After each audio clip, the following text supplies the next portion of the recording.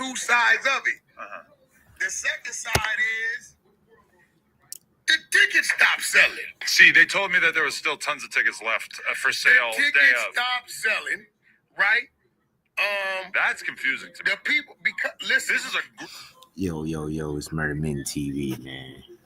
Going live, man. Shout out to my boy Real Steezy D's. He should be dropping in. Or he should be doing his thing, you know what I'm saying? We might do double live. He supposed to be going live on Twitch or something. I'm gonna see what he's doing in a second.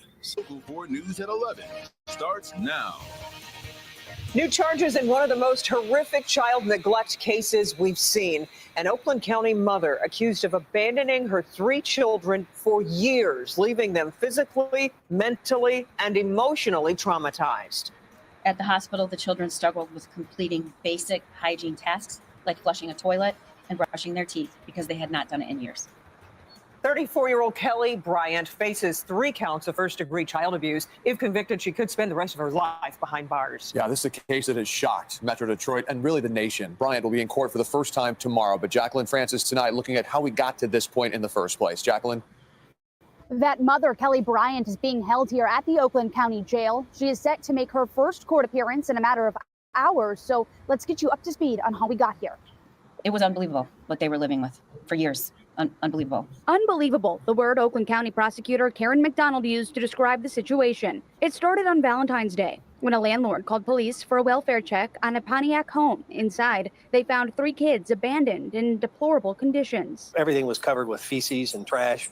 Oakland County Sheriff Mike Bichard broke the news over the weekend and has been providing updates in the days since, saying the kids, aged 12, 13, and 15, had been living there alone for years, surviving on weekly drop-offs of food, having no physical contact with the... Yeah, so this is a mother from Pontiac. This is crazy, man. I ain't gonna lie, man. It's Convicted, she could spend the rest of her life behind bars. Yeah, this is a case that has shocked Metro Detroit and really the nation. Bryant will be in court for the first time tomorrow, but Jacqueline Francis tonight looking at how we got to this point in the first place. Jacqueline? That mother, Kelly Bryant, is being held here at the Oakland County Jail. She is set to make her first court appearance in a matter of hours. So let's get you up to speed on how we got here. It was unbelievable what they were living with for years. Unbelievable. Unbelievable, the word Oakland County prosecutor Karen McDonald used to describe the situation. It started on Valentine's Day when a landlord called police for a welfare check on a Pontiac home. Inside, they found 3 kids abandoned in deplorable conditions. Everything was covered with feces and trash. Oakland County Sheriff Mike Bichard broke the news over the weekend and has been providing updates in the days since, saying the kids, aged 12, 13, and 15, had been living there alone for years, surviving on weekly drop-offs of food, having no physical contact with their mother or the outside world. The only one of the 3 that ever came out was the young boy, and he came out twice.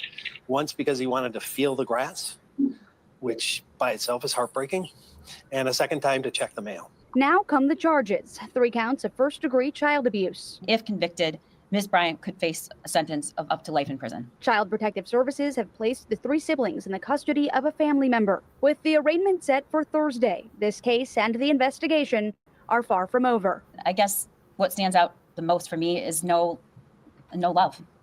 There was nobody there to care for them for between 3 and 4 years. No parent, nobody physically present to let them know that they were safe and they were loved. I briefly spoke with the children's grandfather, who is believed to have custody of them at this. Yeah, that's sad, man. I ain't gonna lie. We gotta do better.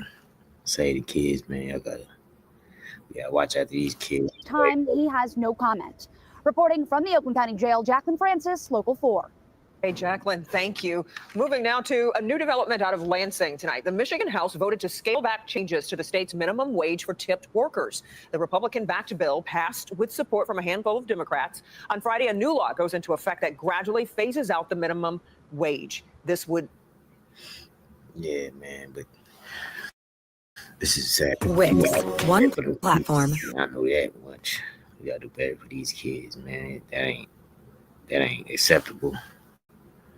You know what I'm saying? We gotta do way better than that. That is not acceptable, man. I ain't gonna lie. That boy G Herbo dropping some fire, though. I ain't gonna lie. That boy G Herbo been dropping fire. drop one off that one blood sample, that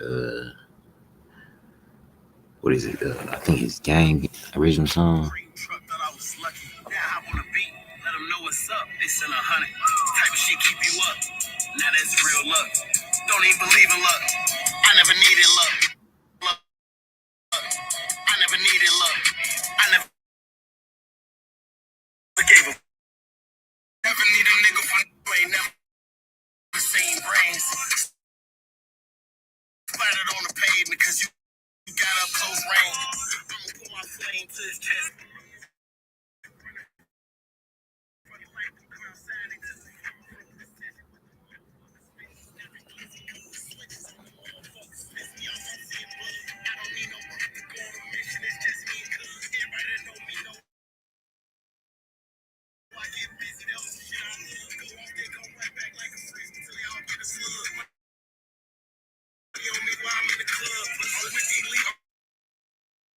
Shout out OPS Blood.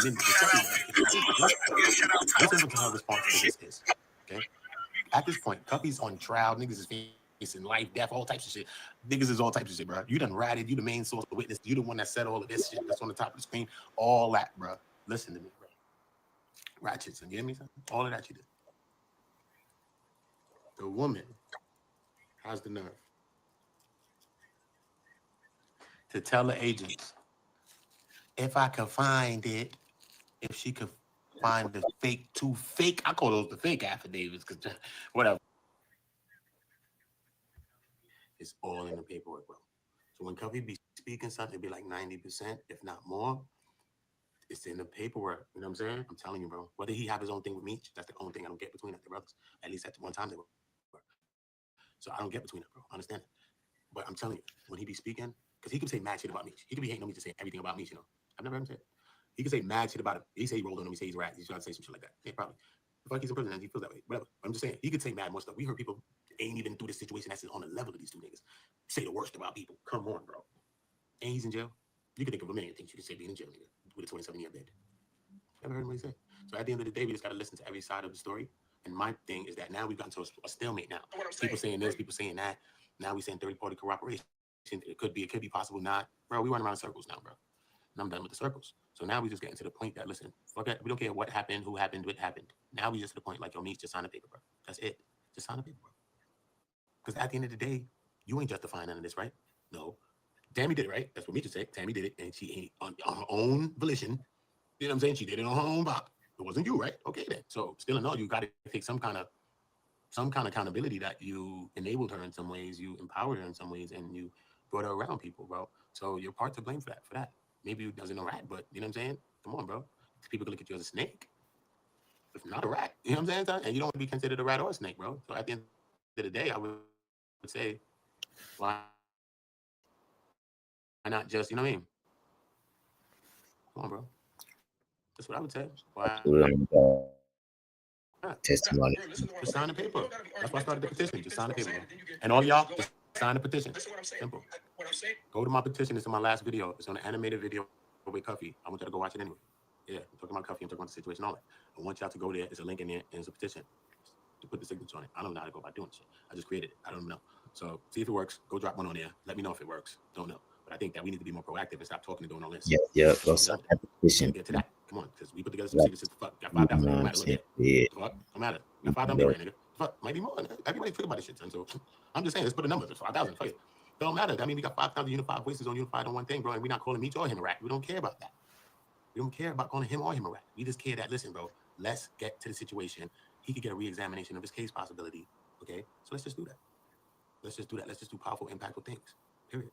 As black men, black women, let's just do some powerful, impactful things beyond the scope of us being black, because anybody could be a part of that. You see what I'm saying? But at the end of the day, especially as us being black people, come on, bro, let's do something impactful and powerful, bro. Let's do something powerful, bro. And I think that's one of the most powerful things that Meech could do. Even in the light of all this, even if Cuffy said that he was rolled on him, he was a rat, so what? And if he still do that, I think that could even, son, that could negate even what Tammy want to say, probably, bro. She say whatever, and you say, man, that's what happened, Meech. But still in all, you say, yo, well, Meech on the paper, though. Cuffy outside. So whatever. So whatever. Cuffy's free. Cuffy's free, bro. Trust me, you gotta free him. Is it hey, Rev. Gotta free him, bro. So let me just say one thing, right? And I'm gonna let you do your thing. So this is not us versus you. This is you. We don't all agree on this subject. Again, Cuffy's not in jail for Meech. I would restate that statement because Cuffy is in jail because Meech was involved in the situation. Yeah, Cuffy's in jail for a situation that Meech was involved in. You feel me? Regardless of what you think, he was involved in a situation. Meech is implicated all in that paperwork. Not only is Meech implicated in the paperwork, Meech shows up about maybe 3 or 4 times before Cuffy in his own case, in his own paperwork. Not only that, Meech is also listed in his own paperwork as being the person who arranged the situation. Okay, Cuffy's not even the person that arranged the situation yet. He got 10 years for that and 17 years for the weapons. Do you understand what I'm saying to you? Which there was no drugs and no weapons. So he got all that time for ghost weapons and ghost drugs. So that's what happened. That's what happened, bro. Real talk. That's what really happened, bro. That's what happened, bro. Ain't nothing else to see what happened. That's what happened.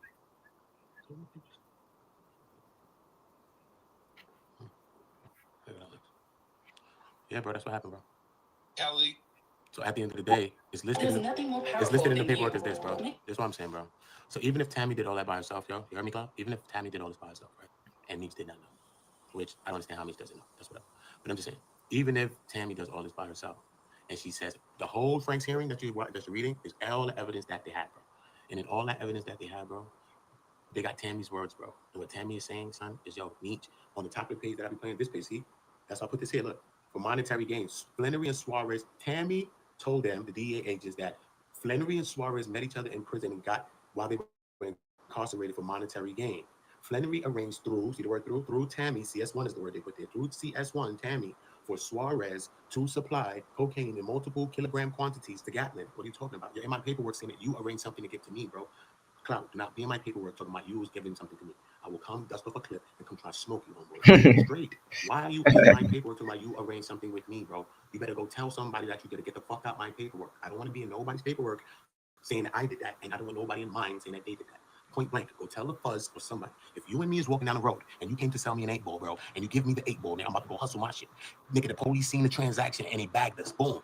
They seen that you probably gave me something. Whatever, nigga. You don't tell them that I gave you something, and I don't tell them that you gave me something. What the hell are we talking about? They gotta go figure out their damn case. They gotta hope that a damn judge wanna fucking try it. They better hope that a fucking jury fucking goes on your side and you get a conviction, bro. You better hope. And we better hope the same damn way, bro. But that's what we're dealing with. We're dealing with a hope only. So what? So if Tammy put him in the way, Tammy did that. So then you empowered this lady. So therefore, she's the one that did that to him. Period. So therefore, what least you could do is sign the paper.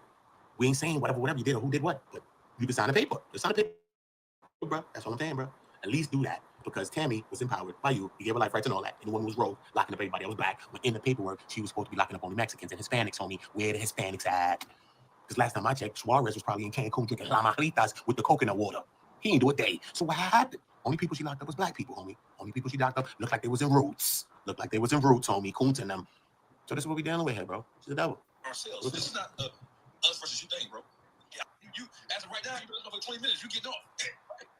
And we got 700 motherfuckers in here, so your word is being heard all across the goddamn YouTube street. So okay, bro. I mean, but just as you are, I listed in the paperwork, bro. I want you to get off your thing, but change your mind, Cloud. He's listed in the paperwork. I'm not saying that he's a rat, but I'm saying he's in the paperwork. The paperwork don't look right. Look what it says right here. Flannery arranged, bro.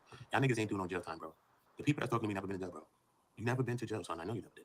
You never read paperwork. You never had your own paperwork. You never had to sit in a cell and watch and look at your own paperwork, bro. You only went online and watched people's paperwork and want to expose people. Bro, when you in jail and you're looking at your own paperwork, bro, trust me, son. Trust me, bro. You get in here for life. You know that 50 TV show? You get in your fake lawyer bag, bro. Trust me. Everybody's a jail lawyer. Trust me, bro. And when you see this in your paperwork, that's an issue. Okay, this is federal documents, bro. First of all, you know what it takes to be on a federal paper? This is a federal paper that's behind this thing, this white thing that you see with the words on it. That's called a federal document. Okay, DEA, homeboy. So that's the big boy, bro. You graduated, bro. To even get on that paper, that is 4 years, at least 5 years of college school. Yeah, that's what you're gonna do. You're gonna do at least 5 years. You're graduated. You're not doing no state shit. You're doing 5 years minimum in this paper. Just to get on this paper, you stepped up. You're getting at least 5 years to be on this paper. At least 5. Ask anyone on earth. What the fuck you telling me? 5 years to be on this paper. 5, at least 10. They really did with 10, 15, and all other shit. But you could swing a lot with a 5 probably. 5. You feel me? 10. That's what they really do. They really do with dimes. The nigga be dropping them dimes all day. Look, hold down for your dime. Down for dime. They match you. Cooperation. Look, down for your dime. Hold it down, and you give me your dime. Boom. But when you in there like this, no matter if he put himself in there or Tammy put him in there, this is how Tammy put him in there. That Flannery arranged through her for Suarez to do that. So that means she told them that I did this. So what do I tell the feds when they come see me? Because you know they came to him. They don't go to see Flannery. They don't speak to Flannery behind this. If you're a Fed and you have a job, you don't go talk to Flannery behind this. So what does Flannery tell you? Get the fuck out my cell. I don't give a fuck about y'all. Move fuck out of here. My name Big Meech. Do you think Flannery tells them that? What do you say? Because y'all niggas is all thugs and gangsters. Y'all ain't thug and gangster when the big boys come to the Fed. That's it. So that's down for 30 years. Listen, bro. Stop. We're not playing no games. Niggas be fake. Real. It's the Feds now. We talking about sit down for 30 years. Get away from your fan forever. Look, when you go talk to Flannery and say, hey, what's up, man? You arrange this thing, bro. You arrange this thing, bro. What's up? What are we doing? What are we doing here? What do you say? I didn't do it. I didn't da-da-da-da. I didn't da-da-da-da. So why didn't they change this then? Why didn't they change this then? Don't talk from your own mind, okay? Some of you never did a day. I said, don't talk from your own mind. Talk from the paperwork. It's in your face right here. Talk about this one line. I don't hear about nothing. I can move these people from this, and you can read this whole paper, but you won't be able to tell me shit about that. I have no horses in the race, too. I'm not calling any a rat. I'm just telling you, though, the paper speaks for itself. You have to talk to me from the paper's perspective. The paper is a person right here. This paper's Meech. This paper's Tammy. This paper is Cuffy. This paper's everybody right here in front of us speaking to us, okay? This says that. And then on the top of this same page, which is the third set of factual findings, okay? They established 5 categories in the factual findings. They're trying to get these factual findings because they're trying to get a Title III warrant and affidavit order. This is what they're trying to get. This is the warrant. The warrant is not like the knock on your door warrant that we get when we're bothering us when we try to get a little sleep. No, that's not that. This warrant is they're going to tap your phone, bug you, go through your garbage, do all the things that feds do. And this is what they got, this affidavit, this warrant that they're trying to get. And this is the paper that allowed them to get it. So if this is wrong, because people in the chat is acting like this is wrong. So if this is wrong, why is he not saying that this is wrong? Because this is either wrong or this is some ratting shit. It doesn't matter if you said, I told you, I'm supposed to tell him, nigga, I ain't tell him shit. It doesn't matter what you told him. I said, fuck you. I didn't tell him shit. Now, what they bugged his phone in the jail? Oh, bro, y'all ain't hear that. Stop. I ain't say that. She told you that. That's called conspiracy, bro. She told you that. You never confirmed that with me. She told you that, bro. She told you that. I mean, what are you talking about? That's why people get locked up in conspiracy. I don't have to say nothing. People said something, I get locked up. Boom, conspiracy charge. That's how that works. 1, 2 people said it, you're locked. That's it. It's on. There's no reason for him to be in that paperwork still like that, no matter what Tammy said. That's why Tammy tried to run back around and try to change this. She's driving up and down, going to see Meech in Louisiana. She didn't get to see him. Then she ended up speaking to him on the phone, and supposedly, Meech told her at the time, I don't want to be caught in the mess. That's in the paperwork. That's in the paperwork, bro. Meech told her, I don't want to be caught in the mess. That don't mean that he did it or he didn't do it, but that means he know maybe more than we think we know. So what the fuck? What does it mean? The paperwork is saying that, so what does it mean? We can sit here like Scooby-Doo and be like jinky, jinky, jinkies all day. But what the fuck going on? We got to get to the end of the cartoon at some point. Who's not in jail for conspiracy, Clout? What are you talking about, bro? Yes, he is. Who's not? Meech was in jail for conspiracy. They all was in jail for conspiracy. Fucking drug trafficking Rico shit. What are you talking about? All of that shit is conspiracy, bro. What are you talking about, Clout? Where you been, bro? You think this shit is the state? You think this shit what? What do you think the YSL shit was? That was a state level, but that shit was that shit too. That shit was some like conspiracy type shit that they had them niggas locked up into some shit. It wasn't no bodies in no trunks. It wasn't no shit like that, nigga. There's some shit that they thought they said they seen, and they thought they know they heard, and they thought they thought. What the hell you think happened to Young Thug just now, bro? That was that conspiracy shit on the state level. If that was the feds, all the niggas would be fucking freaking seed. Niggas be making nice space right now, nigga. YSL, Woody, Andrew, Ronde, Steven would be like this, nigga. 20v1 what, nigga? Them niggas be 20v what? 20 years versus them, nigga, right now, nigga. Sitting down in the jail if that was the feds, nigga. Playing games on stands. You don't do that. When you cooperate, you cooperate. When we change our mind from cooperation with you, nigga, you get footballs. Yeah, numbers, not the football, the number. Yeah, on your jersey, nigga. Go sit down. Go make some license plates. That's what they do to you in them buildings, bro. Talking about the federal government. The nigga just took that John Gotti, bro. You understand what we're talking about, bro? You gotta open your minds, bro. You gotta open your minds, bro. Trust me, bro. Trust me, the paperwork speaks for itself. I don't speak for my opinion, bro. Meech is, that's Cuffy is locked up in conspiracy. Yes, he is. They have no drugs and no gun. What the hell you think that's called? Where's the gun to the drugs? He pled guilty to 2 guns that he don't have. Did I even possess them? Somebody said that I had them probably, and that's it. So I have to pop out because it's a conspiracy. They testified to something, and then it's the truth then, because they testified and they swore to it. So I'm wrapped up in there. That's how conspiracy works, bro. That's why everybody have to say nothing. That's why that's why we celebrated the BMF shit, like at least the people that didn't tell, and certain people like that, certain crews that do that. Because when you don't tell and keep it like that, that's gangster, bro. Because if one thing crack, nigga, yo, all right, man, I'm just gonna cop out to my parts of it, man. Chill, son. I got a family. You cop out to your one part, bro. You probably got some little ass part. You cop out to your part, nigga. You about to fuck us up. You about to fuck us up, son, because that shit gonna implicate us and that other people, which gonna implicate him, which gonna start implicating him. Then now here goes the house of cards starting to crumble, bro. You know what I'm saying? No one has to say nothing. That's why we can't say nothing when we get bagged, bro. Shut up. Everybody shut up. Everybody, fuck it. We fucked up, we bagged, but fuck it, man. Hopefully God gets us out. But, bro, we in the building, bro. And that's why you can't speak. Nigga, can't speak, bro. One person crack, everybody falls, bro. We're not against you. It's conspiracy, Okay. bro. We admire People are alleging that you did things, and they corroborated it, yes. and you get locked up. Who have the mental capacity to be able to effectively articulate what your thoughts, whether we agree with them or not. So go ahead and say your shit. You ain't got to prefix it with none of that. Go ahead. All right, but let me just say this, right? What I'm saying to you is this. Yeah. Have you ever done that, Clout? Have you ever copped out? Have you ever copped out, sir? I mean, do I know what copped out mean, nigga? Have you ever copped out? And to how many times? How many years? To what? Since you want to talk like you know some shit. Don't get me on your ass, nigga. How have you ever copped out, nigga? Ask me about copping out, nigga. Hell yeah. You probably did. I'm down in the south where you at on my boy Chill. I ain't talking about you, Chill. She hot down south. We talking about Cloud. Have you copped out, nigga? And what you copped out to, nigga? Hell, or what? Some real time? We ain't talking about no tickets and no bus passes, nigga. We talking about real shit, bro. Chill out. Shit is real, nigga. I've been told you last month ago. Do the docket background check, nigga. Okay, then so what the hell are you talking about? Yes, people all copped out. Then you done had to. You could have beat them people at one point. You had to cop. What happened? Copping and telling is a whole different thing now. Nigga, what are we talking about? We ain't comparing water and rum, right? The hell, well, water and rum, bro. The hell? That's what I'm saying. I'm just saying, regardless of what, though. You know what I'm saying? Tammy did this regardless. Can we all agree? Press 1 if everybody know that Tammy is a rat bastard. Just press 1. If you believe and you know for confirmations that we can all say it in truth and just say, we all know this to be the truth. And so be the truth to help us God. That Tammy is a rat bastard. Do we agree on that at least? Let's start walking this down. Let's start walking this thing down. Hold on. Let's walk this whole situation down. Do we believe that? Okay. It's looking like we all confirming that we believe that Tammy's a rat. Yeah? Okay. She's a rat. Okay. So we still undecided on Meech, or what's going on with Meech? What are we thinking about Meech? We undecided? Okay. Is we undecided, or is y'all decided? Y'all think Meech has not, or what y'all think about Meech? Yes or no on a Meech? Let's see real quick, a quick couple yeses and nos on Meech. Let's see how people feel about Meech. Yes or no on Meech? You can put an IDK too. You can put an IDK too, bro. Yes or no on Meech, IDK as well, because sometimes you just don't know, bro. Sometimes you just don't know. How we feeling about Cuffy? Do you think Cuffy's telling the truth? Do you think Cuffy's a hater? Some people say Cuffy's a damn hater. You know what I mean? He just mad. Meech outside. He just mad that Meech, woo, he just a woo. How y'all feel? You think he lying on Meech? You think he lying on people, whatever? How y'all feel? She said Meech just did 2 yes. Oh, guns. What'd you say, Cloud? I didn't see the first thing you said before you said the guns. Bro, just show us what time he got for Tammy? He got 17 years for the conspiracy of the 2 weapons charges, bro. Do you want me to pull up each charge and shows you the mandatory sentence of each thing that the judge can sentence you to? Period, bro. You can figure that out for yourself, bro. Simple, bro. You just have to use your brain, bro. One of them is 10, and one of them is like 5. He got 17 years for that. Simple. That's simple. It's mathematics. Simple. Math don't lie. Numbers don't lie. People do. Numbers, bro. He got 10 for the conspiracy like he did before. When he got 120 months for his last drug conspiracy in the 90s, when he got bagged when Meech wasn't even Meech yet. When he was Meech. Okay? That's what I'm telling you, bro. He did that. He's already done out of the Eastern District of Missouri. He did 120 months for drug trafficking. This whole thing, when Meech is bagged in his paperwork, that's Meech's first big rodeo. This is second dance with the devil, homie. This is Cuffy's second dance with the devil, nigga. He's dancing for 27 minutes now. Straight up. The first one was like 10 minutes, 8 minutes he danced with. All right, now he's dancing for 27. Meech just had a 30-second dance with them niggas for a minute. End up doing like 20 seconds on the ass and just spun out. You know what I'm saying? But we gotta understand what's going on. But that was Meech's first rodeo, son. Cuffy been in that shit already, bro. He been at that.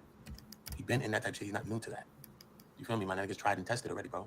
He ain't been ratting or nothing, bro. You talking about? First of all, if he wasn't with Meech and all these niggas, he probably wouldn't be caught up in this shit, bro. What are you talking about, bro? Let's keep it real. It ain't look like he was getting bagged before that. The whole BMF was bagging. He wasn't. And they got him listed in this paperwork as St. Louis BMF. He didn't go down. So what the fuck happened? Was he with the BMF? No, nigga, he wasn't. I know a nigga that was locked with Meech and them. The fuck? He went down, did 20-something years. He just came home last year, nigga. What you talking about, bro? The fuck? Man, niggas got bagged, bro. What you talking about? So why didn't back Cuffy? He was with him. You see the picture with him and his daughter? Let me show you. Fuck. Nigga, been with the niggas back in the days, bro. So what happened? They got special? No, bro. You gotta peep it. Think about it, bro. Like, really think about it, bro. Come on, son. Think about it, bro. That's why I said, with this conversation, we just start running around in circles. And I just do what I did. I printed it. I just wanted to print it and see it and read it. I was going to put this in a book and read it, nigga, like this, so I could read this shit. I still don't understand the level that these niggas was on. I don't know. I don't get it. I can get it and understand it because I'm in the streets and it all connects. But come on, bro. There's a difference between water and water, right? That's why I got the black top, the blue top, the red dot, right? There's a difference between water and water, homie. There's levels to this shit, bro. There's levels. So at the end of the day, if you didn't tell and you didn't do nothing, you're a real nigga, right, Meech? Yes. Okay. Cuffy is a real nigga. He never told on nobody. Where they at? He been in jail for 11 years, 12 years. What happened? Where they at? So you think y'all niggas come and say, why the niggas in jail ain't saying nothing yet? They scared of him? So why don't y'all niggas be scared like the niggas in jail and shut the fuck up? Because if them niggas is gangsters and the niggas in jail, he told on them, you should shut the fuck up because they ain't saying shit. Them niggas might smoke you, actually. What do you think? You protected by your YouTube channel? What do you think this is? Y'all niggas be online talking so crazy. Niggas are smoky, bro. Niggas are smoky, bro. Be your last day, nigga. It'll be your last video. Hope you get some views, homie. Niggas smoke niggas, bro. I'm telling you, bro. Y'all niggas gotta watch how you're talking on the internet, bro. Don't get caught up in the internet, bro. You get smoked. Trust. I'm just telling you, son. God is telling me to tell y'all this. You get smoked, bro. Playing around talking about people that got millions of dollars and shit, bro. Niggas will invest $10,000 in you, bro. It's nothing light. Smoked. Watch your mouth, man. Watch your mouth. Give a fuck who you think's right. Watch your mouth. Watch your mouth unless you gangster. And half you niggas ain't gangster. Trust me. Don't prove it to me either. I'm getting my dad telling me. Go outside, go see your op. Don't come look for me, bro. Go look see your op, nigga. The fuck? But hey, that's what's gonna be, because we all got one, at least one op. The fuck? Even if yourself is an op, nigga, you might be the biggest op for yourself, homie. And that's how I be, bro. That's how I be, bro. I'm telling you, my nigga, don't get caught wrapped up into the internet, bro. Trust me, bro. Don't get wrapped up into the internet, bro. I'll use an example for you. Right? I'll use an example. Let's take Whack 100. Right? They can say whatever. Whack can say whatever, bro. Run up on Whack, though. We can say whatever about Whack. Anybody can say whatever about Whack. Run up on Whack, though, bro. Son, it's the difference between virtual and reality, son. No matter what niggas is saying, son. You know what I'm saying? Fuck, nigga. Niggas is outside, too, though, bro. Niggas been outside a long time, son, regardless of what we think about people. You know what I'm saying, son? Shit is real. Shit is real outside, though. You know what I mean? And some people that be talking about people don't even be a quarter of people. You see what I'm saying? See how I made that connection for you, Clout? You see what I'm saying about that? Like how people have a perception. No matter what a nigga saying, niggas have a perception. But you probably, when your ass up on Whack, your ass probably don't come back. You know what I'm saying, son? So think about it, though, dog. So we just got to be always smart, nigga, when we talking about shit, bro. Come on. Who got the plea? Who plead that murder? Who got the plea? That Sosa, everybody say about Sosa bad. Bad people got shit about Sosa bad. I heard a few people say some things about Sosa, man. I already get to the decks of Sosa much better. You know what I mean? All them niggas is OGs, man. All them niggas is old niggas, man. Them niggas is outside, man. I just these niggas, man. I don't be getting to it. Straight G's, man. You feel me? I'm not an exterminator. I'm not running around like I'm in the streets, running around looking for rats in the streets. Yeah, I was on it. But yeah, I'm not doing that, bro. You know what I'm saying? The rats exposing. We got the exposers out there. Them niggas is on YouTube. They'll come out, nigga. They'll be out there, fucking holes get smoked out. Smoke them out the fucking hole. Come out, nigga. Some cheese out for your ass. But I don't really do the paperwork. But you know what I mean? Only reason why I'm doing paperwork is this thing. I really don't do that paperwork stuff. I don't get into that shit. You know what I mean? I'm really from the streets. I just see that shit. But I'm doing this because if I'm gonna be talking about something like this, then I just can't be talking out of my mind. This shit is real shit. This shit is pages that's there. I can buy it. Some of it's free. So then I need to be reading this shit and talking and figuring out some shit and talking from this perspective. Really, that's how I look at it. You know what I mean? So even before I started talking about this shit, I got the paperwork and I printed it up. I didn't have to, but I did. Printed it. So I just wanted to print it and see it and read it. I was gonna put this in a book and read it, nigga, like this, so I could read the shit. And I started reading the shit first. Boom, boom, boom, boom. Okay, starting getting a gist of what's going on. I mean, kept myself with the rest of the shit. Boom, boom, boom. And then I started doing videos on the shit. Now as I'm still going, I done read the paperwork. Now I'm reading other stuff. Now I'm on my Tammy, and I'm on my Tammy Terry and Tammy Terry Coffee connection, because there's a connection in that. You know what I mean? I got all the paperwork. I'm gonna make another read probably after this video. I might clip up one, and I'm gonna do a Terry, go into a little bit of the Terry, because there's still a lot of connections in that Terry. You know what I mean? That girl Henny, she did the element with the Jack Harvey. So that's cool. I did a reaction to that a little light when I do the full one, so you have to still go see the full one on that girl Henny shit. I ain't really got to go into the Jack Harvey, so that's cool. This is how we got to be in shit. You know what I'm saying? Like, we ain't got to be, you know what I mean? We got to be stepping on toes, no nothing. Because, you know what I mean? We got to be doing the same shit niggas doing. We could, you know what I mean? We could be creative. We could be one. We could be working together and working without each other too at the same time. You know what I'm saying? Making it work. That's all I'm saying. That's all I'm saying, bro. Let's work, nigga. Let's work together, bro. That's it. So whatever it's gonna take, there's always gonna be some fire that's gonna start to make us come around and shit like a bonfire. This is just the bonfire of the time, bro. Come on, a lot of y'all are meeting me for the first time now, right? Because it is. This is all this is, bro. There's gonna be multiple situations just like these that's gonna pop up, and they're gonna be reasons why we come together. Whatever the reasons of why we come together, we must come together. And we have to go past the reason of why we even came together, because these are the superficial reasons. It's the physical. That's the first level. It's the mundane, right? It's earth. We need to go. Then you got the mental. Then you got the spiritual. Then you got the, you know what I mean? So we need to take those levels over. We got this situation as the basis, the learning lesson of the situation. Yeah. Now we use this situation, the catapult, to also use this to affect other people that's in prisons and different things like that, because we use them now as a catapult, because everybody's watching them in this. So since you're watching them in this, we're going to use that to help this situation first, to show you that it can happen first. And even if we smoke down here, we can affect up there, which we can. So we're going to prove that first. So this will be proven first. I'm going to show you. We're going to prove this first. And Mitch will sign the paper. He's going to sign it. He's going to sign the paper. You're going to say, damn, nigga, really signed it? Crazy. Boom. Once that happens, we're going to be able to do this with people that's like us, though. Now we getting signatures, we doing certain shit. Look, come on, man. Got people re-examining people cases and all that. Son, you got 100,000 signatures out here, bro. We lit, bro. Tell them out. Tell them out, bro. Go look into that, y'all. What's up? That's what we need to be doing, bro. That's powerful. That's real. And we all a part of that. That's history. We can make history. Come on, every day on Earth, we got a chance to make history, bro. People left their marks on Earth. We're still talking about certain people, that they were great. Pox and all kinds of people. People from the ancient days. Mao Tse-tung and all kinds of people. Whoever you want to think from the ancient day, bro. Amenhotep or whoever. You know what I'm saying? Come on, they left their mark on Earth, bro. We're still talking about them. Will people be talking about us like that? Probably not. If we don't make no goddamn move soon. Come on, do you think we got forever to be living? No, bro. But every day you go and wake up, bro. We got a chance to do one of those things and make a mark, nigga, where everybody gonna remember for the rest of Earth, the rest of life, bro. No matter if you here or not. And that's what it is. You on your Nipsey. Niggas love you forever, nigga. Niggas think about you forever, nigga, on some Nipsey. Oh, my nigga, Nip, this neighborhood. Don't care. Niggas is blood neighborhood. Niggas don't neighborhood. Nigga, fuck. Nigga love them. So I'm saying we could transcend things. We could transcend reality. We could transcend the physical, bro. We have to elevate our brains real quick. We have to shift our paradigms. Understand what I'm telling you? This is just a physical situation. This will be a stepping stone. Don't get too invested in this because you have things in your own life that you really should be more invested in. All of us. So don't be too invested. Because at the end of the day, them niggas is on. Cuffs in jail, but he's still up. Don't get it twisted. Don't think he's down. He's up. And the fuck. You think Meech is broke? I don't know why he dealt with Ross. But he's not broke. See what I'm saying? So they doing better than us. Cuffy's in jail though. So he's not doing better than us. Paper. You done with it. Dust your hands off the situation, Meech. You have nothing to do with Cuff. You have nothing to do with Jordy. And you're free, homie. And you're home free. Home free. Anybody that argues with that is a fool. I think you're home free, bro. Because if Tammy come out here and wow him up, what he gonna say? We don't want to hear nothing from him no more, son. Imagine she played the audio from Meech saying, yo, I want you to set them niggas up, man. Imagine you hear that from Meech, the Meech's voice. Oh my God. Especially in this AI time. Better be real, Tammy. Don't play nigga. Don't AI my nigga Meech, please. Please don't AI my nigga Meech, bro. If you're gonna drop some work on my nigga Meech, make sure it's right. Make sure it's real right shit, bro. Don't try to blurry the waters, muddy the waters with my dogs, son. Don't do that with Meech, man. If you're gonna drop the work, drop the works. But Tabby got it. She been running this life for 30 years, bro. She got it, bro. 30 years, bro. 30 something. She got it, bro. She got everything that she thinks she needs. She has everything, bro. She has every document, every paper, every letter from him, everything he ever told her to do, bro. She got voicemails. She got all that shit, bro. And I think that woman is in love with that man in some ways. He's a big figure, bro. I can imagine, bro. Look at him. She's just like an imposing person. I can imagine that she was in love with him. And she probably did all that shit for love. Whether people would say, you love them, man. You trying to set him up. People love people weird in different ways. You know what I mean? Like a person love, but they hate you with some shit. Like, how the fuck you love me? What? People's weird, bro. But yeah, I think subconsciously she kind of loved him. I think she loved him, bro. Because at one point she did money. She made like $211,000 just from the chroma. She made like 200 and change. Cuffy said she got $250,000 for setting him up. That's what Cuffy says. And she got $55,000 from Harvey. That's not the so she got like 260 and change from Harvey and Chroma. The 260 was all bread that she wouldn't even work for, damn man. She was doing shit. So that's like a half a ticket right there alone. More than that ticket, right? Like a half, yeah, more than a half a ticket. It's more than $500,000 alone just to make cooperation deals. Besides anything else. Besides whatever money she made being Meech, whatever power of attorney, she made money from that shit. She was talking with celebrities, all that people was meeting with her. She was probably slurping and burping there too. She thinks she was doing. She slurping and burping agents and everybody else. Allegedly, what the fuck else she gonna be doing? Like keeping it real, being a church girl over there? Sorry, stop. Don't do it. Don't do it. We heard about the goat throw. Give it up. Give it up. We've seen it in the paperwork. Give it up. We heard about it. Give it up. Give it up. So, let's keep it real. That's allegedly, but just thinking out the box. It's possible. You know what I mean? Why the fuck she gonna stop fucking folks? She ain't nothing now. Meech empowered her. Imagine she was running around locking up all those people that Meech was introducing her to.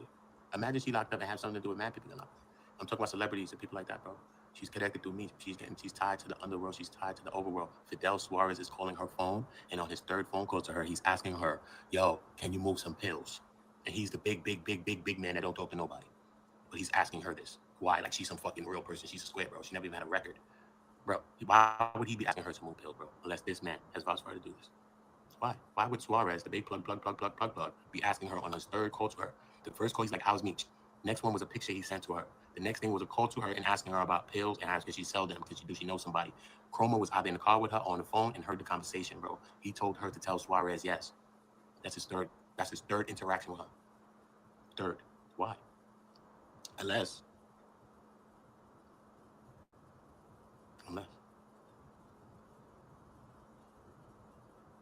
Think about it, bro. Some of those things can't be explained. I can explain mad things that y'all want to. Can't explain those. But some things will not be explained. Just like this. Can't be explained. This right here is an alien. Explain it. UFO. Flying over my head. Look. So I put it there. UFO. Nobody gonna explain it. You're gonna tell me everything in the world, but you can't explain it. So that's why I don't listen to people. Explain that. Explain that to me, and then I'll talk to you. Anyhow, you find your ass on a federal paper or DEA document, and they say you did this. If you was in England and they said you did this, you'll get leading role. I will call a nigga from England right now that's in prison. Right now. Right now, he probably in Aylesbury or some shit in England right now. Real shit, nigga. I know niggas been all over the world. Real shit, nigga. I lived in England, dude. Look. Word of my mother, bro. See what I'm saying? Stop. Can't explain it, bro. I can point out a couple of things that people can't explain because I can't explain them, and I know I'm smarter than a lot of motherfuckers, and I can't explain it. So stop. I listen to people talk. I know I'm smart, so I'm not being confident. I just got out of school at a young age, told that, but I told myself some shit that I know they would never know. Trust me, bro. Trust me. I won't lie to you. That's an alien up there. Spaceship flying on my head. If they got you in the paper saying that, so the man that didn't even do this is getting ran down on. That's Cuffy. He didn't even arrange it. He got caught up in this fucking sting. Looking like he was used as a proxy, really, to get the Mexicans, supposedly. Regardless, he gonna get booked, right? What? You think these people say, you gonna go home, we want the Mexican. Stop. Mexican never did a day. Who met the Mexican? Again, back to him. So what the fuck? How do I know the Mexican? I'm cuffy at the moment. How do I know the Mexican? How do I know Tammy? But I extended my ass to Tammy too. But the first reason why I extended myself to Tammy is because I was trying to check on him too. Just like Suarez was.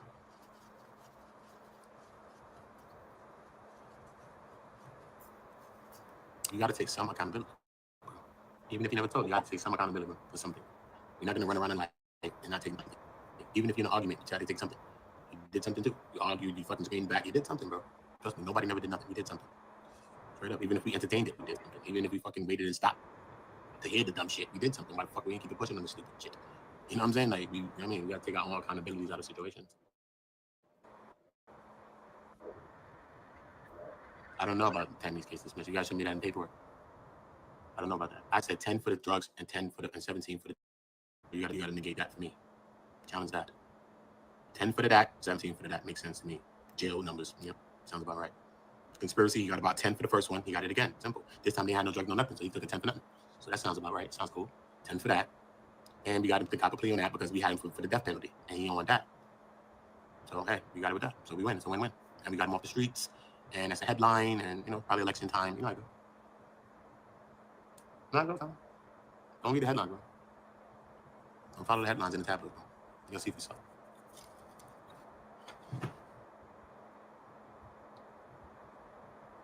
She didn't F the agent and got it dismissed. I don't know what you're saying. Nah. She got busted fucking the agent, nigga. She didn't do that on purpose. She got bagged fucking the agent, bro. You know how she got bagged fucking the agent allegedly? You know how she got bagged? Do you know how she got bagged fucking the agent? Since I know everything. Do you know that? Do you know how she got bagged fucking the agent? How she even got caught fucking him? Or get caught with the nigga? Because how you think he's a federal agent, nigga? He know how to get low. You think they was finding him? Federal agents hide from federal agents. They don't hide from us. They know how to get low. They know their own people's tactics. We seen enemy of the state. He was one of them people. Come on, bro. You know what's going on, bro. No, that's not true. It's not true, bro.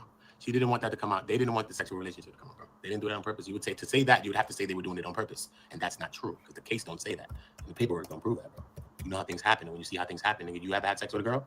The fuck, nigga? Stop, bro. Nigga, stop, bro. Take it back to your first time you ever fucked. Nigga, stop. Nigga, stop, bro. Same shit. Nigga, same shit when you lost your virginity, homie. Same shit. What happened, bro? It's not difficult, bro. This is how she got caught up. Listen how they got caught up. Let me tell you, bro. Listen how they got caught up. Allegedly. I'm going to just drop my allegedly because I just like saying my allegedly. It doesn't matter. This is what happened. Boom. Allegedly. But sorry. How about everybody was mad at Tammy, right? Because why is everybody mad at Tammy? Listen to me, y'all. Why is everybody mad at Tammy? Because Tammy has came from nowhere, and now she got power of attorney, and she running Meech's life rights and all this stuff. Do you think anybody's jacking us? No. Do you think anybody in Meech's family is jacking us? No. Meech had bitches, ex-girlfriends, and all kinds of people. He had a girl or some shorty and all that at the time. Baby moms, all types of shit, bro. You think anybody in life, I don't give a Meech had an XXX. You think his XXX want to jack this? You got this baby mom. What do you mean? Everybody had a problem with this. Okay? People had, even the family had to go through Tammy to get through Meech, you know. Everybody had to go through Tammy to get to Meech. That's why Cuffy and even Suarez interacted with Tammy at first, initially, because they were trying to get to Meech. Simple, right? Simple. Make it simple. Make it simple. Okay? Everybody trying to get through Tammy to get to Meech the whole time. We gotta take time, son. I don't know. It's kind of crazy with Meech, but you know what I'm saying?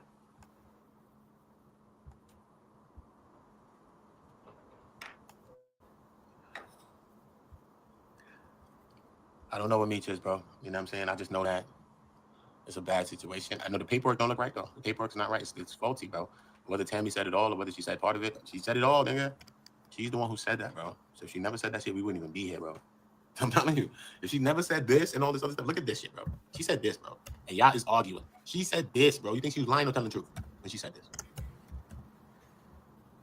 We're talking about big Meech here. He's capable of doing anything. He's fucking Superman. Look what they said he did.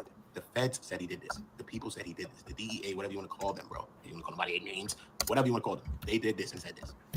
You think they lying or they telling the truth? You think she's lying or she's telling the truth? Ask yourself those questions. Because they put it on the paper and they're not lying on people because that could throw the case. They corroborate the information that they have because they get the information from the source and then they corroborate it. Okay, we fact checked it. Yeah, that sounds about right. Let's go. We're moving on it. So they don't get information from people and run. They get the information, corroborate all the information, then take that affidavit and all that and try to get a warrant with it. It has to be real for them to get a warrant. It was real enough for them to get a warrant. When they got a warrant, Cuffy's phone becomes target telephone number 1. Simple. Simple. They got caught. This is how they got caught, though. I heard meet Shorty or his ex, his girl, or whatever, but I don't know. Sister, if it wasn't you, don't take it away, sister. I don't know. When it's ex Shorty, whatever. I don't know. I heard it was Shorty. If it was his girl, you did your thing the right way, girl. I don't know. But if it was you, but if it wasn't you, whatever, whoever it was, if it's true, allegedly, gotta say I'm allegedly, you know what I mean? But look, I heard Shorty got checked. Like, what? How they got this heifer skeezy running me? What? Man, you know what? I got something for their ass. I'm gonna put a PI on their ass. How about they put a PI on them and then the PI, the private investigator, about them going to hotel rooms and all the shit that was happening? Crazy. That's how they got busted, bro. That's how they got busted. You go fact check that. I just say it allegedly because I like to say it. Go fact check it. Go fact check that, nigga. She didn't do it again on purpose. No, nigga, they got caught, nigga. They got caught, bro. Y'all gotta go read the OIG investigation. See, y'all ain't read that either. I read all kind of investigations, bro. My mind is full with all kind of shit. I read that on my channel already too, bro. That nigga's in ancient past, bro. I'm in the future with this shit right now. The OIG investigation, OPR and OIG did a sole separate investigation on Keith Chrome and Tammy. That was a whole nother investigation, bro. Nobody did it but me. That niggas is late. That's why I found out about Keith. I had the next. It looked like a nigga was in a crib with Keith. Allegedly, Keith. That's what it looked like, Keith. I don't know. You gotta tell me, Keith. Yo, I think the nigga Keith was playing sticks with a nigga. I'm like, yo, Keith, what happened? Nigga talking about he stayed in the crib with Keith in the hotel with Keith. He said, yo, Tammy said they was in they went on a trip one day. Boom, because you know Keith had them in the. Keith was having her around his family, bro. Keith tried to say he ain't having sex with this lady, bro. He's a liar. Listen to me. Keith had her around his family, all kinds of shit, son. To the point, Keith introduced her as his girlfriend to several people, at least, bro. Talking about he ain't beating the skins, bro. Okay, Keith was there 6 days a week, bro. They asked her in court, yo, how many days Keith was at the crib when he was sleeping? She said 6. The lawyer said, out of 7? No, the lawyer said 6. She said, out of 7, yes. Out of 7 days, Keith was at the crib, bro. Okay, not only Keith was at the crib for 7 days. One day, she said specifically, this is all paperwork, nigga. You know how much shit I've read, nigga? Y'all niggas is not abreast of this paperwork. Y'all don't know what the fuck happened. I'm telling y'all I don't know because y'all ain't even read what I've read. And I don't know shit. I'm telling you don't know. So boom, because I still don't know. But look, she about it. And I'll just do my comedy, but I'm telling you, it's all in paperwork. I can read it right now and show you the paperwork where this happens. Not in the paperwork. I got some other paperwork. I gotta get in the future with me, nigga. Get young Michael back with me. Right? Boom. So she about it. Your Honor. Keith lied on me. One day, Your Honor, Keith was drunk. Yo, I'm like, Keith was drunk. I'm reading this shit like this. This good. I'm in that shit like Game of Thrones book, nigga, like this. This shit good. This the Last Dragon, nigga. The fuck? The movie, The Last Dragon, and The Last Dragon of Game of Thrones. I'm like, this. The fuck? Keith was drunk? Fuck wrong with Keith? He fed drunk? I'm like, all right, cool. Boom. Keith drunk. She bucket Keith. Y'all. Keith was drunk, y'all. And he was so drunk, I had to drive his car. I had to drive his OFG, y'all. His OFG. I said, wait a minute, what the fuck is the OFG? He bugging, she bugging. Yada, I had to drive his OFG, yada. He was drunk, yada. Listen, he was drunk. He bugging. The lawyer said, you drove his OFG? He said, yeah, I drove his OFG. He said, his official federal government vehicle? She said, yeah, I drove his official government vehicle. She said, Keith. He bugging, I ain't did it. He ain't did it. Keith, this is all paperwork. He ain't did it. Yeah, all right, Keith. Whatever. The man was there 7 days a week, nigga, all types of shit. He was there 6 days a week, not 7. One more day, he'd have been Craig David, bro. One day, took us for a drink on Tuesday, Monday, and then Thursday, Friday, Saturday. Chilled on Sunday. If he ever chilled on Sunday, bro, he'd have been Craig David. He'd have turned from Keith Sweat Chroma to Craig David. 7 days, he'd have been at her crib, bro. Ain't no way you at a girl crib for 7 days, 6 days, bro. And you ain't skinning the cat, petting the cat, feeding the cat, doing something to the cat.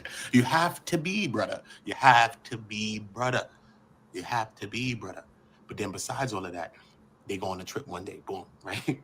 So now they on this trip, right? Boom.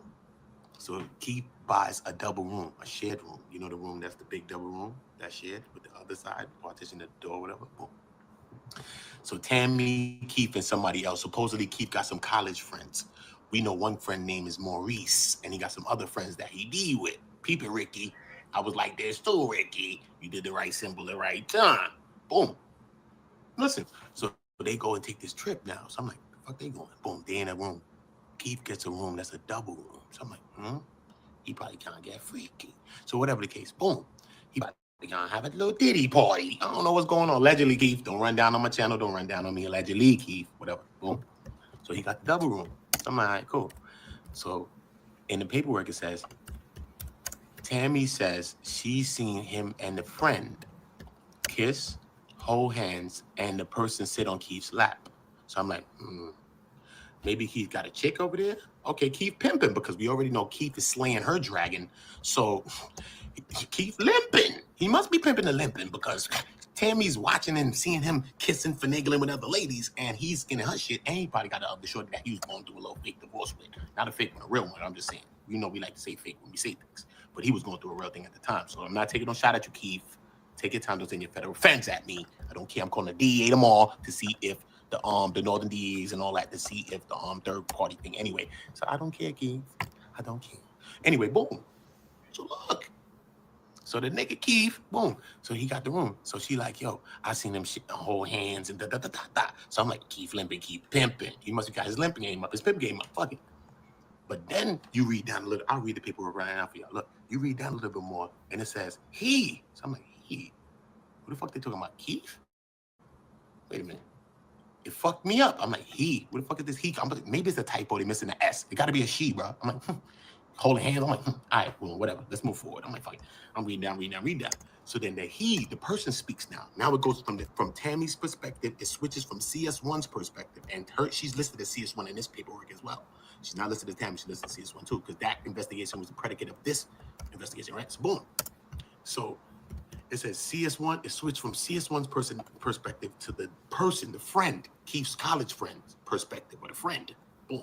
So now it talks from the person. So they're saying, the person said they never, the same way that Tammy said that she's seen the friend hold hands, kiss, and sit on Keith's lap, the friend say, I never seen Tammy and Keith be physical, sexual, be like that, or touch each other. Boom. So much so that Tammy, at the end of the night, she retired to her own room and slept by herself, while that person slept in a room with Keith. So I'm like, They slept in a room with Keith. Okay, who's this person, right? So I'm like, But then they going back to he said. So wait a minute, Keith. Wait, Keith. Hold on. I'm like, wait, Keith. I still ain't judge Keith. I said we black. We can't put shit on people. We black, bro. We black. I said, let me wait, bro. Let me read more. Let me read. I'm already jumping like Keith, bro. Let me find out you playing sticks. You playing hockey with no pucks, homie. When you got a puck in the next room that you go puck off and go puck it. Why is you playing sticks with no hockey puck and the puck is in the next bed? They just said the puck went to go retire in the next room and the puck got a goat throat. And the puck got a goat's throat, homie, allegedly. That's what I heard from my Atlanta correspondent. So y'all don't blame me. Look, Tammy, talk to my Atlanta correspondent here. You don't want to take the call, Tammy? She don't want to take calls right now. I'll call you back. Listen, okay? So I'm like, what the fuck? Wait a minute. What the hell's going on? So then I read down. Now it switches from the person's perspective to Keith's perspective now. Now we're getting Keith's perspective. Keith states, yo, listen, Tammy, CS1, whatever, the informant, whatever. She went to her own spot, blah, blah, blah, blah. I mean, we ain't sleep in the room. We ain't do nothing, da-da-da-da. But then when it came to the friend, it was like, no, the friend ain't stay with me. No, that was false because the friend ain't stay with me. But either him or the friend stayed with another person, another man. He was visited, or he visited another man, or the friend was visited by another man and spent the whole night. I was like, first of all, this one too many niggas for me, homie. There's too many niggas. One nigga too many niggas. Nigga, I go in the club, niggas, 3 niggas in there, sausage boy. I gotta go, nigga. Better be 50 bitches for the 3 niggas. Yo, bro. And we all could get one. Bro. I'm like, yo, was Keith playing sticks with no pucks, homie? Was he playing hockey without the puck up, bro? Like, come on, homie. What we doing, homie? What we doing? That's allegedly, Keith. So don't send your federal friends at me. That's just allegedly. But that's in the paperwork, though, Keith. And you got to figure that out for me and help me to understand what's up with all the menses that was coming to the room, homie. It's raining, man. No hallelujah. No hallelujah, homie. But it was raining menses in the paperwork, bro. I just want to know what's going on, Keith. He did not respond. What happened, to Keith? certified Keith, what happened? What happened, Keith? That's all paperwork, bro. They can't lie to me, bro. They testified to that shit. I may have made it a skit, but bro, they testified to all that shit. You know what I'm saying? That's how much I know the paperwork in my head, bro. So when I'm talking, I'm not capping, bro. I'm not coming from my opinion, bro. I just talk about the paperwork, and we just gonna deal with this. That's it. Whatever we think, fuck it. But that shit is facts. Fuck it.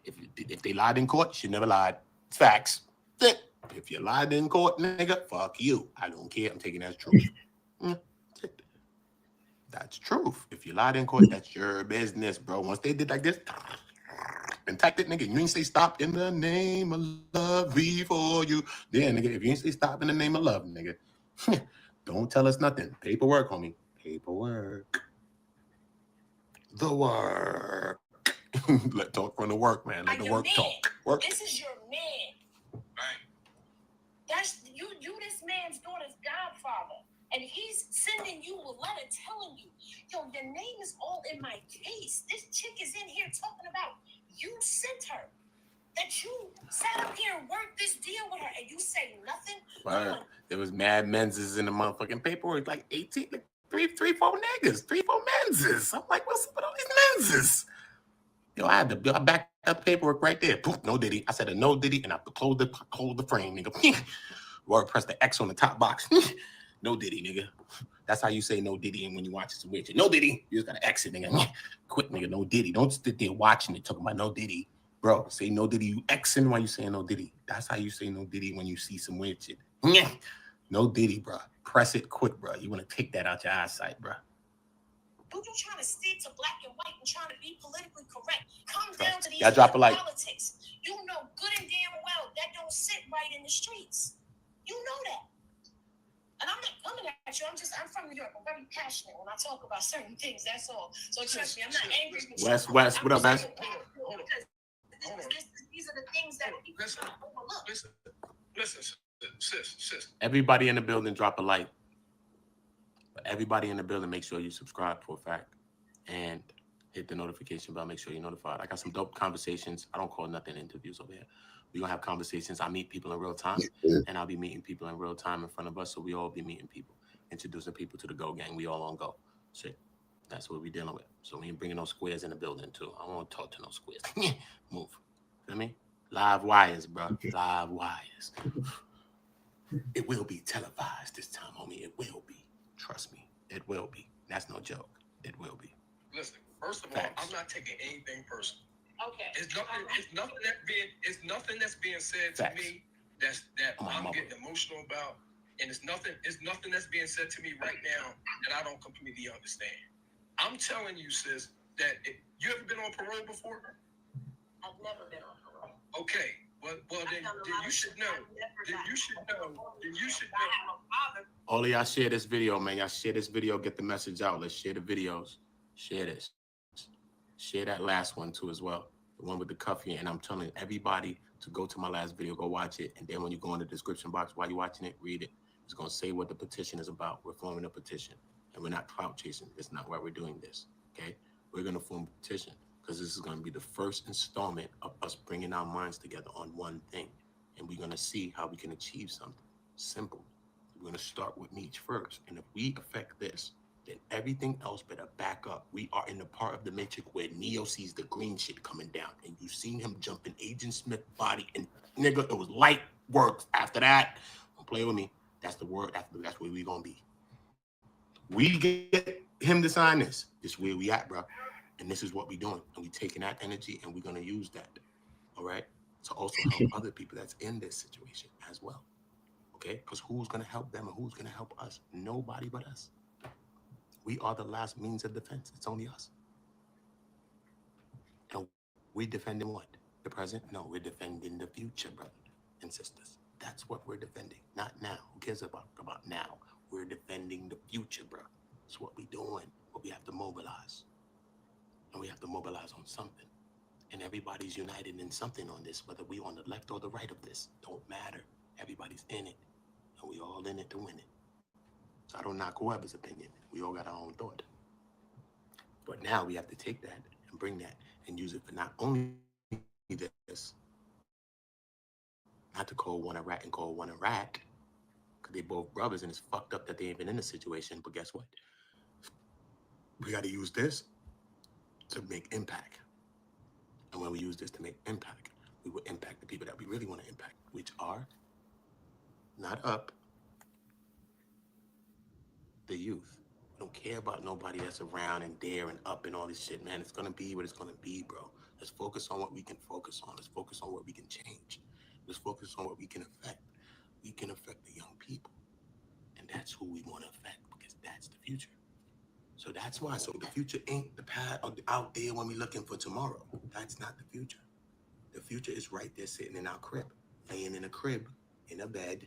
You know what I'm saying? Sleeping right now, bro. Hopefully sleeping or some shit. Go sit your ass down, go sleep, bro. You know you're going to get up tomorrow and be wild, and I got to make you breakfast and all that. You know what I mean? That's the future, bro, right there. And you don't have to have a kid to be impactful on that. Because you have nieces, you have nephews, you have little cousins, you have everybody. Make each person teach someone. Each one teach one. And if you're tired of teaching, because guess what? We done taught and people bite the hand that feed them, we get it. Well, each one needs to reach one. Every woman that is listening to me, may you reach back for a young girl, a younger girl than you, and help her, drop some jewels on her. May every man that's listening to me reach back for a young guy, drop some jewels on them, whether or not we get accredited for that. We're not doing it for the credit. We're not doing it for the yay, yay, hooray, bro. Okay? We're doing it for the cause, a higher cause and effect, bro. That's why we're doing it. Okay? And the cause, you know the cause is higher. And the effect is the future, is the young people, is the drill shit, is all the dumb shit, bro. This is what we got to attack. That's where we have to. And from there, we go from there. Next step, we go from there. We go to the men, the women, and the children. The first Trinity that anybody ever knew before you even knew what God was. And I believe in the Most High God. But don't ever forget about man, woman, child. Even if you think you believe in Father, Son, Holy Spirit, bro. Man, woman, child. Without that, it won't be none of us. It won't be no life. We won't be talking about no God, bro. It'd be over. Be over, bro. So that's the first Trinity that we must understand. Man, woman, child. Don't think you praising no Father, Son, Holy Spirit, and you don't respect man, woman, child first. That's why God put in the Bible, respect your, honor your mother and father. Because if you don't honor your mother and father, who's a physical parent, how can you honor God, bro? You cannot equate God, bro. You cannot understand it. We're trying. We think we do. We feel it. We know we do. But we still don't, even if we know we do. So let us do as Tupac told us to do. Okay? He didn't say, hit him up. That's not what I take from Pac. I like that song. Biggie was my favorite rapper. I'm not mad at him. It's okay. I wasn't mad at him when he dropped it. It was crazy. So I needed some shit like that. Spark it up. I was wishing Biggie would have responded. He didn't. Said he never had nothing to do with it. So I never did. Kind of believe him. It's just me. Hey. It's just me.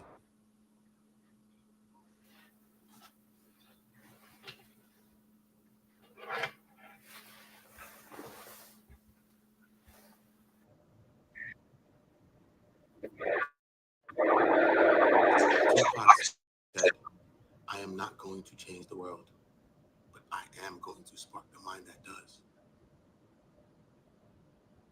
And that's one of the most powerful things on earth. I've known ancient people, I've known powerful things that's written on walls, and I can tell you that's on steles and stellas that's from ancient times, maybe the Norman's palette and all of that, bro. Ancient Egypt, all that Kemet, all that first one that ran through Egypt and started it, and he had a big stone that's called the stele.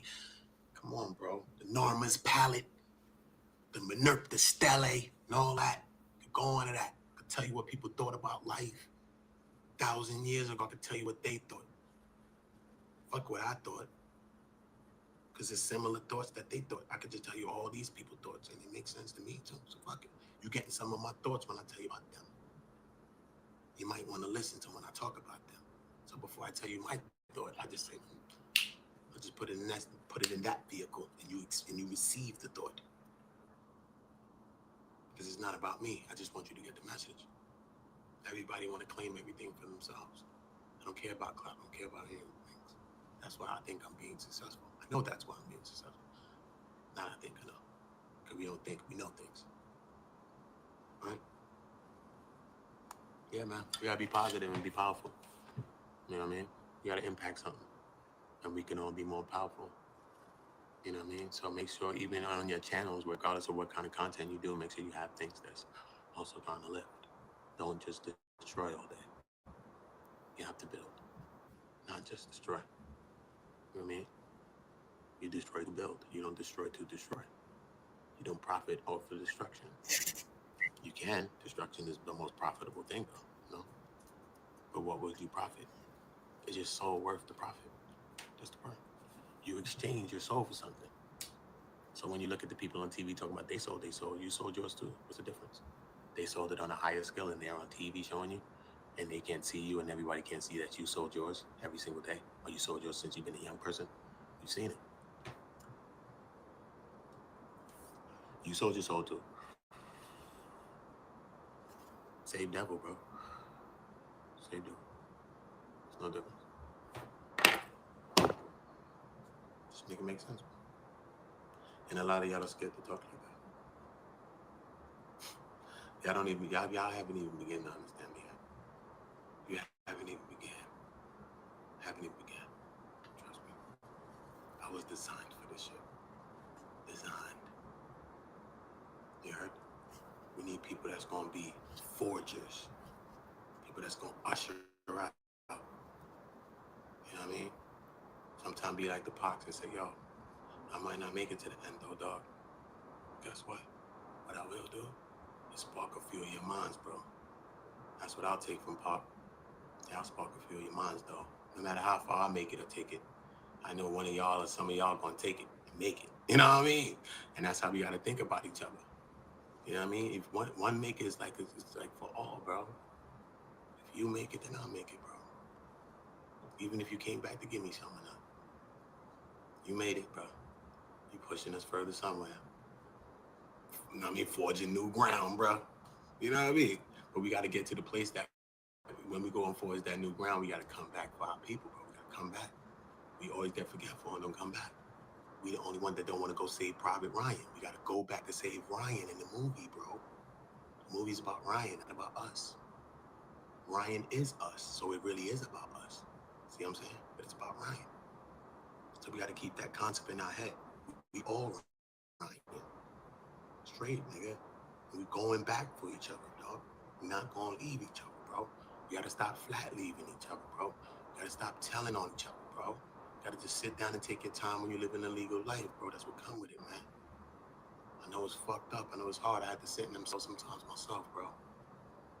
Word. But it is what it is, bro. You just got to sit, bro. That's what you got to do. Trust me, it's hell, son. I know it, bro. I'm in there. But you just got to sit it out, bro. You just got to wait it out. And if I had a person that could probably help me in my situation, I would want to help. I would want it. And I think that Meech has a possibility to help him. So I just want him to try to help him. And that's what my petition is about. Genuinely, on my mother's life. Real talk. I just want him to sign it. That's it. I don't care if he talks to me. I don't care if Cuppy talks to me. I don't care if nobody talks to me. I don't care, bro.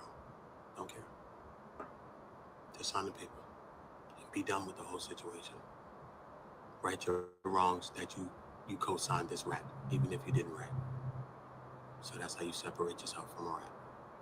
Nah, nigga, I never said that. They lied on me, yo. This whole time, bro. Yeah, they did, bro.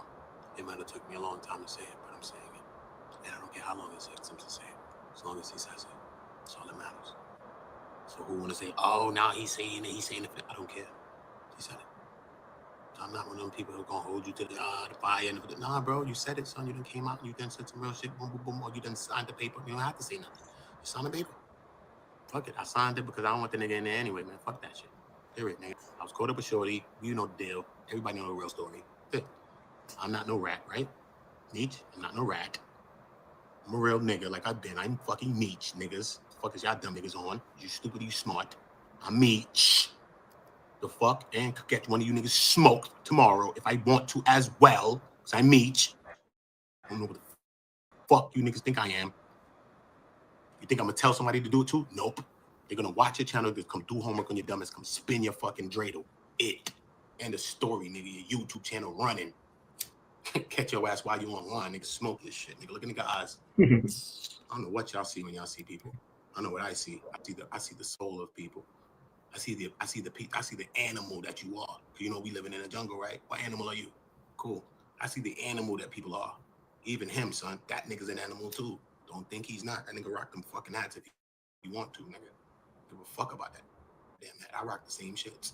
Give a fuck about that hat, the little smart hat. It's my smart hat. That nigga right there, look at his eyes. The fuck out there. Niggas can't fool me, man. None of you niggas can fool me, nigga. Straight up. That nigga right there too. Don't take him light. I don't know him. I spoke to him once. I don't know that nigga from Pink, bro. But look in his eyes. Look at the nigga. His eyes look like his eyes to me. Real talk, son. My mother's like 2 different pictures. This big, man. You don't see how my eyes see things. When you really look, and you're gonna really see what I'm seeing, son. Do you see it? You're looking at 3 sets of eyes right now, and I want you to look at all 3 of them. I want to tell you what you see. Up on him, man. He be going crazy, man. Shout out OOTA. I'm saying he be going over his whole cuppy situation. You may break it down. That's how you gotta look at life. You can't be waiting for everything to be told to you.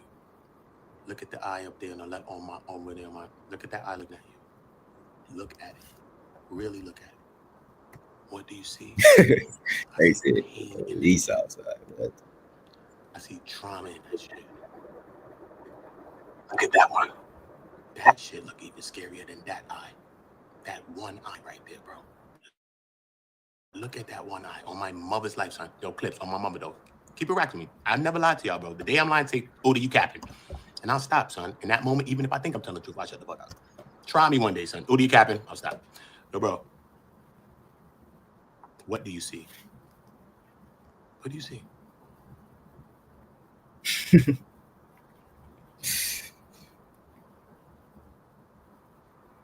That nigga do something to you. That's what I see. I don't know what y'all niggas see. I see the pain in this eye. But this eye, I don't see no pain in this one. This one, I see a little pain in this one. Let's see this eye. Look at this. You see this eye? Look at it. Look at people, son. This is called nonverbal communication, bro. Understand you have to prepare your mind for what you think you did. I've done prepared my mind for all types of shit, bro. You would never understand my mind. So don't tell me what you think you want to do. Don't. Just do it. Don't tell me. Trust me. I'm giving you a free warning. Don't tell me what you think you want to do to me. Don't do it. Just do it. Trust me. We all have a day, and I don't care. Just do it. Look at this eye. Nike, nigga. Just do it. Trust me, bro. Look. That shit look dangerous, too. But that one, I see more pain in that eye, though. Like, that eye over there is pain. You see the pain in it? Trauma. He done this and watch it, too. Trust me, that nigga did watch it. Fuck out of here. He can't lie to me. Look. This eye, though, let me cover it. Look. That look like I'ma get you, sucker. Remember I'ma get you, sucker, with the fish tank and the shoes? Yo, bro, I'ma get you, sucker, nigga, with the fish tank and his shoes, with the cane, homie, with the fucking floral pink pants, nigga. Them shits was brown, gold, nigga. That was some fucking brown and gold, I think. Some orange, some fucking tangerine pants. Nigga had the tangerine suit on with the motherfucking. Nigga had the tangerine shit on. Nah, son, y'all niggas know he had the tangerine shit on. I'ma get you, sucker. Nah, that's I'ma get you, sucker. I don't know what the fuck y'all niggas talking about. That's I'ma get you, sucker. I seen that same eye and I'ma get you, sucker, the movie. When he had the fish tank in his shoes. What's it? Tell me. Feel what you want, Jim. You're corny because your name is Jim Jones. So you're just getting shot in your face. Look, first nigga got shot today. In your face. In your face. It's like real life, pussy. Just like real life. You know what we do? We spark a lighter for the niggas, just like in real life. This one for my homies. Can we sing a song just like real life? This one for my homies. This one for the homie. Shot a nigga in his face just now. This one for the homie. Ain't shoot a nigga in a minute. And this one for my homies. This one for my homies. Or for my motherfucking homies. Had to take him to the 90s. He probably was young. He probably was born in the fucking 2000s. Had to take him to the 90s. No, sorry, Jim. Bye, Jim. Sorry, bro. You got Jim Jones' name. Fuck off. The first Jim Jones and the second one. Bye. Why your name Jim Jones? Bye. Have your own name. First of all, before you going to talk shit, you ain't got your own identity. Stop, bro. You beyond Agent Smith. We know that nigga had 18 personalities. And remember Smith in the movie Major? He got like 50 people. Bro, at least we know it was Smith. You talking about Smith ain't never said his name was Jim Jones. Come on, bro. He said my name's Smith, homie. Be Smith, at least, when you talking shit. Be Smith, nigga. Don't be something else, homie. It's great. Everybody subscribe to the channel, man. Turn the notification bells on. Make sure you notify when I'm dropping, man. Facts, When I'm dropping, man. I'm not Subscribe dropping. to the So club, man. we're gonna be outside. Facts. Why Yeah, didn't come stay man. with the connect? He called Tammy. I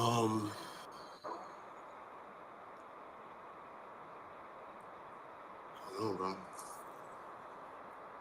I don't know. I just know that she was lying to him.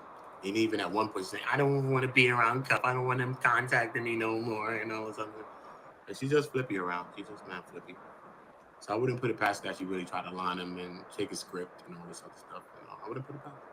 It probably was a play on that. Look at that. She ended up running this shit, taking the 50. Bro, it's probably a play about the scripts, unlock this nigga up. She done been a pro at that already. She did this. Set him up, locked him up. Bang. So if she did this on her own and Meech knew nothing about it, then what does Meech do? Look like a rat and make everybody call him a rat? Why? No, you don't speak up because I don't think you should say anything. You should have been said something if you are. Now I think it's too late to be saying something. But I think you could say the one thing that you could say that speaks the loudest.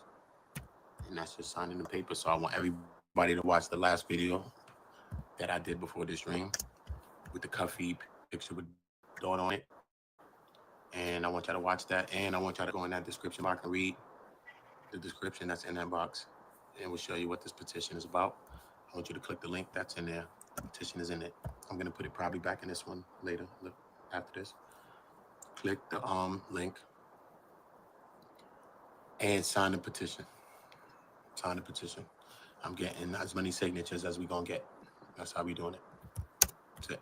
So just go to my last video, Cuffy on it. What's the name of it? Cuffy, what's the name of the last one? I'll tell you right now.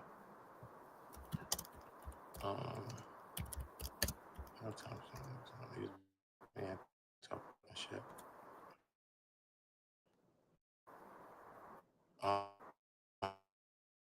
The last one, this one right here.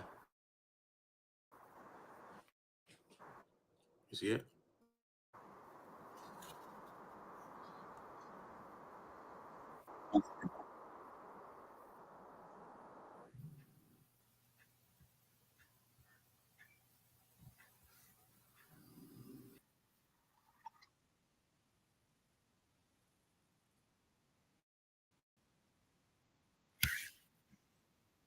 Share it to any of your platforms. Share it to every other platforms if you want to.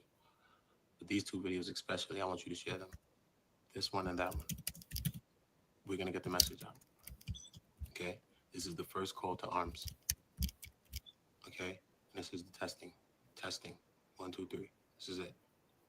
Live on the battlefield. That's how we test it. You don't figure it out on the corner and all shit. Nah, live and direct. We outside with the thought. That's it. Take a chance. Take a chance. Okay? May get ridiculed, may get anything. I don't care. I really don't give a fuck. I guess. Get clipped. Part of life too. Part of life too. It is what it's gonna be though. Some of us gotta take a chance. So some people can get a chance. That's how it worked. That's how the people before did it. But why are we getting so forgetful? We fucking up. We breaking the connection. People have been doing this for mad long. We're breaking the connection. We're the only ones not doing something. From the past, they was doing something. 60s. They moving up, remember? Trying to do some shit. Trying to do some shit. Into the 80s and all this other shit. Now where we are at, look. We're not trying to do no shit, bro. What are we doing? Nothing, bro. Nothing. Let us try to do something, bro. Let us try to do something. Subscribe to the channel. Turn the notification bells on. Make sure you're notified. I'm about to title up another video. And I might go live in a second again. So y'all just go and check that video until you get the notification. So go watch the last video. I'm going to give y'all like 10, 15 minutes. And then I'm going to set another live to go live. So make sure the notifications is on. And I'm going to come up with another title with this. And I might go into some of this Terry work if you want. I got the whole Terry White case file. and Meech is listed in it.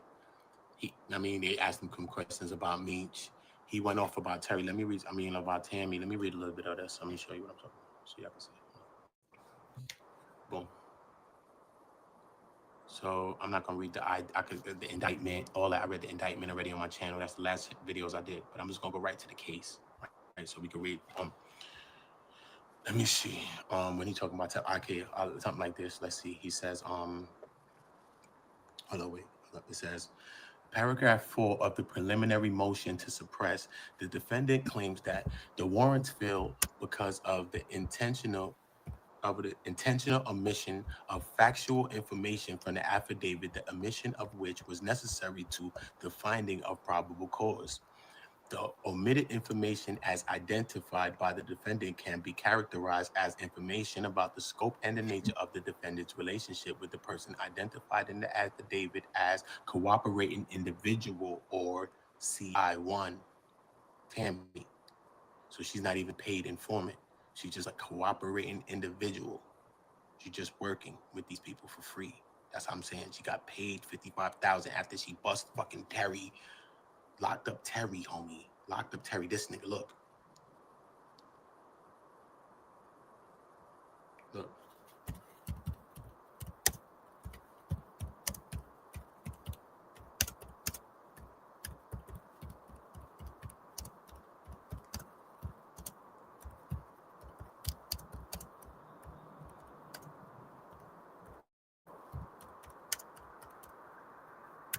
This is who she did this to, son.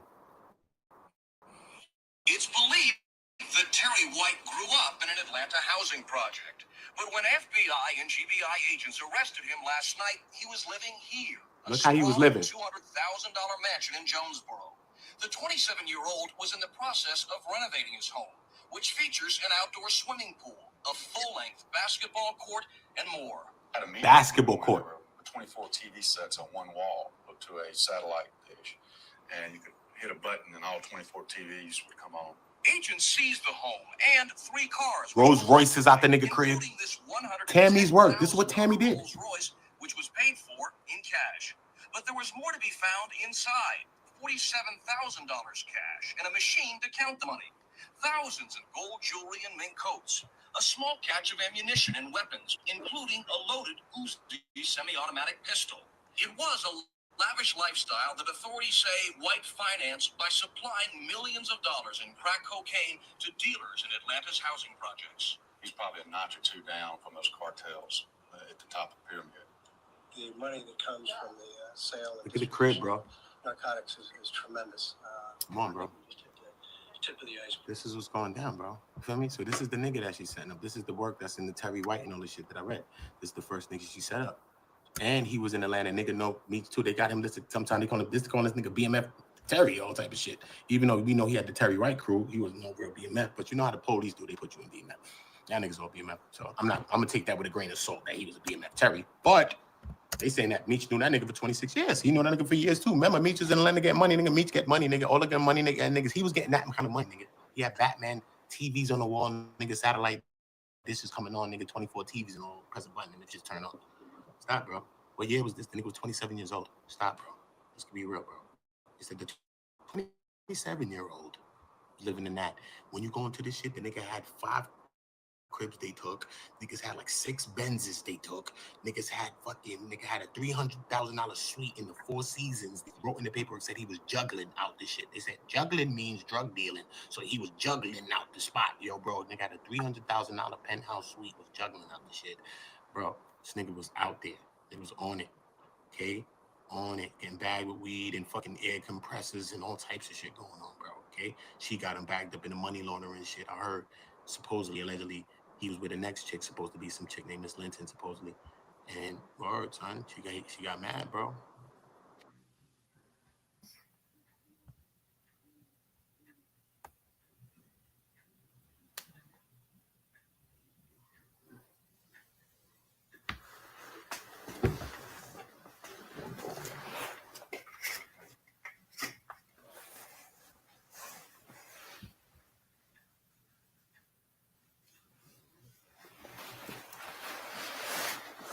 You know what happened? It's MurdaMittenTv, man. We got a quick commercial break. You know what I'm saying? Quick commercial break. Stay tuned with me. I'm on this OOTA on go. I want to jump into this talking about these black kids. Black women neglecting kids to live a party life on the rise, man. Michigan. What if recording high quality content, editing like a pro, and stream? They trying to say like, man, we on some devilish. We turn the other cheek when it comes to this child endangerment and child. Kids messing with adults, man. And then the girl left in Pontiac, like I just showed you. The girl in Pontiac left her kids in there for years. You know what I'm saying? Type of deal. They said she left the kids in there for years. Let me see. I hear it all outside, man.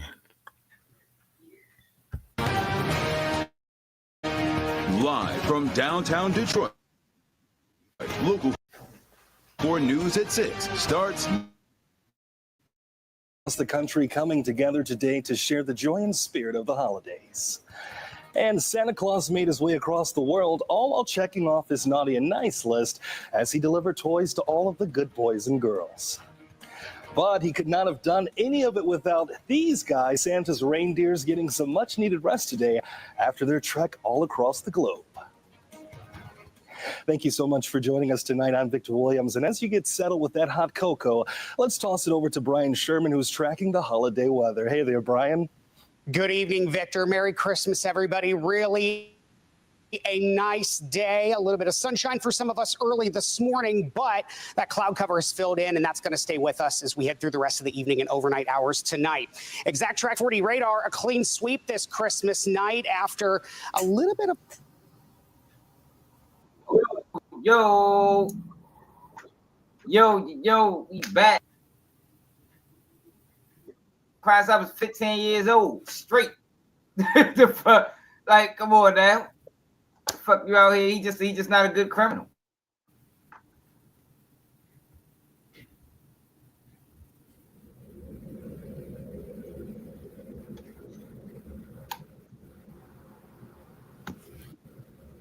The fuck? The thing, y'all, when you have real conversation. For what I've done, because it's documented. Your documentation beat conversation. Yeah, but why did you do it? Why did Charleston White go down car?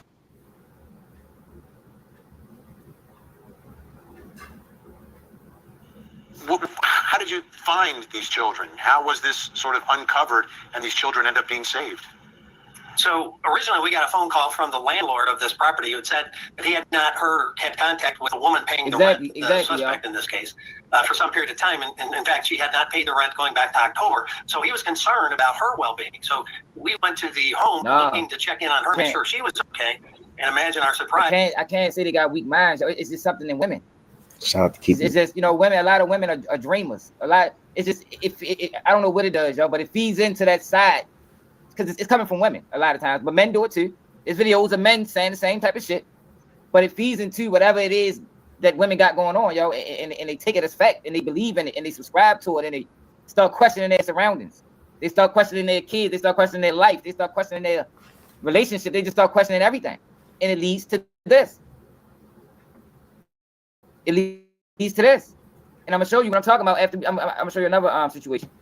When we found what we found with 3 children living in squalor, literally alone and abandoned for a year. How were the children frightened? Yes, they were scared. They were hiding. They had, 2 of them had locked themselves in a bathroom away from our deputies, and they were very scared. They had been scared and taught not to go outside and not to talk to anyone else. And there's a lot of people watching at home right now, and their hearts are broken. They want to help. Is there a way people can reach out and help these children?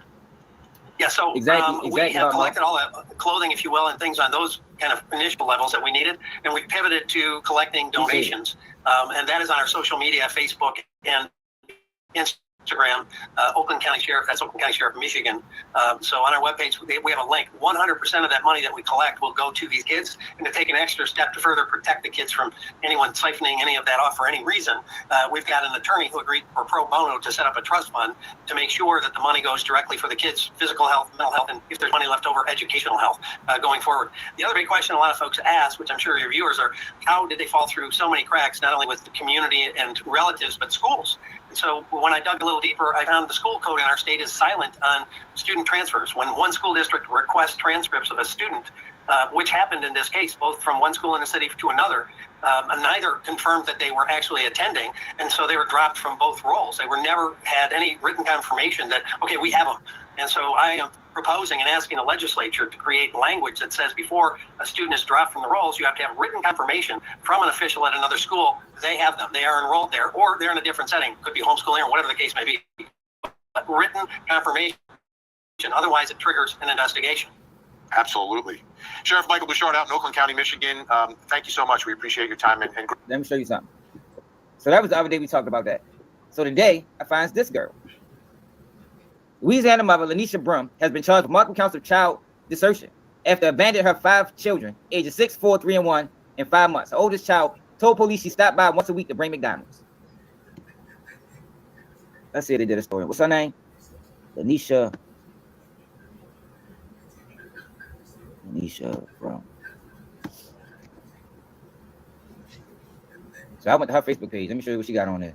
She got 2 posts. Let me show you what I'm saying.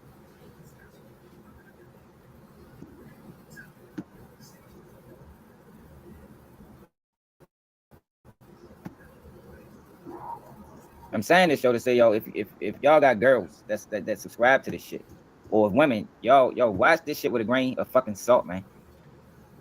Like, know what you watching, man. Don't let this shit get you to a point where you start questioning your motherfucking surroundings based off of people that you don't know these people's history. You don't like they probably not even got no degrees, and they just online fucking talking.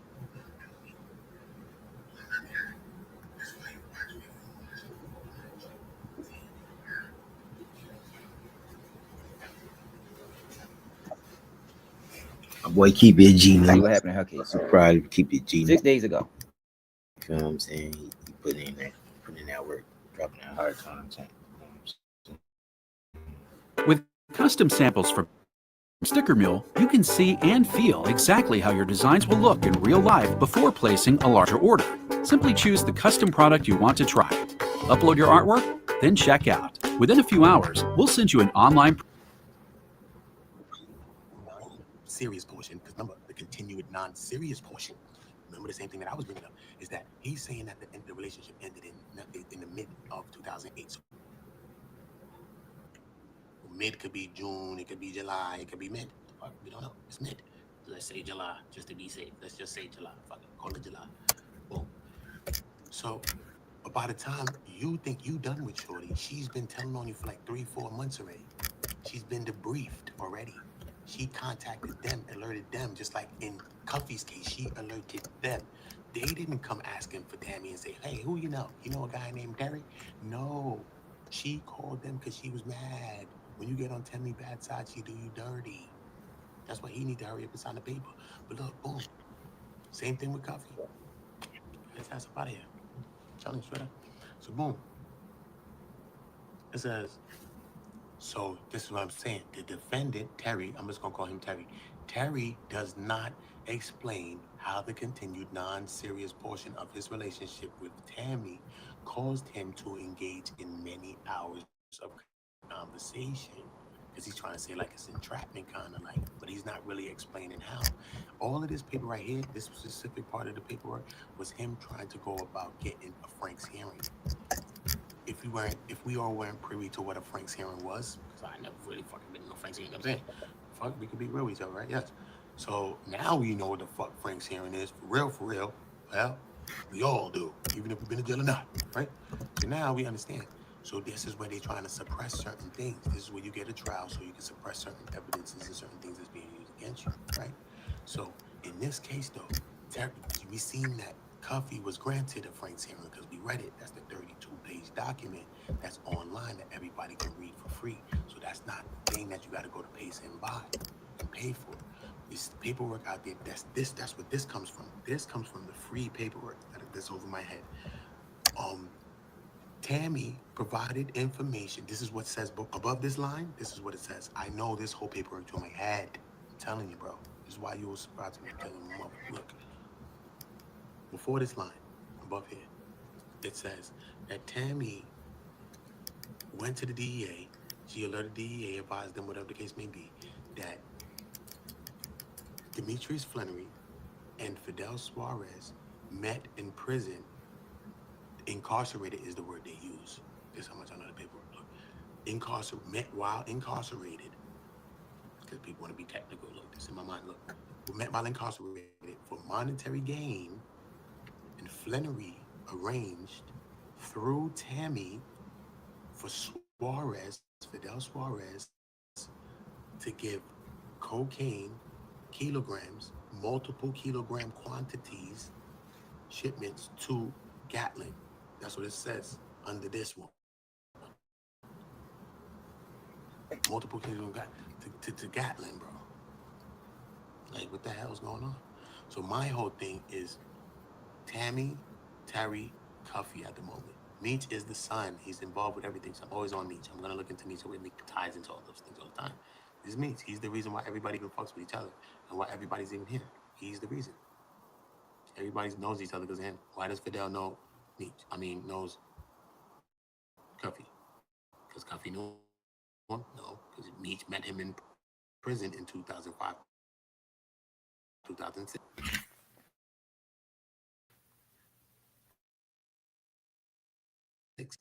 Obviously, it says that in the paperwork.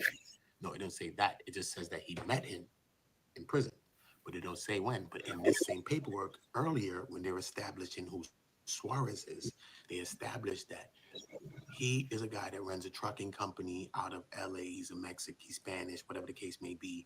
And they know who he is. He's been corroborated to be this person because one truck was seized on the road, whatever the case may be. And that truck was tied back to his trucking company. And we heard Cuffy say that he was locked up with a truck. There's people was driving. He was locked up with a truck with 97 keys. Could be that. Could be similar. Who knows? Because he was arrested 2 times. They say in that paperwork. This paperwork, they say he was arrested twice. Twice arrested without conviction. He was arrested in 2005 and 2009. So when I was reading the paperwork, then I was like, damn, I wonder what year Meech met him. Because remember, Meech was locked up since 2004. He got sentenced 2004. He got sentenced in 2005 for a facto. But he was locked up in 2004. Because he at least was in at least a year before he went to trial. So just give him at least a year, if not more than a year, at least a year. So let's just say 2004. Makes sense, right? Cool. 2004, 2005, he gets sentenced. And in his bid within 2005, 2006, he meets Suarez. Cuffy now, because we got to add everything and bring back Cuffy, bring back the paperwork, bring back the horses in the race. Cuffy says that he actually beat his case because I was like, where the fuck Suarez is? How the hell Suarez didn't get back? Was Suarez a Fed? Like, all type of thoughts going through my head. Like, where he at? He probably drinking La Maritas right now. Cancun with some ladies or something, chilling. I don't know what the hell going on. So I'm like, the hell? So Cuffy says, nah. He took it to the feds to trial and beat it. Boom, beat the case. Bust case on them. Feel me? And when he bust case, he was really just checking and looking out for Meech. I don't know. We got to take everything with a grain of salt, but we got to put the information on the drawing board. That's all I'm doing. It's on the board, bro. Let us think. So he says the guy Suarez built out of jail, beat case, whatever the case may be, and was trying to help Meech and give Meech, help Meech with his appeal and shit like that. Like, that's the type of shit he was really trying to do with Meech. Even though the paperwork says that him and Meech got together for monetary gain. That's what the paperwork says. Because, they still hustlers and drug dealers, bro, at the end of the day. So it's not a far-fetched thing for them to want to get together and get some paper. It's regular, bro. It's like selling sneakers. When you do this, right? What I've done. It's regular. So that's a lot there too, you know what I mean? Boom. So he couldn't understand how They had hours of conversation which law enforcement was able to take with the consent of CS1. Okay. The defendant makes several conclusory assertions about Tammy, which he insists without explanation should have been included in the affidavit, presumably so the magistrate judge would be fully aware of all the circumstances surrounding the recordings. However, not once does the defendant, Terry, claim that but for his relationship with the informant Tammy, past or present, he would have not engaged in the conversations that he did. So he can't explain how he was talking about these conversations. He can't really explain how he's feeling entrapped, maybe, or whatever the case. He really can't explain that because it's your relationship. Even though it's that other part of your relationship, you was done with her. Whether you think you was done with her, you thought you was done with her in June, but they're telling you here she was debriefed in April. So whatever you think that latter portion was, whether you think you was with her all that time, you really weren't, because they explained to him she was done with you, nigga, since April. She came up to us. So shit, you didn't get the memo. You didn't get the memo. You know what I'm saying? And I showed you who the nigga was, so the nigga was living like Batman. We ain't even gonna hold no punches with that one. Thanks. Boom. It said, does, however, claim the conversations were bluster and bravado. Him just claiming shit. Because at one point he said, yeah, man, I'm the nigga that supplied. It was a big drug bust that happened in Macon, Georgia. And some niggas went down, weed bust. And he was like, he was claiming that shit, like, yeah, you know what I'm saying? I'm the nigga that was all my weed and shit that got busted in the Macon shit, in the Macon shit. Pillow talking, dumb shit. She a fed now, opping you. She told them this shit. Yeah. Yeah. You gotta shut up, y'all. We all gotta shut up sometimes. But for certain shit, we need to lift our voice. But certain shit like this, shut up. Don't talk about your past crime. Shut up. He even was boasting. They had the nigga boasting. He talking about, yeah, man. They got him talking about he's still spending money from the 80s. And it were all kind of drug money. But he was ratting since like the 3. He was cooperating forever. Straight up. That nigga was on 6'9" since 3. Straight. Yo, boo. It said, in the first conclusion, he asserts with no supporting evidence that the informant had a motive to lie because the defendant had chosen another woman. This is his motive of what he's saying because he did. That's what he feel. But even Cuffy had some qualms with this lady too, son. They both was attacking the confidential informant in these cases, bro. Heavily, bro. And she's the sole reason of why they both went down. Her. She did it all. She's the one that called them and said, hey, y'all, Suarez just called me.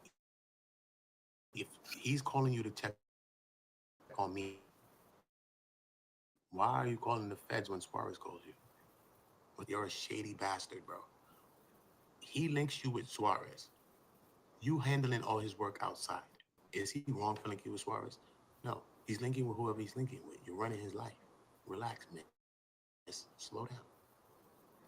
He linked you with Suarez on him. As soon as he link you with Suarez, you go to the feds. It's in the paperwork. That's where it starts from page 1. The DEA Atlanta branch was alerted by us. They utilized a confidential source. Damn it, bro. She called them. Alerted is the word they use. They know the words they're using. If you was alerted, did you ask somebody for an alert? Last time you said you set the timer and it alerted you in the morning. That's an alert. Then it goes down a little more. It says, Tammy advised the agents. Advised. When somebody advised you, did you ask them for that fucking information? Or they say, yo, I'm just trying to advise you. Exactly, bro. She did that, bro. She did all that. She's the one who did it. She's the one that got everybody looking at beach like this now. Well, the beach had anything to do with it or not. She's the reason why everybody looks at beach like this now. She's the reason, regardless if beach did it or not. If he did that, maybe he deserves some of this way that people look at him. But if he did it, this is the reason of why people look at him like this, just because Tammy.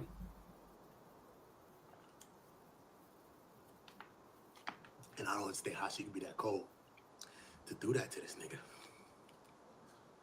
I don't know how she could be that cool to do that to that nigga, bro. Straight up, bro. Any of us, if we was fucking with Meech, we'd be fucking with Meech. You know what I'm saying? Son, we'd have never did that to Meech, bro. Hell no, bro. We'd have never did that to Meech, bro. Never, bro. We'd have never did that to Meech. Trade on Meech. Son, you going down like the rat. That fucking, the rat Robert Frost that killed Jesse James. What's the guy that killed Jesse James? They shot him in the West End days, bro. Word, Jesse was a real one. He was running around wailing, though. And then, word, son, he hold the nigga down, Robert Frost, show him love. Everything, bro. Nigga was a boy, bro. He was running around on his run down mission. Him, talking about Jesse James, bro. Yeah, one day he hanging up a picture. That's how Jesse James went out. Foul. The guy with Robert Frost, he in the bar chilling after the movie. You see him drinking. Niggas looking at him like this. Rat bastard. Even though Jesse James was a wild boy running around with the shit, but still in all, niggas is looking at Robert Frost like, he's a rat bastard, bro. Straight, bro. Straight, son. Straight, my nigga. Straight. They said,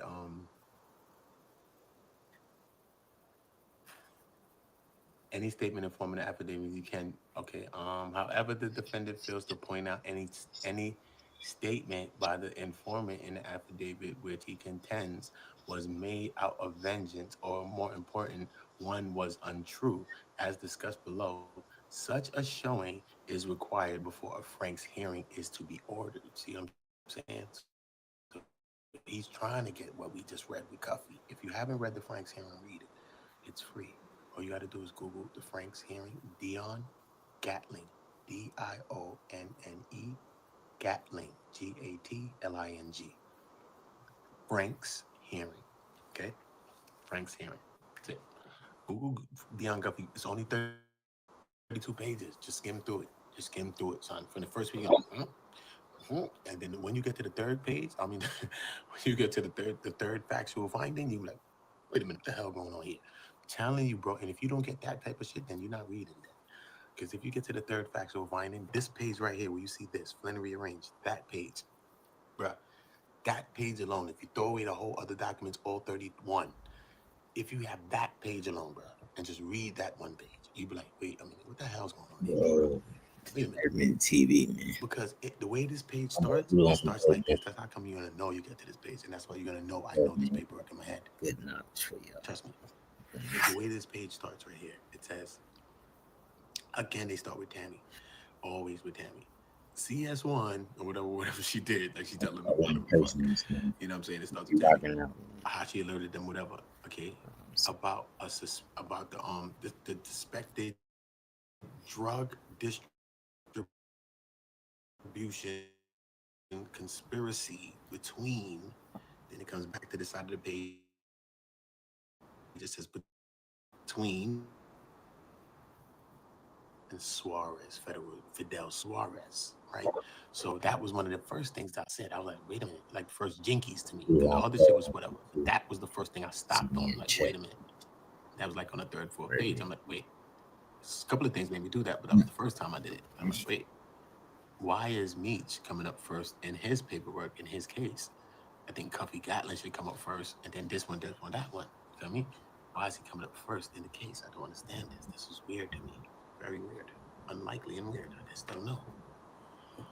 It says a deal between all of them three, but it says Cuffy second and Meech first. Then they go into explaining who Big Meech is first before Cuffy.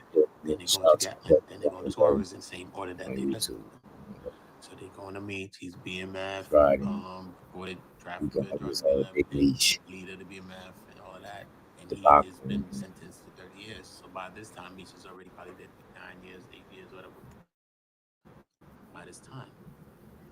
And they go into who Cuffy is, that he was indicted by the Eastern District of Missouri some years ago in the 90s maybe. And he did 120 months. He did about 8 years or so for drug trafficking offenses. You know what I mean? So he's been labeled as a drug trafficker for years. So he's been getting to real money for a very long time. This is the 90s. He's been a drug trafficker. listed as one. Not to say he was, but he was listed as one. His He went to jail for it. Was I'm on YouTube, man. Okay, jail for that. Probably the 90s, probably early 2000s, 90s. Yeah. Probably end of the 90s, early 2000s. How did it went?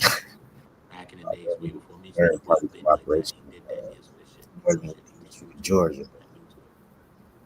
So what people saying today that the nigga Can't snitched. tell, but Like, what are you talking about? couldn't hurt price Saying niggas are right. Where are they? She got his life rights and she did some moves and you know the rules in the streets. Dummy stupid, you think you just was born the other day to come out to call him a rat? Southwest T-Bag. Where the fuck did you come from? He was born probably in fucking 90 something some shit. When the nigga was doing a bid, he was born. Cuffing. And you come today, 2025, to say a nigga's a rat. Who the fuck is you? Where was you? You didn't got no story. You never spoke to anyone. You don't know nobody. You probably from a whole other part of the region of the nation. Name in the paperwork. So you damn sure don't know shit. So how the fuck you get off to call Cuffy a rat? You wanna go, man. MurdaMittenTv doesn't mean MurdaMittenTV clicks. Got nothing paid, MurdaMitten. I never called Cuffy on me, so I'm just saying some niggas is live, don't start. I get it, feel what you want to feel, but Post tomorrow. I never called Cuffy on me, so I'm saying. Okay. And if they did rat, they rat on me. What the fuck? Thank God. See her right here? You know I had them in there too? And Dogface right there. Oh, you know they was there? They there. Tammy always on my side. Look at my baby right here. Let me hold her. Come here, girl. Come here, girl. Come here. Girl, man. Come here. My girl, man. Niggas chill on my girls, man. Niggas chill. You know what I'm saying? My shorty right here. Don't say I'm a fool. I wiped up Tammy, bro. Back it up. I wiped Tammy up too, bro. Got me up. My girl, bro. You know who's gonna be, man. Y'all leave my girl, man. Y'all leave Tammy, man. Y'all leave Tammy, bro. Y'all leave Tammy Goat Throat Cowins, man. Allegedly. Leave my baby. Chill, baby. Chill. My baby, chill out. It's my little shorty right there. Boom.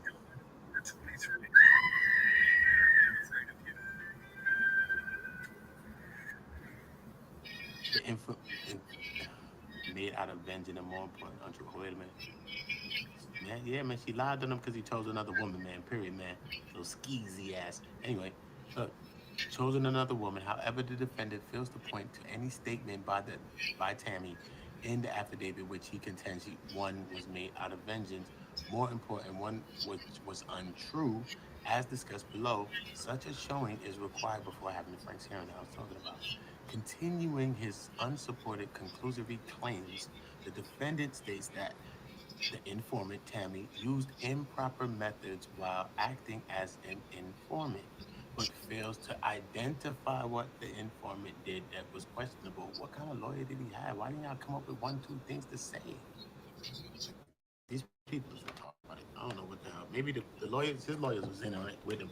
He was working with the prosecution, bro. Because I don't know. He was working with the prosecution too. He was snitching with the prosecution. So I don't know what the hell going on. Anyway, but fails to identify what the informant did that was questionable. As a third assertion, the defendant insists that the informant's relationship with Demetrius Flannery should have been disclosed, but then fails to establish exactly what that relationship or how was that detail, if written into the search warrant affidavit, detracted from the finding of probable cause by the issuing magistrate. Okay, we'll go back on that. As a third assertion, the defendant insists that the informant's relationship with Demetrius Flournoy, this is how you know he's snitching. Why he brought up Meech in this? He's been snitching since 9/3. Why is he bringing up Meech? Why? That's why I can't be mad. Meech probably said, fuck that nigga. That nigga was bringing me up in that case. That's why he probably didn't give a fuck about Terry. Terry's a rat bastard. So he been there. Probably wasn't fucking with that nigga. They even know this ain't BMF Terry. You know, BMF Terry with me. You know, BMF Terry. Nigga probably's a rat. Them niggas been know he's a rat, probably. All right, no shit. But think about this, though. He spells the name. Look how they spell the name. That's in transcript. This is court. This is what they're saying and he's saying and what they're saying. And they're writing what you're saying. This is what they're saying, right? Because they're going to correct him shortly of what he's saying. So you know he's snitching. Must be. Look, he calls him Demetrius Flournoy. F-L-O-U-R. That's how you spell flour. Flournoy then. F-L-O-U-R. That's flour. I was saying flour, but flour, right? F-L-O-U-R-N-O-Y. He said Demetrius Flournoy. Flournoy. He says Demetrius Flournoy should have been disclosed, but then fails to establish exactly what that relationship was or how that detail, if written into the search warrant or affidavit, detracted from the finding of probable cause by the issuing magistrate. Like, okay, you just asserting things. You saying this. Okay, you mentioned Meech, but okay, what? So what happened? He said she didn't disclose that. So what? He didn't know she was fucking with Meech. If he's bringing up in court that she didn't disclose that she had a relationship with Meech, the DEA knows she works with Meech. Everybody knows that because they say that in paperwork. That the agents knew she worked with Meech. They was aware of that, of her relationship with Meech, and knew that she had life rights and the things that she was doing for Meech. Jack Harvey knew this. Everybody knew this. Jack Harvey is the guy that bust Meech in the head and locked up the BMF. And she was working with him. The guy that locked him up, she worked with him to lock up this guy, Terry, right here. So that's weird. You go and work with the guy that locked up the nigga that you love and work with and got the life rights to him. You go and work with the guy, the agent that locked him up and gave him 30 years and took him off the street. Why would he do something like that? Really, though, why would he do that?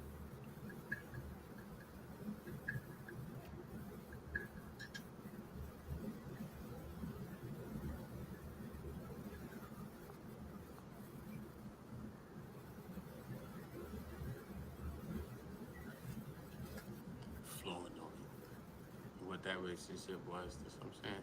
As the fourth admission, the defendant suggests that the bulk of the tapes referring to the hours of conversations between Tammy and the defendant, Terry, should have been included in the affidavit. He wanted all this shit. He said, yeah, if you're going to play the tape, then play it all then, so you can really hear who she is then. But he's not asserting that what parts that he want to be or what the hell he's trying to say. It's like he's just making all these assertions without backing them. You got to back it with proof to make it stick in court, at least something that look like proof, at least. You know what I mean? It says the defendant, number 6 is the subtitles. It's on the bottom of the page. It says 6. 6 is next to Demetrius' name, a 6. And you know, like in a book, when you read a book, you go into the context, the index on the bottom of the page, the subtext, right? It has a 6 on it too. It says the defendant identifies Demetrius Flournoy and Demetrius Flournoy as the person in the Black Mafia family investigation.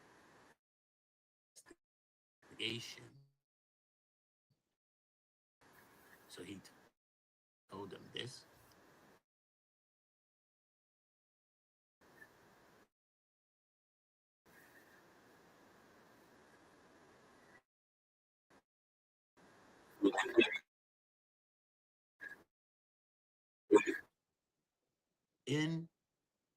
In the Black Mafia family investigation is known as Demetrius E.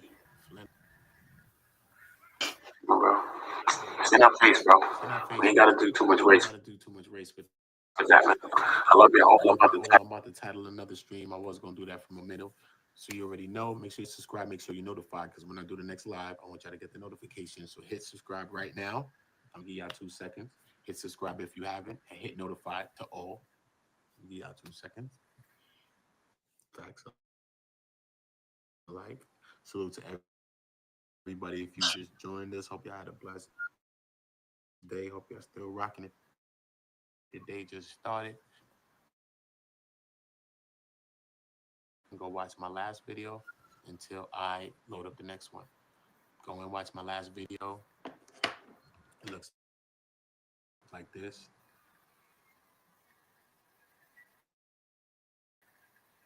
This is how it looks. Look, this one with the picture with the guy video that you're watching now. So this was my first visit. You know, sometimes I get a little passionate. I'm just passionate, so I want y'all to go watch it. But in this description box of this video, that video, is a picture with the man and the daughter. If in the description box, I want you to read the description box because it got a petition in it. And there's a link there for the petition. I want everybody to watch this video, okay? Make a step towards freedom, make a step towards change. Today it's going to be Cuffy, tomorrow it could be one of us. But we have to start from somewhere, period, point blank, okay? Look at Meech and him as real niggas. Give a fuck, okay? Let's free Cuffy. It's free Cuffy. Drop 7s in the chat, we believe in God. Drop 9s in the chat, free your people. Because that jail line, you press 9. You feel me? That's what we do around these parts. I want us all to stay vigilant, understand.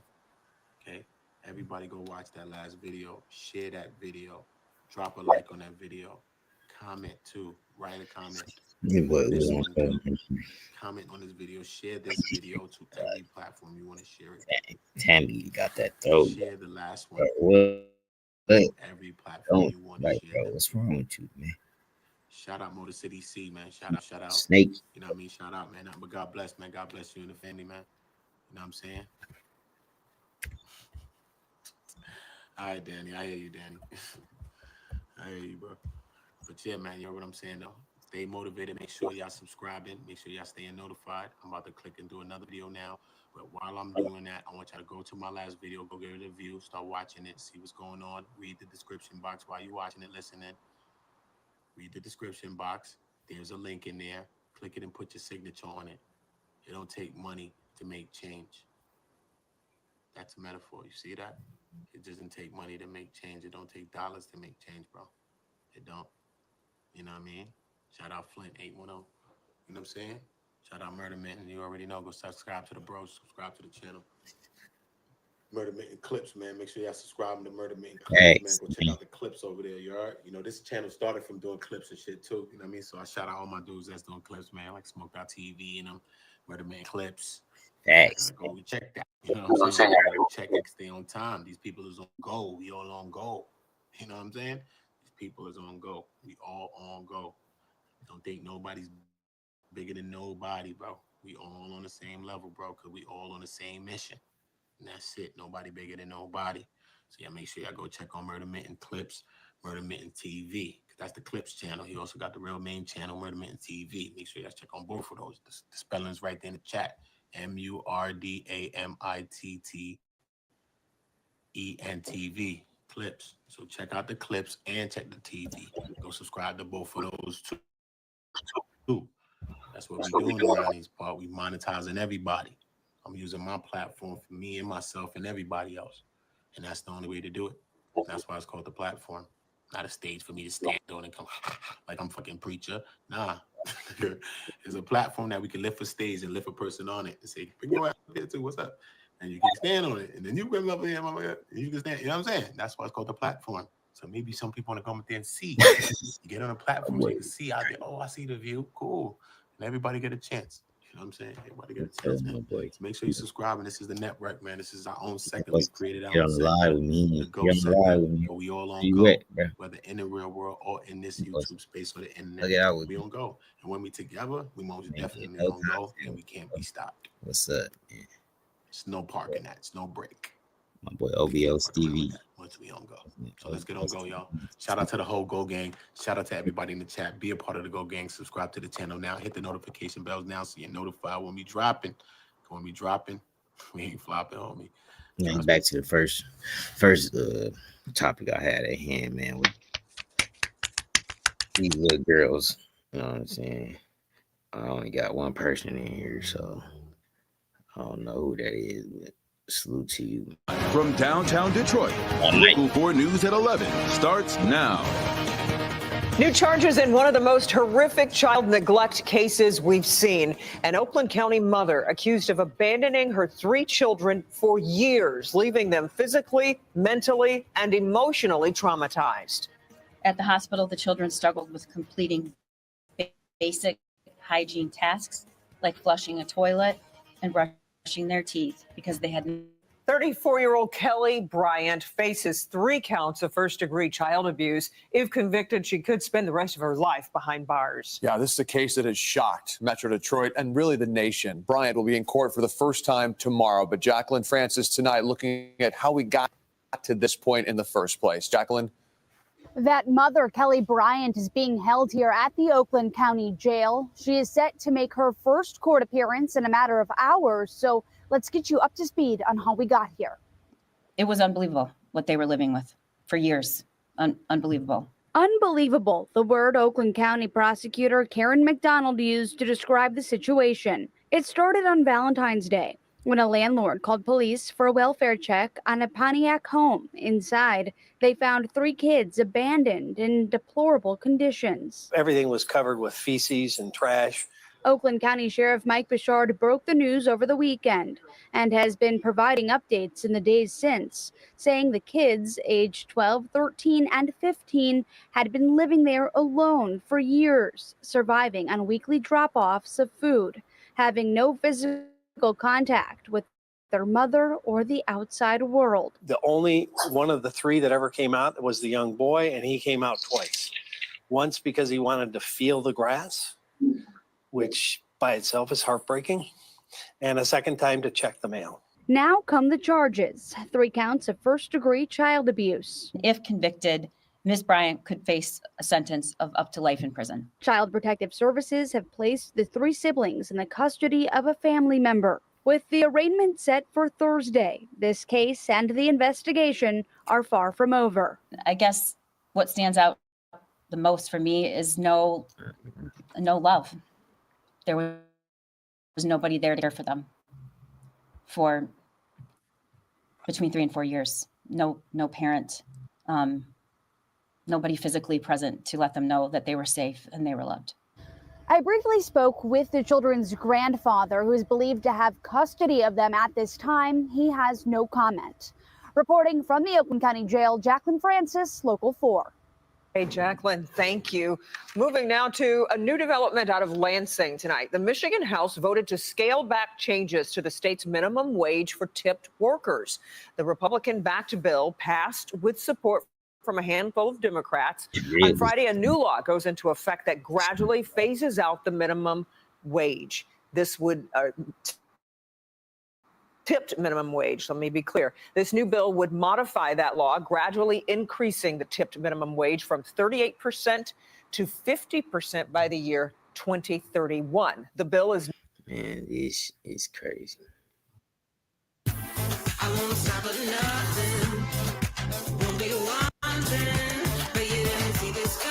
That first bill, though, man, that'd be good.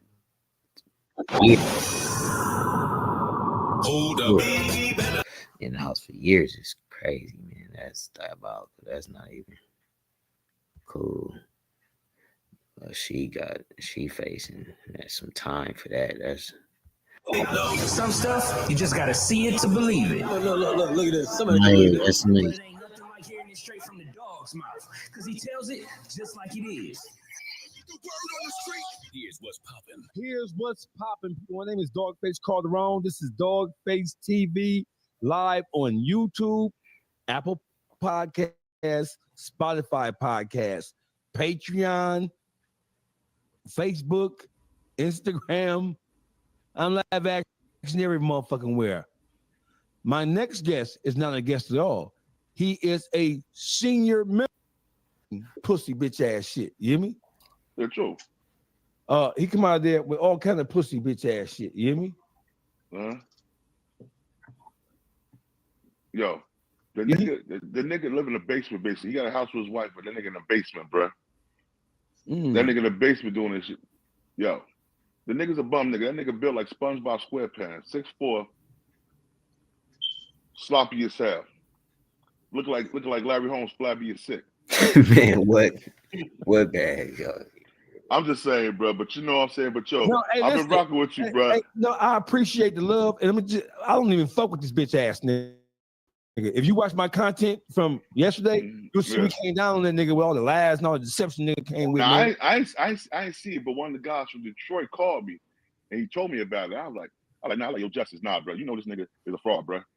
Niggas a fraud. He's perpetrating. The nigga defend rats, bro. That nigga the rat whisperer.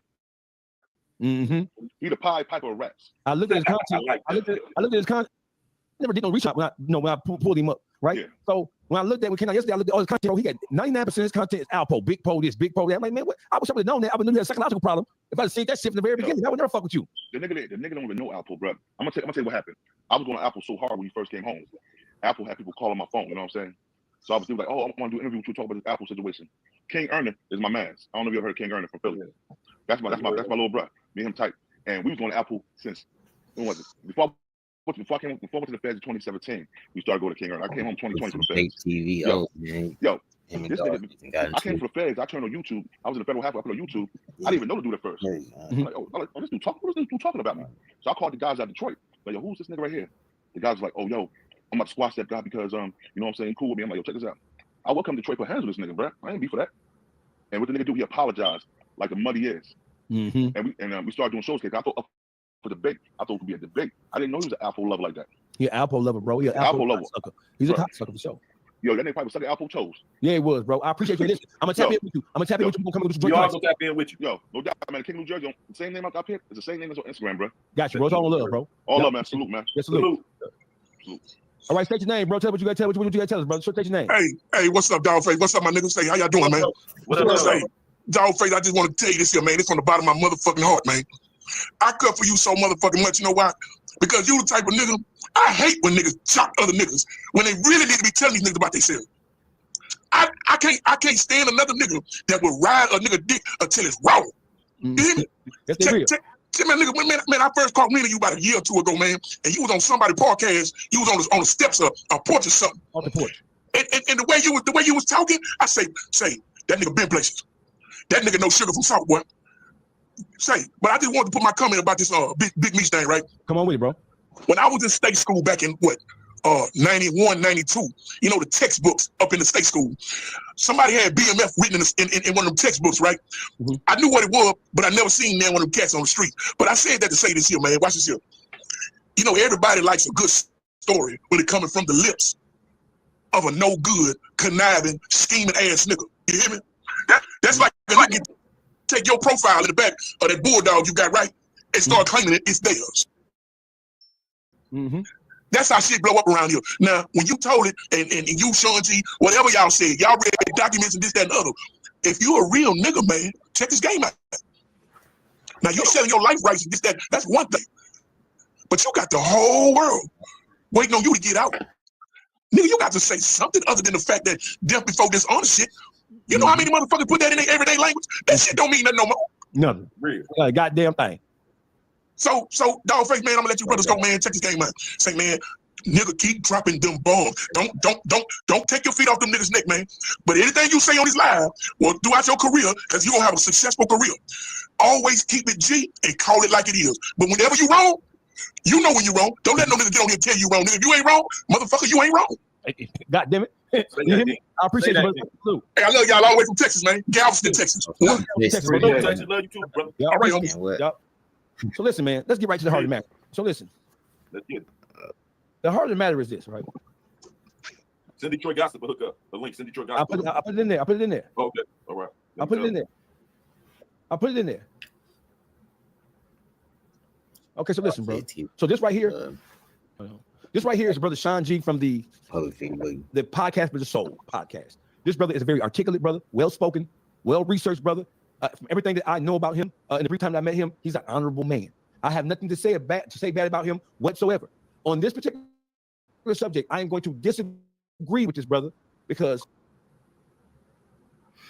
I think that I don't know. He kind of had a contradictory statement when he said we can't do third-party cooperation in the Northern District of Georgia, but he was saying Big Meech paperwork ain't good and all this. And he going back and forth, swinging back and forth, man. He kind of, I don't know.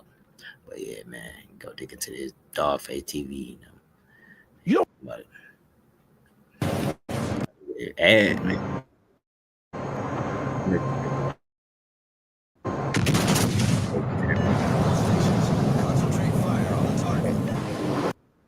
Almost watched that ad, but I You don't have to consult with other people when you make a decision about your content. You don't have to. It's cool, no problem. But if you're going to say something, you have to make sure. You have to ensure. And this goes for City Nash too. I'm gonna stop. Hey, City Nash. Yeah, say that. You grab Sean Sorry, I couldn't G's. skip this. You grab Sean G's content and posted it without doing your due diligence. You didn't do any fact checking whatsoever. You just grabbed it and you posted it, bro. Y'all was going with me. You don't want Darius King. I'm gonna block your bitch ass. Get your bitch ass on. No, down here on bitch ass nigga. You watching the bleachers, bitch ass nigga. If you're respectful, you come on here and say what you want to say. This my chat's not called chat. My chat called Dog Pound. So you can disagree with me all you want to. I don't care. But you gotta be respectful. If you're not gonna be respectful in my Dog Pound chat, I'm gonna boot your ass up out of here. You can go play with your mama, bitch ass nigga. So watch this. Sean G came down, he made an announcement. In his announcement, he apologized to Big Meech he says Big Meech did not do third-party cooperation because the Northern District of Georgia doesn't allow it. Let me read that again. The good brother Sean G said Big Meech did not do third-party cooperation because the Northern District of Georgia does not allow it. Okay, so we're gonna rap with Sean G. Don't be mad at me, brother, but I'm gonna rock out with your content. I'm gonna commentate over it, so I ain't just stealing your shit, bro. You know how we do it. Now watch this. Early in the morning, good morning. Podcast episode, Stigmatism in My Soul, gonna be publishing.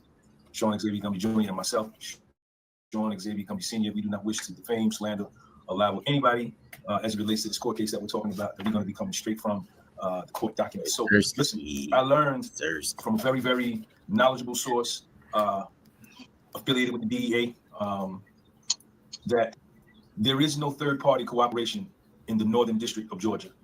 Right. So let's stop right here. So the brother said he learned from a very knowledgeable source who's affiliated with the DEA that there is no third-party cooperation in Georgia. That's point number one. Do I gotta write this down? Right. Right. So listen. You're right. The Northern District of Georgia and the federal courts don't recognize third-party cooperation. You're right. You're right. Mm-hmm. Okay. Let's make sure we get You're right about that. We read that. Okay, guys, let's keep on going. In the Northern District of Georgia, there is no third-party cooperation as it relates to drug trafficking or drug dealing or whatever. Point blank and frank, there is no third-party cooperation in the northern state of Georgia. Okay, this is what he said. There is no third-party cooperation in the northern state of Georgia as far as it relates to the feds. Now, I need to apologize to everybody out there because I think my very first video that I did on this case, when I was just coming off of what I was hearing, right? Didn't know what I was talking about. I came out and I said that. Say again. And still don't know what he's talking about. Yeah, well, let's better get it. We're going to get off. Like we're going to get. We're going to be fair because I like the brother. The brother's a cool dude, so we're going to do this as fairly as unbiasedly as we possibly can. All right. Well, I like him too. Yeah, I got you. He didn't research his stuff. Okay, I got you. So that didn't need to do third-party cooperation. I even put that in the description title. This is the very first video because this is what I heard from everybody else. So I need to apologize for that, for speaking something that I didn't know nothing about, because I was not coming from the paperwork at that point. And if anybody is got first-hand knowledge, any DEA agents that watch, or anybody in the Northern District of Georgia law enforcement, if you can, go in the comment section and confirm saying, but I'm pretty certain the source that I got this from expressly told me, Sean, there is no third-party cooperation in the Northern District of Georgia. That's what he messed up at right there, though. There's only three ways. Give it to me. Wait, mess up at Juice. Because he keeps saying the information he got it from somebody else. See, he didn't research it himself. He going on word of mouth when somebody took it, so he took it for face value. That's where he went wrong. Because what he supposed to did, like we did, go research it yourself so you can stand on solid ground. See, that's why his ground's shaky right now. Go ahead, I ain't gonna keep stopping. Got you. No, just fine. It's all. He think it's out of Georgia. Cooperate. Say again, Boogie. He thinks it's out of Georgia. Okay. In the Northern District of Georgia, with the DEA, number one, you could be a good Samaritan, a civilian that learns of some nefarious or criminal activity, and you decide upon your own choice, upon your own volition, to go to the authorities and say, yo, these people over here doing that, them people over there doing that. That is one way that you can cooperate. Number two, you can be a paid informant, like Tammy Cowin.Henny, where you receive compensation from the DEA to investigate and provide actionable information about illegal activity going on in the Northern District of Georgia. And when you provide that information, you get compensated for that information. I don't know how that process goes. I don't know if you have to everything he's saying here is right and exact, right? This is the Northern District. So we're not dispute. So just so we're on the same page, we're going to let this brother say what he has to say. I'll stop it at various points, right? Because we want the brother to be heard before we go into what we know to be right and exact. If you have to sign some kind of contract with the DEA to become one of them, but that is the second way. The third and final way that you can cooperate in the Northern District of Georgia is you yourself are a defendant, and you come forward and provide information to help yourself in your own defense, in your own indictment. Okay, that's it. That's it. That's what I was told by a very, very knowledgeable source. Okay, and just believe me on that. So I just wanted to put that video out there. You know, y'all can take it and run with it. Go in the comment section and say whatever you got to say. But I was wrong. Period. In my very first video, when I said that, you know, when I asked the question, did Meech do a third-party cooperation? That answer is absolutely not. And as I just expressed to you. Okay, I think that's all we need. You think we need anything else? That's all we need. That's all we need. So listen. So Sean G, I'm going to start off first since I interviewed you, right? So we have the open line of communications, and we're still going to have an open line of communication, because just because I don't agree with you doesn't mean that I don't think that you are a stand-up guy. I think that you were misguided in this particular situation. We had 565. Last night we got to 120 because the subject matter was about a bitch-ass nigga. Study music theory, harmony, and ear training online with Berkeley's renowned faculty. Download your free music theory handbook now and discover how Berkeley Online can help you on your musical journey.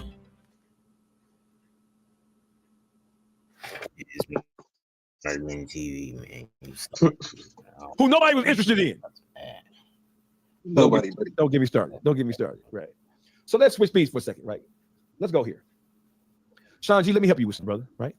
First of all, Sean G, when you say that the Northern District of Georgia, the NDGA acronym, right, they don't recognize third-party cooperation per se, right? I'm gonna say that's true. But Sean G, man, what they gotta do with the third-party cooperation that we are talking about that happened in Dion Cuffy Gatlin's case, where in which Tammy Cowin is a known confidential source of information for the federal government. What does the Northern District of Georgia have to do with the United States versus Dion Cuffy Gatlin, where in which Big Meech is being accused of being a third-party cooperator in exchange for favors that never materialized because he couldn't get that play off? What does the Northern District of Georgia have to do with Dion Cuffy Gatlin's case? Nothing. Nothing. The answer is absolutely nothing. Let me tell you why. And I want to be clear and succinct in what I'm about to say. Watch this. Sean G, the United States District Court, Eastern District of Missouri, the Eastern Division, United States of America versus Dion Lamont Gatlin, Timothy Lamont Rush, Andre Alfonso Rush, Lorenzo Ralph Gibbs. The indictment wherein which it is stated that Big Meech orchestrated and arranged this play from behind bars in exchange for leniency, specifically time cuts, right? It has nothing to do with the Northern District of Georgia. The indictment between Cuffy, Fidel Suarez, and Tammy Cowin worked with Big Meech's help. It didn't come out of the Northern District of Georgia. It didn't. So what the Northern District of Georgia does or doesn't do as it relates to third-party cooperation, whether they recognize it, accept it or not, it has no bearing whatsoever in this case at all. Because Cuffy's indictment, it did not come from Georgia at all, the Northern or Southern District. Cuffy was indicted by the Eastern District of Missouri. That's one. Number two, when you want to add Tammy Cowin and Keith Cromer and Jack Harvey was the lead agent who bird dogged BMF from the 90s, late 90s, all the way up until their indictment. Jack Harvey passed Tammy Cowin on to Keith Cromer. Keith Cromer interviewed Tammy Cowin when he reached out to her and said, hey, we're interested in keeping you going, keeping you on the rolls. Tammy Cowin asked one question, right? Two questions. One, what would I be doing? Keith Cromer explained to her that we're off these local Joe nigga ass niggas. We want the big fish. We want the Hispanics and the cartel members. That's what we want. Hispanics and cartel members. Don't forget that. But let me get right into this shit right here. She was targeting Hispanic. That's why she went for that. Cuffy's case don't have nothing to do with Georgia at all. I think you're mistaking the fact that Tammy Cowin, Jack Harvey, if you want to throw him in this, even though he has nothing to do with this, but you can throw him in there for just for conversational purposes. Keith Cromer. All this happened under Keith Cromer's watchful eye. With bits and pieces of Jack Harvey rearing, just popping his head back up every now and then to orchestrate some shit. Listen. Tammy Cowin lived in the Atlanta area. Jack Harvey operated out of the Atlanta area. Keith Cromer, DEA agent, operated out of the Atlanta area. Big Meech's indictment, his indictment. There were two indictments in the BMF saga. The first one was in 2005. They were indicted out of the Eastern District of Michigan. Watch this. It's important that we get there, right? Because somebody might try to throw something up, right? Can y'all see what I'm saying? That's the original indictment, and then all the defendants. When you look at that, that says the United States District Court, Eastern District of Michigan, Southern Division. That's Detroit. Southeastern Michigan. We know what that is. Big Meech's original indictment came out of the Southeast, came out of the Eastern District of Michigan. And I ain't finna jump around here all goddamn day. We're gonna get right to the heart of this shit. Right. We don't gotta cherry around this shit long. You're wrong. And here's why you're wrong. You're wrong because of several reasons. Reason number one, the indictment didn't come out of the Northern District of Georgia. The indictment came out of the Eastern District of Missouri. That's Covey's indictment with Fidel Suarez. The only connecting tissues to Atlanta or to the Northern District of Georgia at all was the fact that Tammy Cowin lived in Atlanta. Jack Harvey was an Atlanta field agent. Keith Cromer, who took his place, was an Atlanta field agent. He was based in Atlanta, Georgia. That's the connecting tissue. No parts of the drug deal that took place between Fidel Suarez and Deion Covey Gatlin happened in the state of Georgia, despite Tammy Cowin making phone calls, trying to orchestrate and arrange such plays. The actual activity did not take place in the state of Georgia at all. When Covey came to Georgia to work with Tammy on Big Meech's behalf before all this shit materialized, it was for the purposes of trying to land. I don't know what he was saying with that Northern District. I don't know where he was going with that. That was kind of the drug deal was orchestrated, arranged, or consummated, or carried out. His paperwork ain't no good. Paperwork ain't no good. So he went with Dogface. Big Meech's the BMF that came out of Georgia, not the first one. The first BMF indictment came out of the Eastern District of Michigan. That's Southeastern Michigan, the Southern Division, to be more specific. That's Detroit all day. The second, that was 2005. In 2007, the second indictment of BMF, right? When they rounded up 15, 16 members of BMF, that came out of the Northern District of Georgia. Yeah, but I don't know where it picked up the story and just posted the motherfucker. Watch this. Right. Hold on. Going with that one. You got motherfuckers like Shetty Nash. Let's go to Shetty. And then Sean G know the law. He talking about what somebody told him. He didn't say he researched this law and stuff. He's saying he quoted what somebody told him. So that was suspicious. You know what I'm saying? But watch this. Here's Shetty Nash. Good brother, good content. Here's Shetty Nash. Shetty Nash says, Big Meech did not third-party cooperate because the Northern District of Georgia doesn't allow it. Just to Shetty Nash, who's one of the most outspoken podcasters in the game right now. He has over 150,000 subs on Instagram. His word means something. Hey, Shetty. I think you should have properly vetted this before you just jumped on it without doing your research, Shetty. Here you go. You see that? Shetty know better. He supposed to be the hood lawyer. You should know better, Shetty. Shame on you, Shetty. Shame. Little white bitch got some nice titties right here, don't she? Little whore. No. Hey, Shetty. So if you think Meech knew at the time she was a rat, if he didn't know at the time, he certainly had plenty of opportunity to find the fuck out. If he didn't know, he had even Tammy Cowin is admitting that she said what she wanted in exchange for working with the DEA was time cut for Big Meech. That's what she said. That's the one thing that she is not refuting. Who's this nigga? This nigga, you spamming me, bitch ass nigga. I know you motherfucking lying, bitch. Debate TV on your bumper. Debate Harper, you bitch ass nigga. Go tell him that. We'll put this nigga up on my bumper. How does cop with bitch ass nigga on my bumper? You stupid bitch ass nigga. How he on my bumper? This nigga security guard claiming that he went to prison for armed robbery, but he out here with a bulletproof vest on. Told him, man, get your bitch. I'm blocking your bitch ass, stupid bitch ass nigga. Hold on. Let me block your bitch ass, boy. You block bitch ass nigga. Go be a bitch ass nigga on somebody else's channel, you bitch ass nigga. Cortez, good question, Cortez. He said, but what about the fact that the agents were out of Georgia? Hey, Cortez with the spoon. The agents could have been out of Honolulu, Missouri. Don't matter where the agents were operating out of. Federal agents can go state to state. All they do is check in with the bureau in that state that they there and what they working on to get somebody to show them around and stuff. You feel me? Fans go everywhere. They not limited to what state they work out of. They go everywhere. It's federal. So do we gotta say it again? So Sean G of the podcast for Soul stated that Big Meech could not have cooperated. Hold on. You see the title right there? Hold on. Let me make sure everybody can see this. Make sure everybody clear on this. He says that Big Meech could not have cooperated because the Northern District of Georgia doesn't allow it. Hey, Sean G, what does the Northern District of Georgia have to do with Big Meech? Big Meech's case was not in front of the Northern District of Georgia. That was the second indictment. Big Meech got indicted with T on the first wave, and that indictment was brought by the Eastern District of Michigan, Southern Division. They are the controllers of that case. Simple as that. So when you're saying, and when you did say that he couldn't have done it because they don't allow it, that's not true because they're not the governing body. They're not the governing judicial body over Big Meech in his indictment. The Northern District of Georgia indicted 16, 17 more BMF affiliates a couple of years later.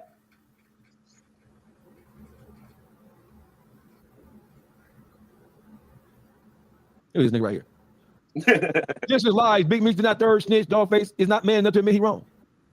Okay, I want to bite. Hey, man, where the link at? Let me see. Yeah, invite him in. I'm inviting you in right now. Hey, ride with me. Come on in here.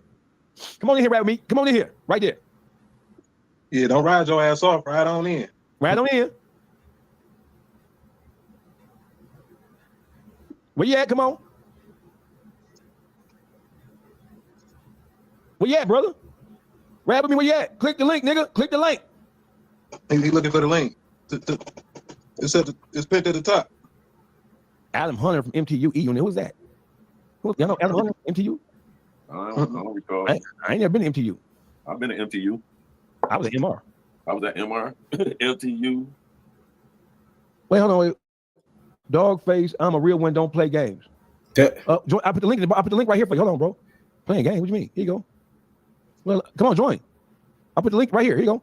Come on up here. State your piece. Don't be no coward hat man. No motherfucking keyboard on that motherfucking cheap ass Metro PCS cricket phone you get. There you go. Was that him? Who's this here? No, this ain't him. But I want to say something, Dogface. Check it out. I had a manufactured delivery case. I'm from Chicago. I had a manufactured delivery case, and I was offered opportunity to wreck. Right. The first thing they told me in the backseat of the car, right, it was the gang unit. I'm from the south side of Chicago. The gang unit from the west side, and the FBI was on the case. And when they came in, and when they raided my career, found the heroin, whatever, charged me with the manufactured delivery, I was offered to tell. And when they offered for me to tell, they told me specific words that I will not be on no paperwork. I do not have to come to court if everything pans out. So I just want to say, when people get talking about all this paperwork shit and all that bullshit, they ain't never been through shit. Like I've been told on. You don't gotta fucking be on paperwork and all that. They offered that. They had their reps. So I've been offered to fucking be a confidential informant and not sign no paperwork and not none of that shit to fucking tell. Me fucking told, it's simple as that. Like, Savior, y'all idol is a fucking rat. Like, it's not my business. I just want to say that shit because I've been through this shit. I've been told on. If none of your friends have told you about the skip forever button, those aren't your friends. This is Pi, and if it sounds familiar to you, it's probably because you've seen their ads. I've been told on, and I was trying to tell motherfuckers way back then, hey, this nigga told on me because I know from the scenario which I was told on from the paperwork and shit, and all my guys was telling me, hey man, show me the paperwork. I'm like, it's not on the paperwork. It's CS, confidential informant, so and so. So I'm glad this meat shit coming out because you just proved what I always been knowing, that these motherfucking rats ain't gonna show up on no paperwork. It's just not gonna happen. It's a new day. The motherfucking government protecting they motherfucking informants. They supposed to. That's right. They put them on the paper. They put them on the payroll. You right, Southside. Exactly. Like it's their job to protect them. This is a fucking resource. Who the fuck gonna fuck up that resource? That's like me, got to connect, and I'm gonna tell y'all who my connect is, so y'all ain't gotta go through me no more. Y'all can go through them. That's fucking up my whole thing. Like this shit not rocket science. Wake the fuck up. Only time they got to reveal them if you take it all the way to the box. You take it all the way to trial, and then you got the right to face your accuser. That's when they in trouble with having to show who they see eyes on. My lawyer told me, in this day, the only way you got to face your accuser if it's a murder. They started getting paid and they still working. They do not have the judge. They took them to the judge, and the judge deemed them credible. Once the judge deemed them credible, they do not have to show up in no court unless it's a murder. This is what my lawyer told me. Be quiet when you talk, man. With that shit.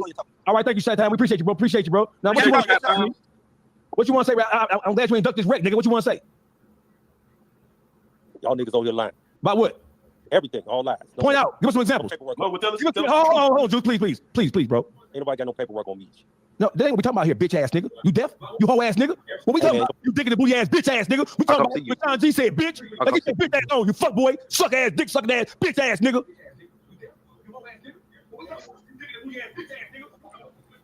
Good brother, how can we help you today, brother? What's up, OG? See, a lot of people don't know how it works, right?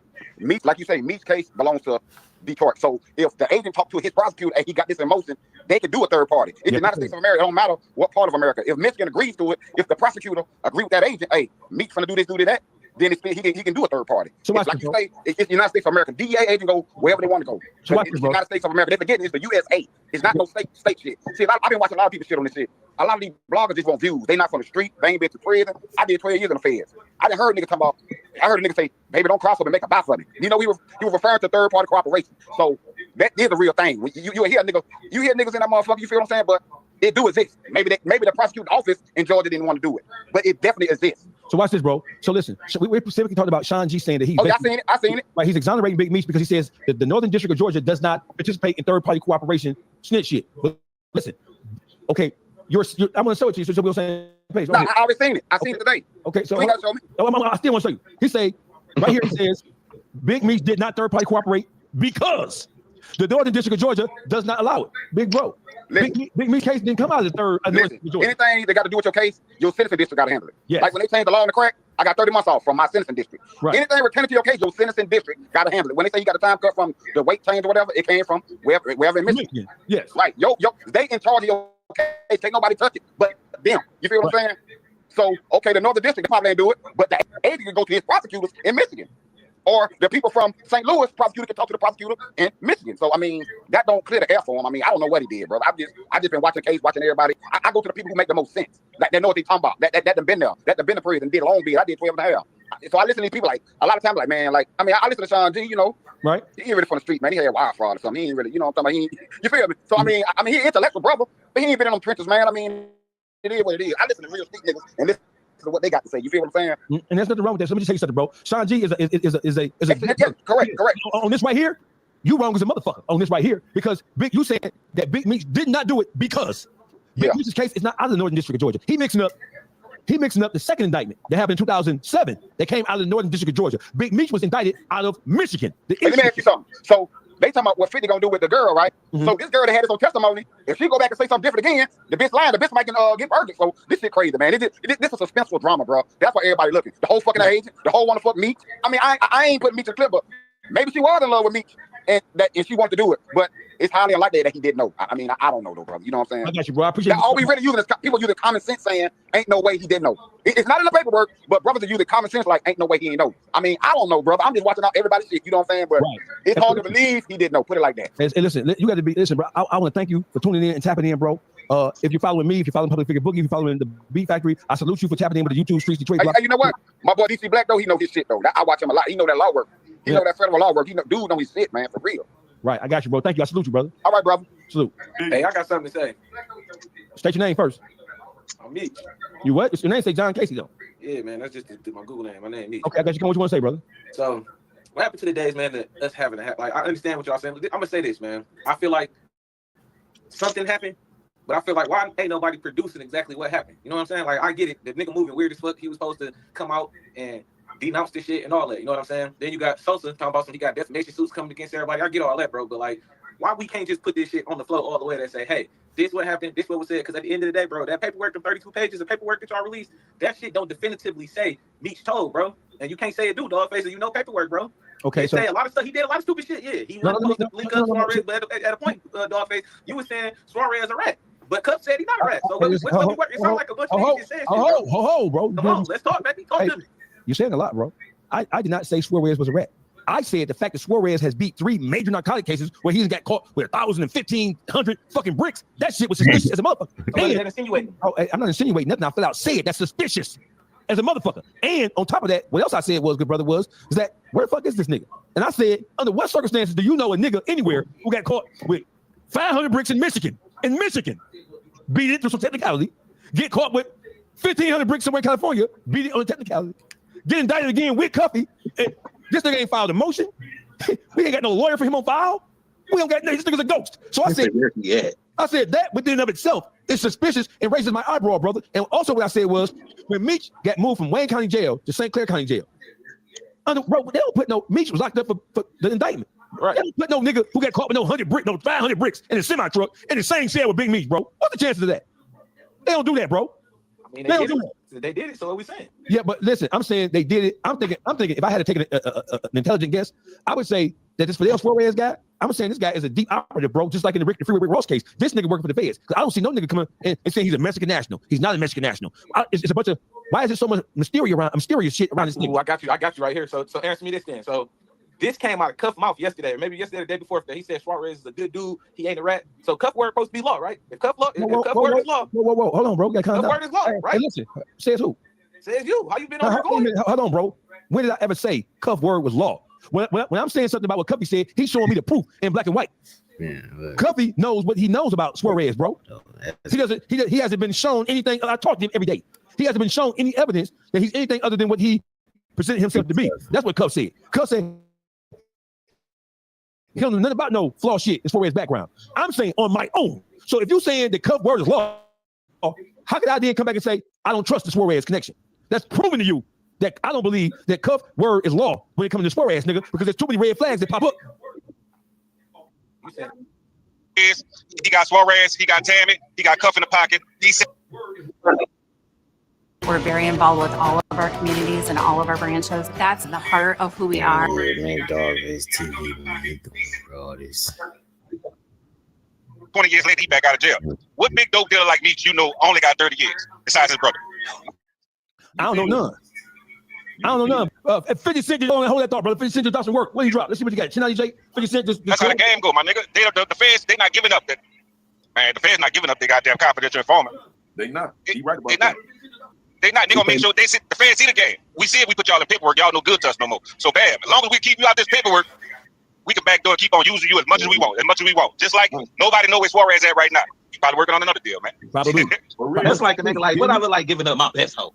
You see what I'm saying? Like, nigga, I ain't giving up my best hope. I want to comment on what the brother just said. He just said something that, so listen, we have people, that just, what we have here is a lack of overall knowledge about how the legal system works, bro.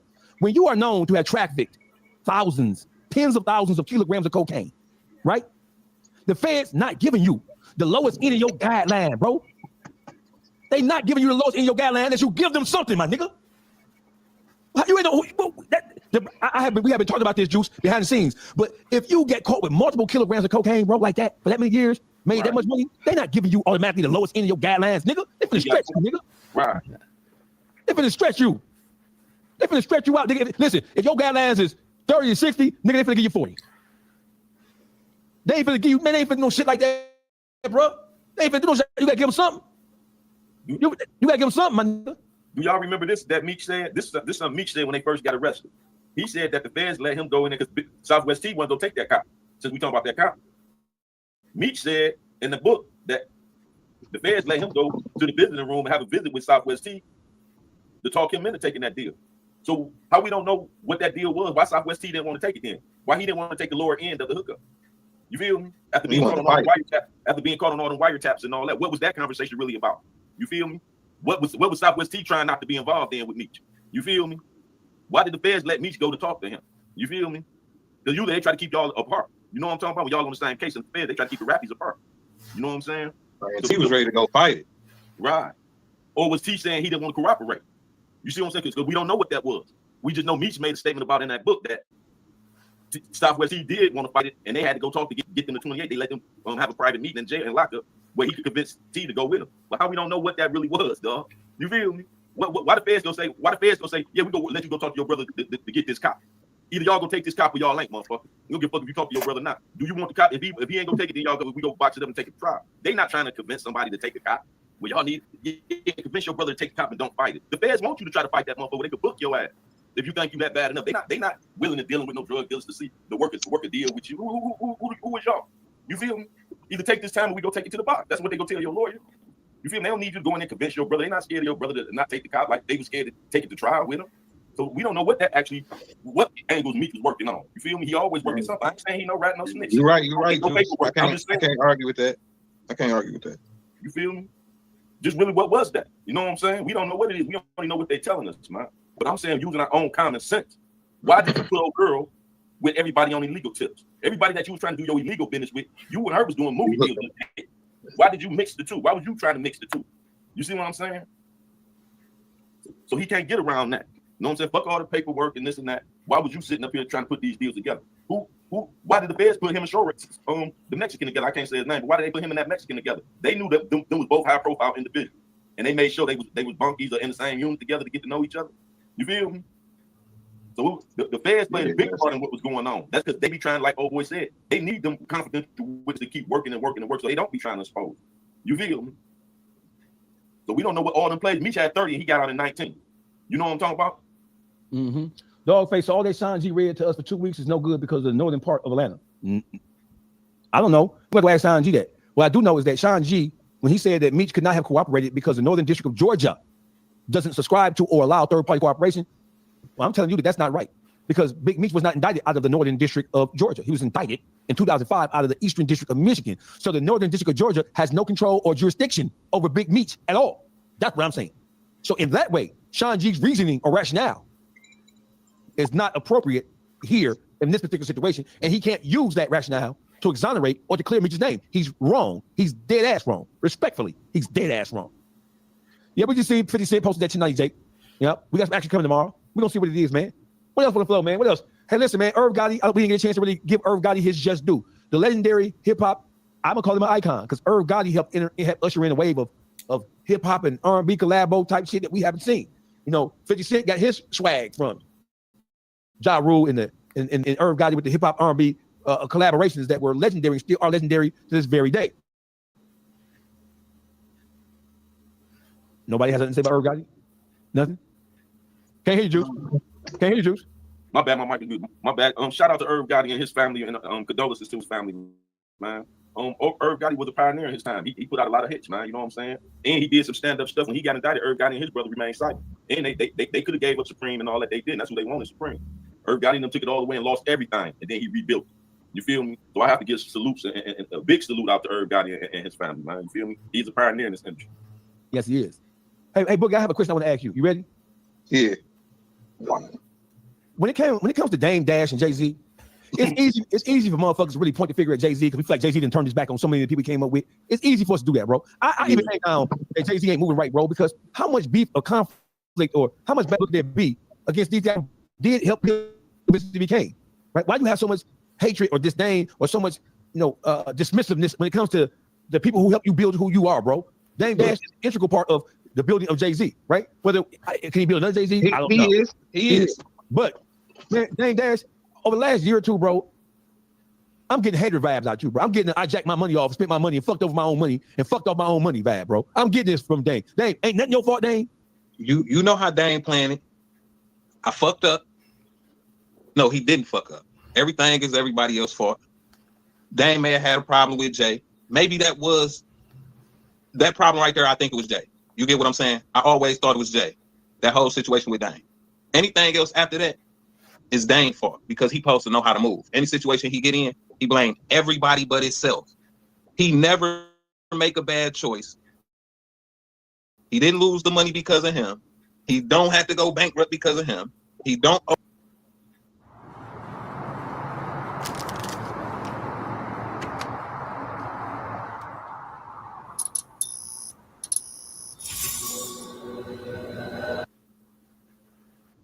He don't owe the IRS because of him. Him on the IRS, he put it on his tax people, his CPA people. Hold on, Boogie. So this person, Sweet Southern, says Sean G just going by paperwork in Georgia where Meech got in trouble. He didn't. She don't know what she's talking. Meech got arrested in Dallas. His indictment came out of Michigan. They caught him in Dallas. They caught Southwest T in Missouri. So why she feel? Because he was partying down in Atlanta, and that's where he mostly hung out. She feeling he got caught in Atlanta. Hey, Sweet Southern Soul. Is their name Sweet Southern? Hey, Big Meech's indictment. His indictment is out of the Eastern District of Michigan. He was indicted for conspiracy in 2005. Him with the majority of the BMF crew. 2 years later, another indictment dropped. The Northern District of Georgia, which is what Sean G is talking about, dropped their indictment. The Northern District of Georgia has nothing to do with Big Meech's case. They're not the controlling authority. They're not the controlling judicial body over Big Meech's case at all. And Cuffy and Fidel Suarez didn't get indicted out of the Northern District of Georgia. They got indicted out of the Eastern District of Missouri. So Sean G is not right and exact. I think Sean G thinks that the indictment in total with BMF came out of the Northern District in Georgia, but that's not true, my dear. Thank you. Oh, can I say something too before you pull them in? We got to give Dogface. We got to get condolences off the TR, man. You know, TR passed away, man. They told me, wipe out father, photo cheese grandfather, man. My condolences to them, man. Yeah, no doubt. There you go. Why am I stuck like this? Because that Wi-Fi, you got that cricket yep. metro. Your service nervous. It's raining here. That's that rain. Yeah. Her service nervous. That's God trying to watch them fucking Mexicans out of Florida. You know what? I'm just gonna go off the camera. I ain't playing with y'all. Bring your ass back up here. No, you ain't. No, they can't get rid of they can't get rid of all of them. Hey, watch it. Hey, listen, I'm gonna put it right. Hey, Van Dyke Diddy. He says Detroit gossip got kicked off already. No, that's our man. Where'd you get that from? What? Where'd you get that from? Shout out to Detroit Gossip. Hope you get better, homeboy. They just be typing because they got famous. Don't do that. Don't do that. Don't do that, bro. Hey, Henny. What's up? Man, we can't see you, bro. Come on up here. Come on. I can't. My Wi-Fi acting up. They gonna make fun of me, like y'all are. So They're gonna make fun of you anyway. Come on. Hey, Henny. Tell us what's going. Sean G came down and he said that Big Meech is cleared from, and he did not third-party cooperate because the Northern District of Georgia does not adhere to, subscribe to, acknowledge third-party cooperators. Tell us why that's not accurate by Sean G. Well, because Cuffy was indicted in St. Louis. He was not indicted in Georgia. The only portions of his case that had anything to do with Georgia was Tammy and Cromer. And Cromer originally wasn't even interested in Cuffy. This is why I got off camera. See, I can hear me without distraction.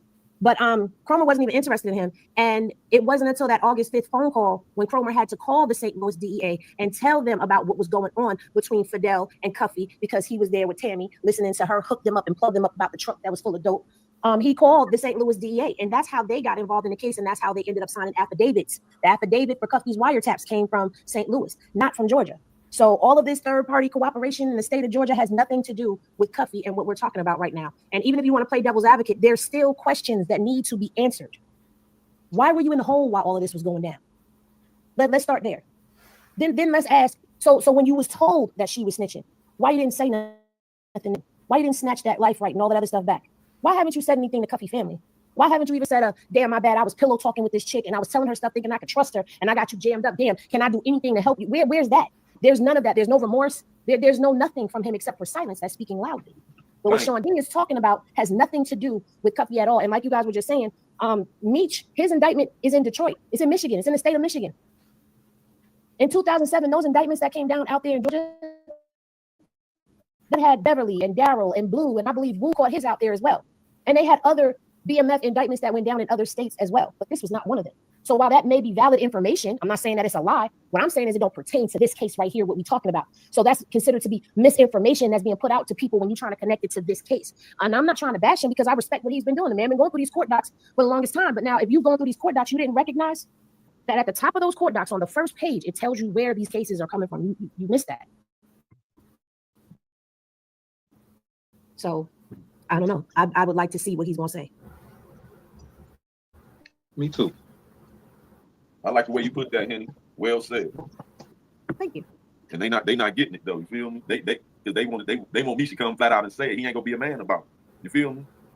See, but the thing is, people talking about, oh, his name, he ain't make no statements. Tammy is his statement. The biggest takeaway for me was when I sat with Cuffy and Cuffy said, Tammy, when she connected and told him about the truck with Fidel, he was taken back because he never talked to her about him and Meech's business. So how does chick know our business if you ain't telling her? Thank you. It's simple. Why was he connecting her to certain people? That's the whole thing.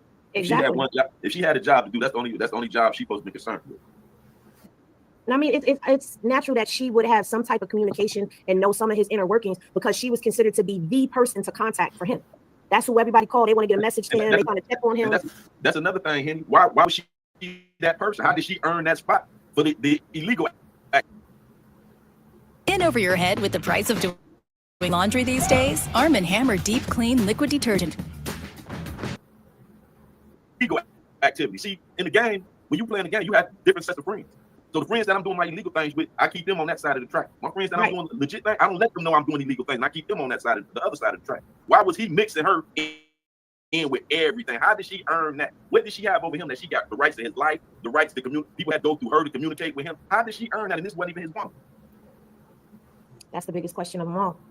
And only he can answer that. And I mean, damn, unless she got the golden snatch and he clapped them cheeks before he went in, I can't even see that. Like you gave her power of attorney. That's what bothers me the most out of everything. You gave her power of attorney over you, bro. Thank you. That means he control you and what happened with you. Exactly. And like you just said, Henny, after he found out that the lawyers contacted him saying that he in his paperwork, how he didn't snatch all his stuff back from her if he wasn't with that. Exactly. And he can't say he just found that out just now. You feel me? But see, my biggest thing, even with all of that, is why is that the only thing you're saying to her? Get my name out that shit. Right. So then let's go back to that. So that means you knew your name was in this paperwork. You knew it. Let's not skip that. You knew it. And the only response you had was to keep my name out that shit. Or get my name out that shit. Not give me my life rights back, bitch, you cut off. Not none of that shit. Just get my name out that shit. Come on, bro. All of this shit sounds suspect. No, listen, and don't nobody really want this shit to be true. But the fact of the matter is, if it walk like a duck and it quack like a duck, motherfucker, it's Aflac. There's no getting around it. Right. And the thing is this.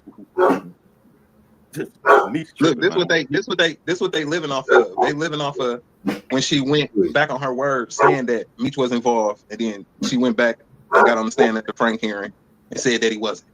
But she didn't sign that though, so that's not even valid. That's not a valid affidavit. But that's what they living. That's what they living off of. Because every time I watch something, that's all they be saying.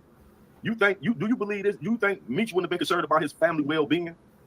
You just all he would say is keep my name out of it. You just set up a cartel leader that I introduced you to. His family and everybody would have been in danger. He would have thought that at least. That wasn't no concern of his. Just keep my name out of it. Not he's trying to reach these people, let them know, hey man, I didn't know she was about to do that. They set me up. He ain't trying to say none of that. Not only that, all her information was out there. Come on, man. It's just certain things that you wouldn't do playing on that level of the game that he was playing on. But see, even sticking to that topic that you just brought up, where people want to go in there and say, well, she said that it wasn't true, and she said she told them that it wasn't Meech, and the DA made it. Well, guess what? She said that after she met up with Meech. That's when she said it. She wasn't saying that before any of that. She was talking willy-nilly because guess what? Even in Terry White case, Meech name comes up. So you tell me in a case that happened in 2009, and this case with Cuffy happened, what, 2014? You tell me why Meech name over there in Terry White paperwork in 2009. Mm-hmm. And I'm trying to figure out what's the link between everybody. Right. Meech. Gotta, because here's the thing. He the common denominator between Fidel, Cuffy, and Tammy. Is there a link to Terry in there? Is Terry connected to Fidel because Terry was dealing with somebody named Yega down there that had connections in Mexico? Fidel had connections in Mexico. The game is big, but it ain't that big when you start getting down to moving keys. Yeah, you're absolutely right. You know, we all dealt with some of the same clubs. So you're absolutely right. You feel me? Because them Sin City boys was dealing with some of the same clubs Meech was dealing with. You feel me?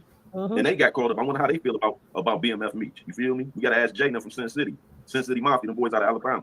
It's more players tied to this that ain't saying that. See, and then you got the BMF guys that know the truth, but they ain't gonna say nothing. Why? Because a lot of people know the truth about Meech. They ain't gonna say nothing because if he get that bag, they know he be friendly with that bag, so they want to be able to eat with him if he get another bag. You feel me? See, money play a part of a lot of guys' decisions and the moves they make because they want to sack, they want to chase the sack. You know what I'm saying? They can't stand on their own. So, Meech tripping, man. That's all I can say, dog. He got all this in the uproar, and he's steady running around trying to find him some money. Ain't nobody hating on Meech. He been gone 20 years. They tell him some people broke and hating on him. He ain't got no money. He just sold his son out to get some money from Rick Ross. Now he running around with Rick Ross and Floyd Mayweather. Come on, man. He doing things that's how broads do things, man. They run around see who sack they could get. He making complaints about certain people ain't dropped him no money and all that. What they owe you money about? So listen. Let's say he didn't snitch. Let's say he not a rat, which means he despises it. And after going through all of this, he really don't want nothing to do with rats, right? But then you out of jail and you staying in a rat house. QCP. You just can't get away from that, nigga. Huh? You ain't even talking about QCP like that. He just can't get away from rats if he wanted to, huh? You ain't even talking about QCP like that. You need to watch your mouth. They watch his mouth. Let me hold on 1 second, because you got a sweet Southern JJ back in the comments talking about he may be the common denominator, but we want to see where it says that. Okay, so you need to go over to my channel and look at the video that I dropped last night, because that paperwork that says Gatlin Watkins, I believe it is, across that paperwork, Meech name up in there, and that was written by a TFO Buds. Wait a minute, so pull him up, get his ass together, Henny. Pull him up, get his ass together. Because you acting like we up here just talking because we got lips and running our mouths, making speculations and trying to spread rumors about somebody. Don't nobody want this man to be involved in this. Not no people from the streets. We don't need this type of shit on people who come from our generation. Thank you. So at the end of the day, no, we don't want it to be true, but his name is in it. And y'all got to stop looking at shit with your emotions and start using your logic. And this is a woman telling you that. Get out your emotions.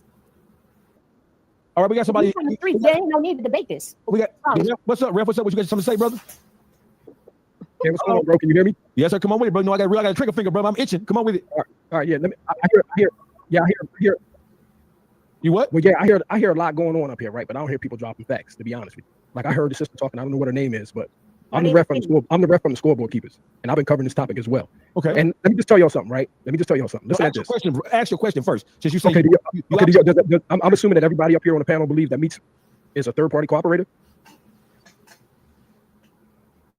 Without the ones like you working tirelessly to keep things running, everything would suddenly stop. No matter your in professional grade supplies, call, click Grainger.com or just stop by. Grainger.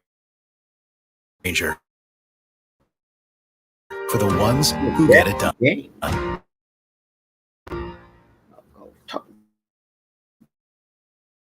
What's sports, bro? What's wrong with You're assuming? Ask the question. Something ain't no.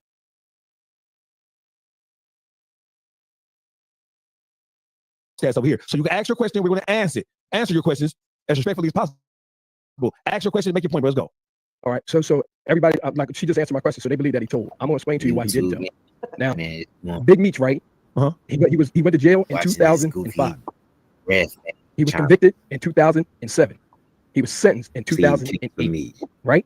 When he pled out to a deal, which made him ineligible for a 5K1. The only thing that was on the table was a Rule 35. In order to apply for the Rule 35, you have to apply for it within 12 months of your sentencing. Rule 35 is post-sentencing. 5K1 is pre-sentencing. Brother, I'm going to stop you right here, right? So you're telling us something that we already know. What we're saying has happened in this case is something that we are now learning is a part of what happens that is outside of the framework of a 5K1 and a Rule 35. What I want to tell you is this. I'm going to let you continue. Right? Because I see you coming with it. I'll let you continue. So let me ask you a question about what today's subject is. Today's subject is Sean G from the Podcast for Soul. I'm sure you saw that because you look like you're a very studious person. He came down and he said that Big Meech is not a third-party cooperator because the Northern District of Georgia doesn't allow for third-party cooperations. I want to ask you a question about that, and then I promise you I'll let you get into your spiel. So Sean G said, as you've seen, that Big Meech couldn't have been, or he can't be, or he didn't third-party cooperate because the Northern District of Georgia doesn't subscribe to third-party cooperations. Is that an accurate statement on the face of it, or is something that he's saying not right and exact? I don't agree with that at all. I believe that everybody will accept. I believe that every state, but if you have some information that can convict somebody and you want to give that information up to the proper authorities, they're not going to deny you of that. So saying somebody can't I'm sorry. So saying somebody can't become a third-party cooperator just based off of locality is incorrect. Now, I did a video the other day where I mentioned that, and I didn't say why, which I did on my video tonight. I said, and for some reason, I don't know why, I'm not accusing anybody, but it was funny that was an issue today. Now, when I said that Big Meech wasn't eligible for the 5K1, I never said why on my video. I knew why I was saying it, right? But then all of a sudden now it just came up that he wasn't eligible in the Northern District of Georgia or wherever it was. I just don't find that credible at all. I don't know who told him that. I don't know where he got it from. I believe that if he wanted to be a 5K1 anywhere he wanted to be on this planet, in the United States, he could have been one. But the fact he's talking about in retrospect, he's talking about after the fact, something that we traditionally look at as a Rule 35. This is not a Rule 35. This is a so he's saying that the third-party cooperation is not a Rule 35. The third-party cooperation is a new caveat. It's a plot twist in the land of rat bitch ass niggas. So a third-party cooperator is something, and I'm going to interview the sister tomorrow, whose husband had a business in which they made millions of dollars setting up third-party cooperation plays all across the country. It is a real case. My question, Ref, is this. My question is, Sean G said, respectfully, because I like Sean G. I'm not going to keep on saying that, but I want to make sure I'm as respectful as possible to the brother, because the brother, I know him to be a gentleman. I just think he's misguided here. So he's saying that Meech can't be or did not do a third-party cooperation deal, which is not a Rule 35 and not a 5K1. A third-party cooperation is when you have somebody else act as your proxy who's working in a concerted effort with the government to convict somebody or to provide evidence or information leading to the conviction of somebody else in exchange for an off-the-record benefit for somebody else. Now, so the majority of people in the land of politics or the land of law, in the hoods across the world, across the United States, they didn't even know that you could do some shit like that. Sean G said he didn't do it because the Northern District of Georgia doesn't allow for it, doesn't prescribe to it. But Big Meech's case, he was not indicted out of the Northern District of Georgia. He was indicted out of the Eastern District of Michigan, the Southern Division. So the Northern Division, the Northern District of Georgia does not have jurisdiction over anything concerning Big Meech. Now, the other members who were indicted later, yeah, but not Big Meech. So it is for that reason why we are all saying that what Sean G said is not right and exact and is not accurate, brother. What say you about that? Okay. One, you said a lot there, bro. You said a lot. I'm sorry, bro. I'm a long-winded motherfucker. I'm sorry. That's cool. Listen, one, it sounds like a lot of people are changing the laws of the United States. Okay. Yeah. The laws of the United States hasn't changed, not unless there's been something written into legislation that's changing these laws. In order for you, okay, the person that is looking for a deal, you have to be a government informant. You have to work for the government in order to get the deal, because the deal that's coming your way, okay, it has to be signed. You have to be signed up to actually physically work for the government. It can't be, I'll give this information to you and then you get this deal from me. It can't work like that, because this man is incarcerated. He has to do some of the work. He has to carry some of the load. He has to do it. It can't be just based off of information alone. If it was based off of information alone, you would have everybody in jail filing for Rule 35. Everybody in prisons would be filing for Rule 35 right now if that was the case. If I was in jail right now and I knew that I could just give somebody some information that can go towards my sentence, I'm filing for Rule 35. But they have laws to keep this Rule 35 constricted to where people are not abusing it, where people are not abusing the Rule 35 and taking advantage of it in order just to get reduced deals. Okay, hold on, though, brother. So this takes. Hold on 1 second, brother. So listen. So I want to maybe I'm going to assume that you're aware of this. There were a group of attorneys in the great state of Florida who were tried and convicted of running third-party plays, charging families $50,000 to upwards of $100,000 to orchestrate.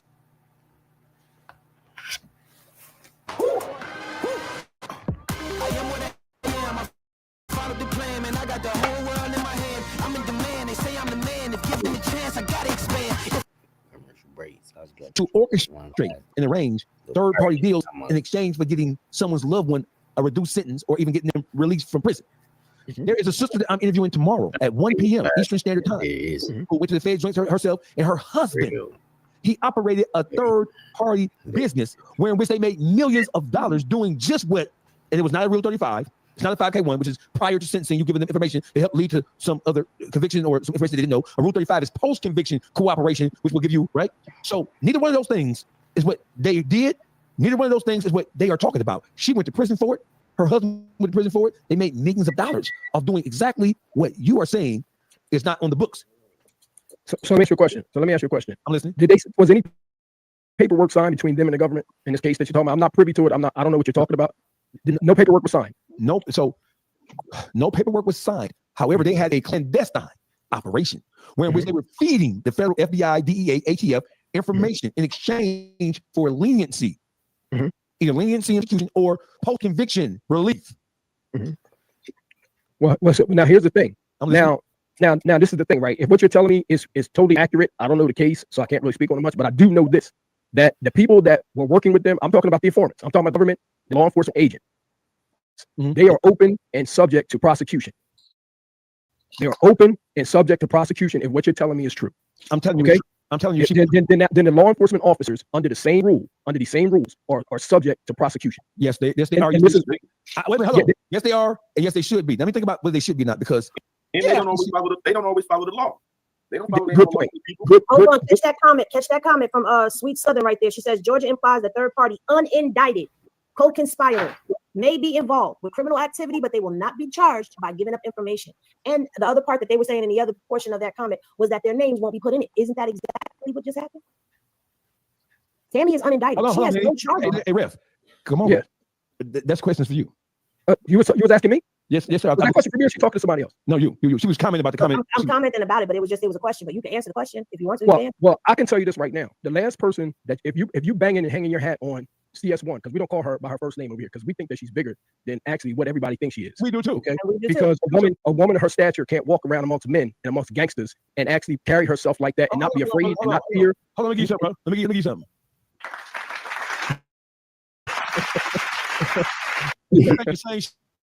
Shit. We on the same page right now. Well, she reminds me of somebody with some different kind of letters. I don't want to say it on here, but it's just a hierarchy than where she was. I don't think she feared the people that she was around. Somehow she got around even her coworkers. She sent Yeah, man, this dude, he said he finna watch the rest.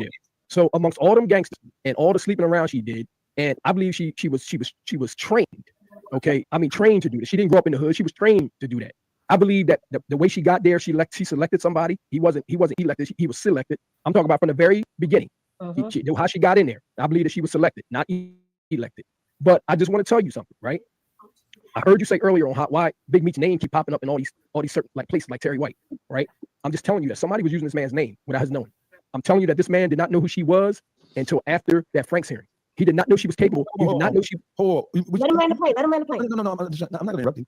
When you say this man didn't know who she was, are you saying that Demetrius Flannery didn't know who and what this devil in the red dress was?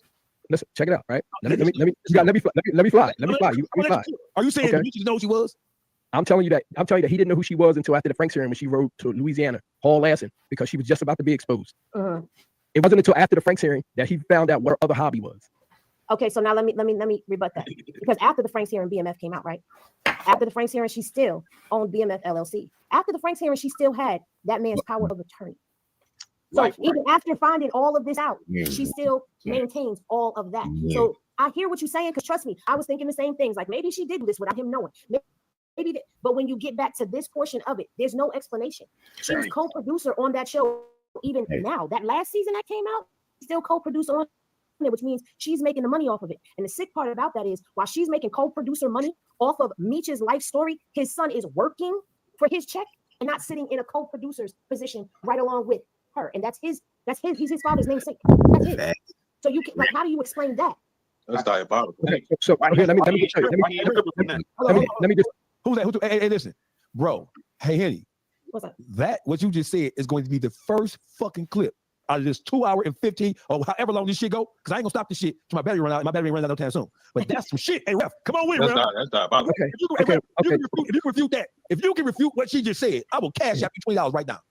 Well, you can keep your money, brother. But I mean, I might break the bank. But I'm gonna just tell you this right here. Like you said a lot and you said a mouthful, but none of that really means anything. Because first of all, she had his she had the BMF Entertainment Group in 2008. Okay, so she had that. Right. So she had to a company called Fury and Emmett or something like that. And at that point in time, after the deal was signed, the contract was signed. Hold on, brother, don't go nowhere. I want to see your face, brother. After she did that, see, it was things that went on in between there that you didn't mention. And when she sold that deal, I believe it was in 2014. I got it in my notes. Okay, it was in 2014. This was something before it got to 50 to where it is now. So when she signed that deal with that company, it just wasn't the rights wasn't exclusively Big Meech's at that point. It belonged to the people that they sold it to, the rights that they're going to be able to push it because this is a contractual situation now. So she's in it, the contract, no matter. Man, these commercials.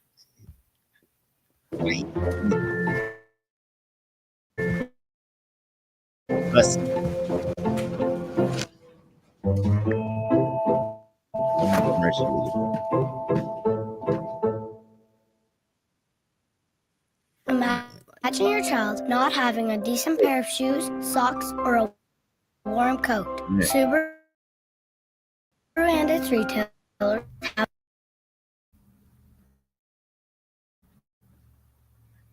the contract, no matter who she is, you can't write her out. And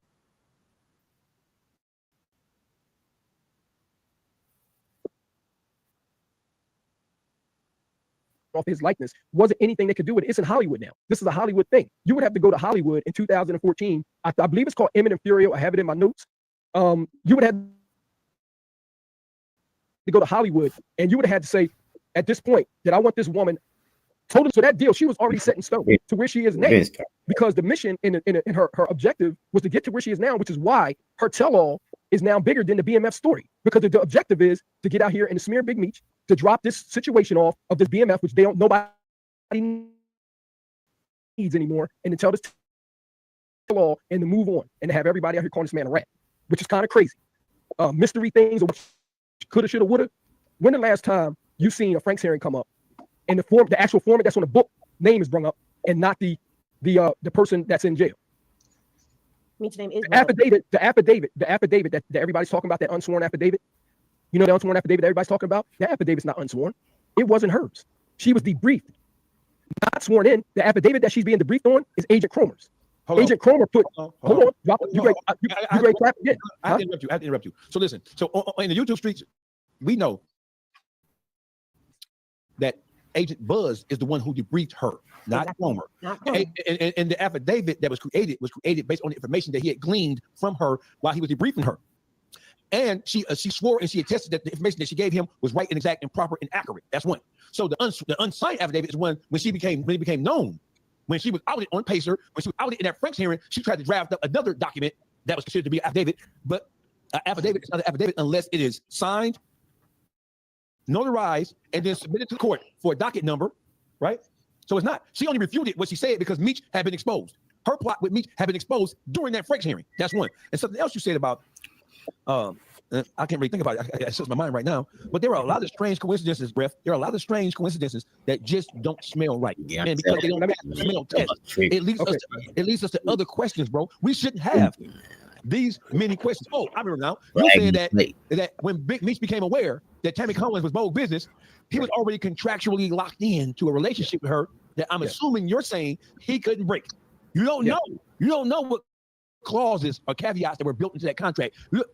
First of all, he broke them now. They broke down. So why couldn't he break them when he found out what was going on? It's between you and Tammy. Play, man. Wait a minute. The last time I checked, Little Meat said, 50, I'll see you next year. And he said, little nigga, what next year? So it don't sound like it's gonna be. So it don't sound like it's gonna be another BMF. That's first and foremost. So what Second, happened? hold on. Let's start with this first. No. Right, listen. So 50 has a contract with Stars. So the show is going to go on. The next season has been filmed for 6-7 months, right? The show is going to go on minus little funky ass baby Meech. And not only that, to go back to the company you're talking about, you know, she dissolved her BMF company in 2004. I mean, 2024. So that just recently happened. And I get where you're going and you're saying all of this, like she was already in the contracts and all of that, but you still are not attesting to, or you're not hitting the mark when it comes down to why he ain't say nothing. Why is he still quiet? Why he hasn't reached out to Cuffy family in 11, almost 12 years? Why is he not trying to make it right? You can come with all of that all you want to, but when you bring it down, there's still facts out here that regardless of whether you want to acknowledge them or not, there's concrete facts, questions that people have because this shit don't sit right. And you can't sit there and try to make it right. And not just that. Once he found out what she did, she violated the contract that they had then. If she put his life in danger, his family in danger, and broke his relationship with one of his right-hand man, you feel me? So he would have immediately, out of anger, he would have called, hey, get in touch with them, get them on the phone. She just put me all in type of danger. She got the feds and this, that. The deal off the table. It's a breach of contract, and they would have removed her and just dealt with him. She's not needed if they got him. She's only needed because he used her to utilize her to do his footwork because he was in jail. But why did she? Buenas noticias para los clientes de Spectrum Internet. Ahora puedes probar Spectrum Mobile por todo un año sin costo alguno. Be associated with each other, man. Like, if you do something like that to one of my peoples or somebody I'm close to, it, I don't care. I don't care how cool we is, dog. We gotta cut that contract, whatever. We gotta make this right. Boom, go on your way, get your little bread, whatever. Boom, gone. I don't care. But I ain't gonna be still. Hell no. Reach out to my man, and I ain't, man. That's all cold, man. Y'all did Cuffy like that, man. His life rights. She could have went and worked the movie deal without getting life rights. What made him give her his life rights, dog? And his power of attorney. Because that right there, that is the kicker to me of everything. I keep saying that. Ain't nobody just giving that type of, his story worth millions. He knew that off the dribble. So who would just get him right stuff like that, man? Without something hidden, especially to somebody that just supposed to move like that. You didn't know her that well, that she was a rat, and you decided to get her power of attorney over your life and your life rights. Make that make sense, man. He ain't no stupid individual. He was handling millions of dollars cash. You feel me? Can I answer that question? Go ahead. All right. Okay, it was Cuffy that had to connect in Hollywood to MC Hammer's brother. Okay, Cuffy told her to go get them rights because they was great. Make that move. So it was his homie. It was somebody he could trust it. So now answering your question on why he would do something like that, because the play was for them to go and get paid, and he gonna take care of his family in the process. So him signing over his rights, I had the same question at first. Why would he do that? But then it made sense because if you give it to your boy who got this pull and you already got this connect in Hollywood, it's gonna happen. Now my issue is this, right? Like I said, in the streets, you can't put that type of jacket on somebody unless you got concrete evidence, because that type of jacket is a certain. We all know what happens with that when you start talking about somebody around there telling. So listen. What you? Huh? People, things happen. Things happen. All these guys been ratting, ain't nothing been happening. Listen, man, listen. I know, but listen what I'm saying. I'm talking PC'd up. He was walking the yards. And we all know that when you say something like that, the word gets back. The man was subpoenaed. Okay, when his name came up. Okay, if you in a Frank's hearing and you watch this, I'm gonna tell y'all something. To try to win their Frank's hearing, it was tailor made. That's why he's sitting back chilling right now. You don't come out and you don't get on the phone and start threatening people when you're on probation and on parole. Why you think you saying? Hold on. Let me finish. First you just said what happened to you for being a rat. Now you saying it's cool. Somebody saying you a rat. Make it make sense. Listen to what I'm saying. Listen to what I'm saying. You don't gotta be argumentative, bro. Just let me finish what I'm saying, and then you can just go at it. Listen to what I'm saying to you. What I'm saying is if Hey, Ref. So let me just say one thing, right? And I'm gonna let you do your thing. We don't all agree on this subject in totality ourselves. This is not us versus you thing, bro. I'm letting you as of right now, you've been up for 20 minutes, you're getting off. And we got 700 motherfuckers in here, so your word is being heard all across the goddamn YouTube streets. So, okay, bro. I mean, but just as you are, I don't want you to. I want you to get off of your thing, but bro, we ain't We're not against you. Okay. We admire people who have the mental capacity.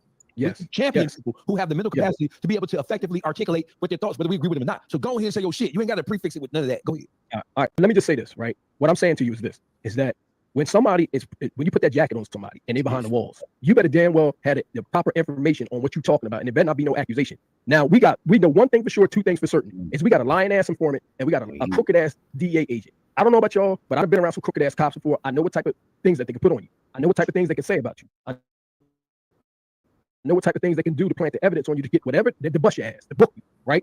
This man behind bars, if his name came up in the Franks hearing, which they used, right? Cuffy and then went and used the same defense, right? Mind you, they were tipped off by the CS1. CS1 tipped off Cuffy's defense team. She tipped them off about the unsworn affidavit. This wasn't just anybody. She tipped them off and gave them the information that they used to beat their case. That was tailor made. That's not right. That's not right. That's not accurate. That's not an accurate statement. First of all, what happened was this.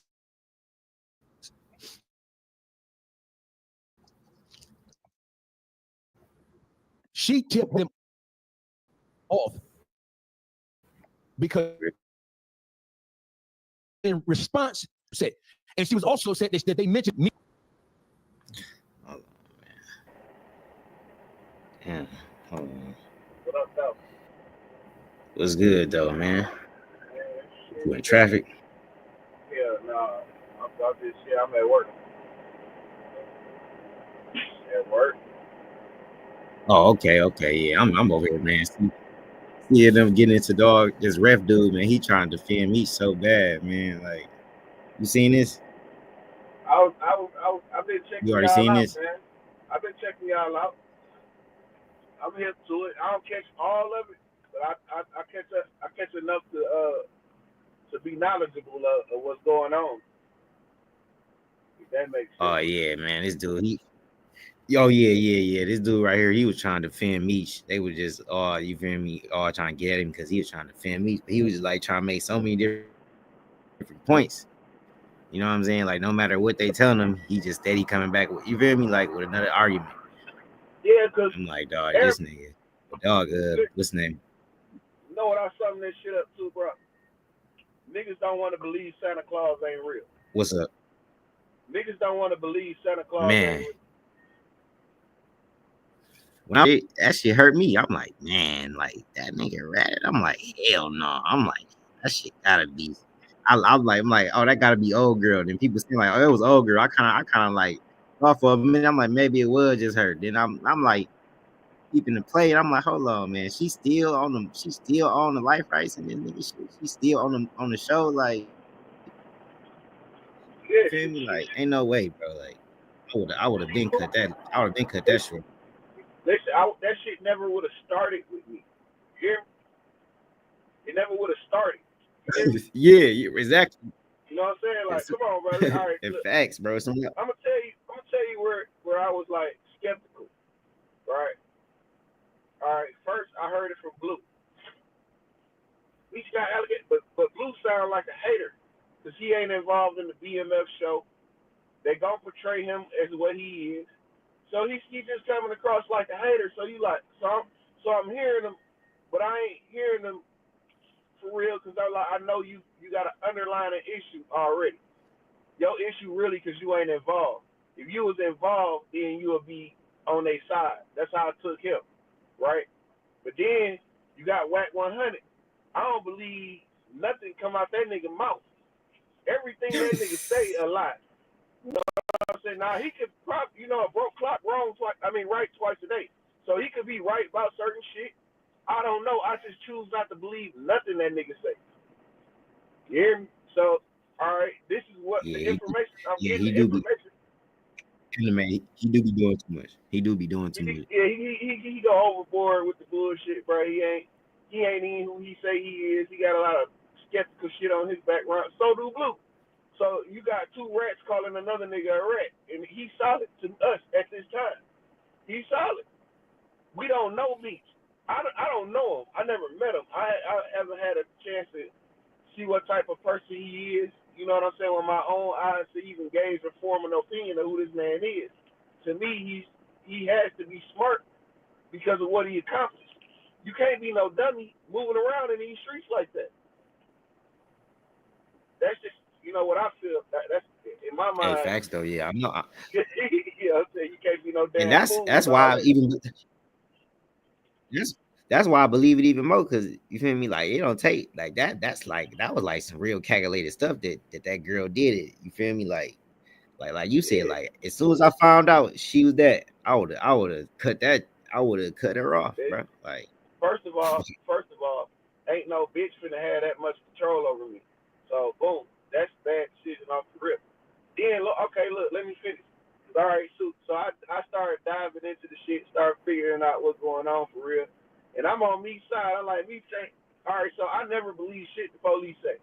Right? So the police on the stand in one set of transcripts, it says the police said Meech had involvement in actually setting the play up. Okay, I don't believe nothing the police say, because I know the police lied on me. So I ain't finna just believe shit that come out their mouth. All right, cool. So number two, the bitch said, well, Meech ain't had nothing to do with it. But that was a different affidavit from the one that was originally filed. But even with that being said, it's always hoe say no way. You know what I'm saying? Ain't no way I'm gonna hear what this hoe say. So yeah. bitch, you already you don't know what's real. You don't know what she right. lying about.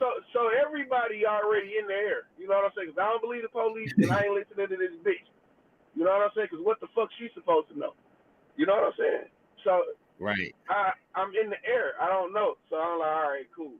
But shit, obviously she knew enough to get Terry White booked and start the investigation and get cuffing them books. So she knew enough. She wasn't no dummy either. You feel me? No, and she got them life rights. Listen, man, it's not and her name on that show, and she. Bruh, we not giving that bitch that much credit. These niggas are stupid. Ain't no way in the fuck I never involved no bitch in my street business, bro. That bitch ain't that smart. Facts though, yeah. These niggas just suck. They just impress the bitch ass niggas. Yeah, that's what I think. It like niggas just they gave her they was on some sucker shit. Like that's what I believe it was, like, cause she ain't ugly. You feel me? So she. Listen, man, that hoe has some grip. What? She cute. She light skin. You know what I'm saying? She'll win. Light skin, grip. Fact. Man, what? You know what I'm saying? And she informing those motherfuckers. You feel me? Like what better way to get motherfuckers out the way or help me out? You feel me? Like. Listen, bro. What's the most? I ain't saying it's right, but you feel me? Just think it was instead of it. You feel me? Like. What's the most common downfall of any nigga? A bitch. Facts. Female. Yeah. Man, bro, don't let her be no smart. Hold on. Let me take you out this motherfucking radio. Man, what? And then she did. Hold on. Let's see. Oh yeah, that motherfucker skipping. All right. Yeah. You hear me now? Can you hear me? I hear you way better now. All right, bet. Yeah, Listen, I hear you. man, I hear you way better now. The most common denominator of a nigga downfall is a bitch. The most common denominator of a group of niggas fallout is a bitch. These niggas get money, they get girlfriends, and these girlfriends have influence over these niggas, and they make bad business decisions when it comes to the group. And that make the right hand man be like, nigga, you listening to that bitch? Because I know what my homeboy sound like when I've been talking to my homeboy for years. This bitch come around, my homeboy don't sound like my homeboy no more. He sound like this bitch. All right, that's a little too much. I'm gonna get back on the topic. Man, dog, look, that shit, man, dog, that shit turn nigga on to a different nigga. It do. It always do. Love her. It always do. Because now you feel me, nigga be Meech's name in Frank's hearing. So what Meech was talking about when he. Yeah, man. Hell yeah. Look, It's best to not get your feelings involved, man. For real. It's always best not to get your feelings involved. I used to I be listen. I listen to myself talk, so I used to catch myself saying, "Well, I feel like," and then I was like, "Damn, I don't really feel that. I think this." You know what I'm saying? Like logically, the way I piece this shit together, this is what I think. It's not about it based on the feeling, because when you start feelings, this shit gets shaky. So you know, Man, imagine meeting a motherfucker they seen. Imagine meeting a motherfucker they seen cool. The next thing you know, you feel me? She doing that to niggas. She putting niggas behind that way. You feel me? And she might do it to you, type shit. Like you got your feelings like that shit. Like that shit'd be crazy, bro. Like it would not. I wouldn't even. It don't surprise me. What surprised me most is, well, what made me understand the mentality of the nigga I was forming an opinion of is when he got out and he took that picture with Rick Ross, knowing his brother did the exact same shit. He took a picture with Preem's son. Man, and that almost got shit fucked up. So when you make it, I understand. Now he was. Huh? No, I'm saying now he full fledged. He with Floyd now too. So. Well, he gotta be.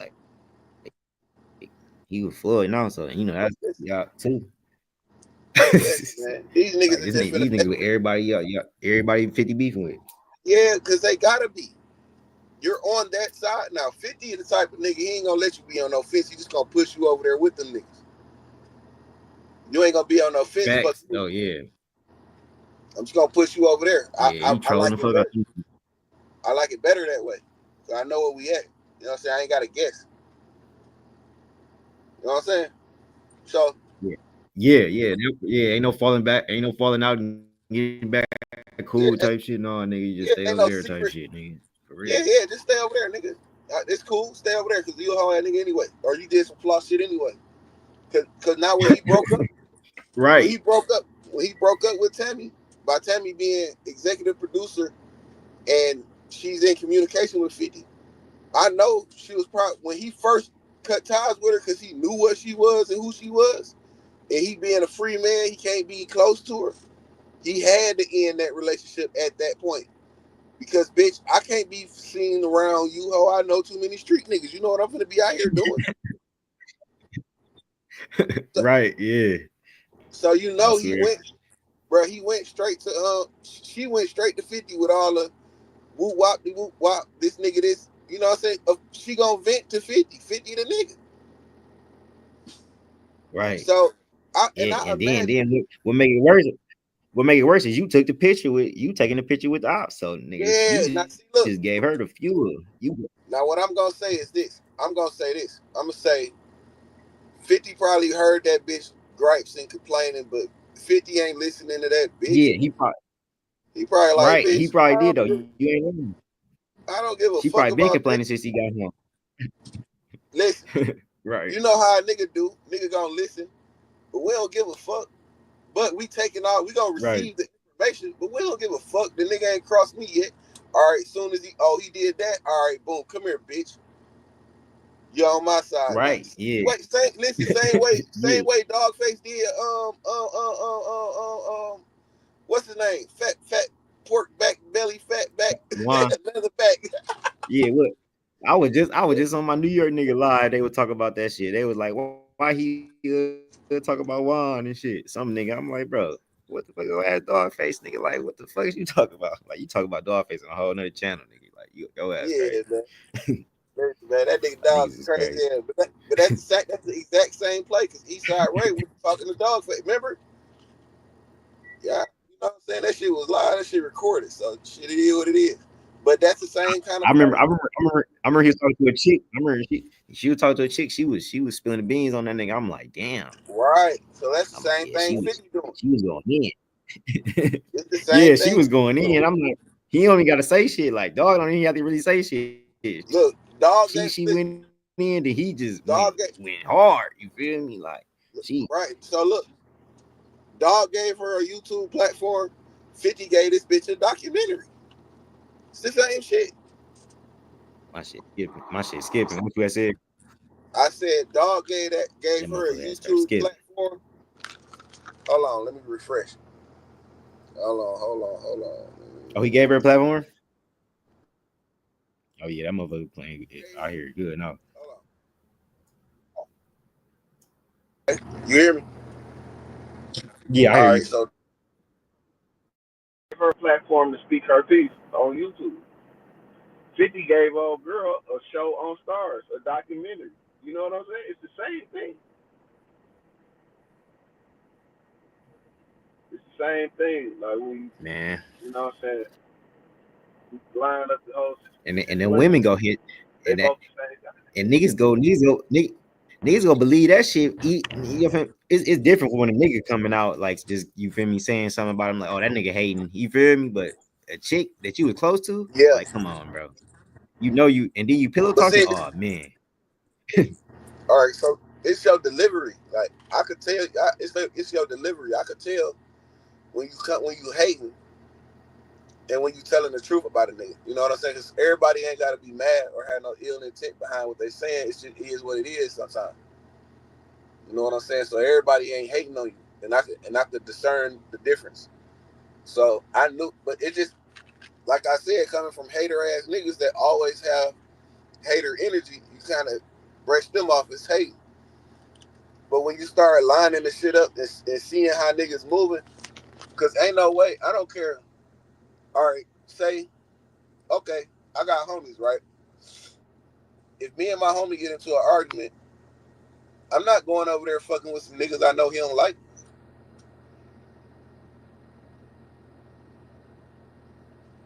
Oh yeah, facts. That Yeah. enemy of a Especially if you my homie, like, man, what? Ow. Listen, bro. Me and my man gonna fix that. You know what I'm saying? But even if we don't, fuck both y'all niggas. Like only way I'm doing that. Right.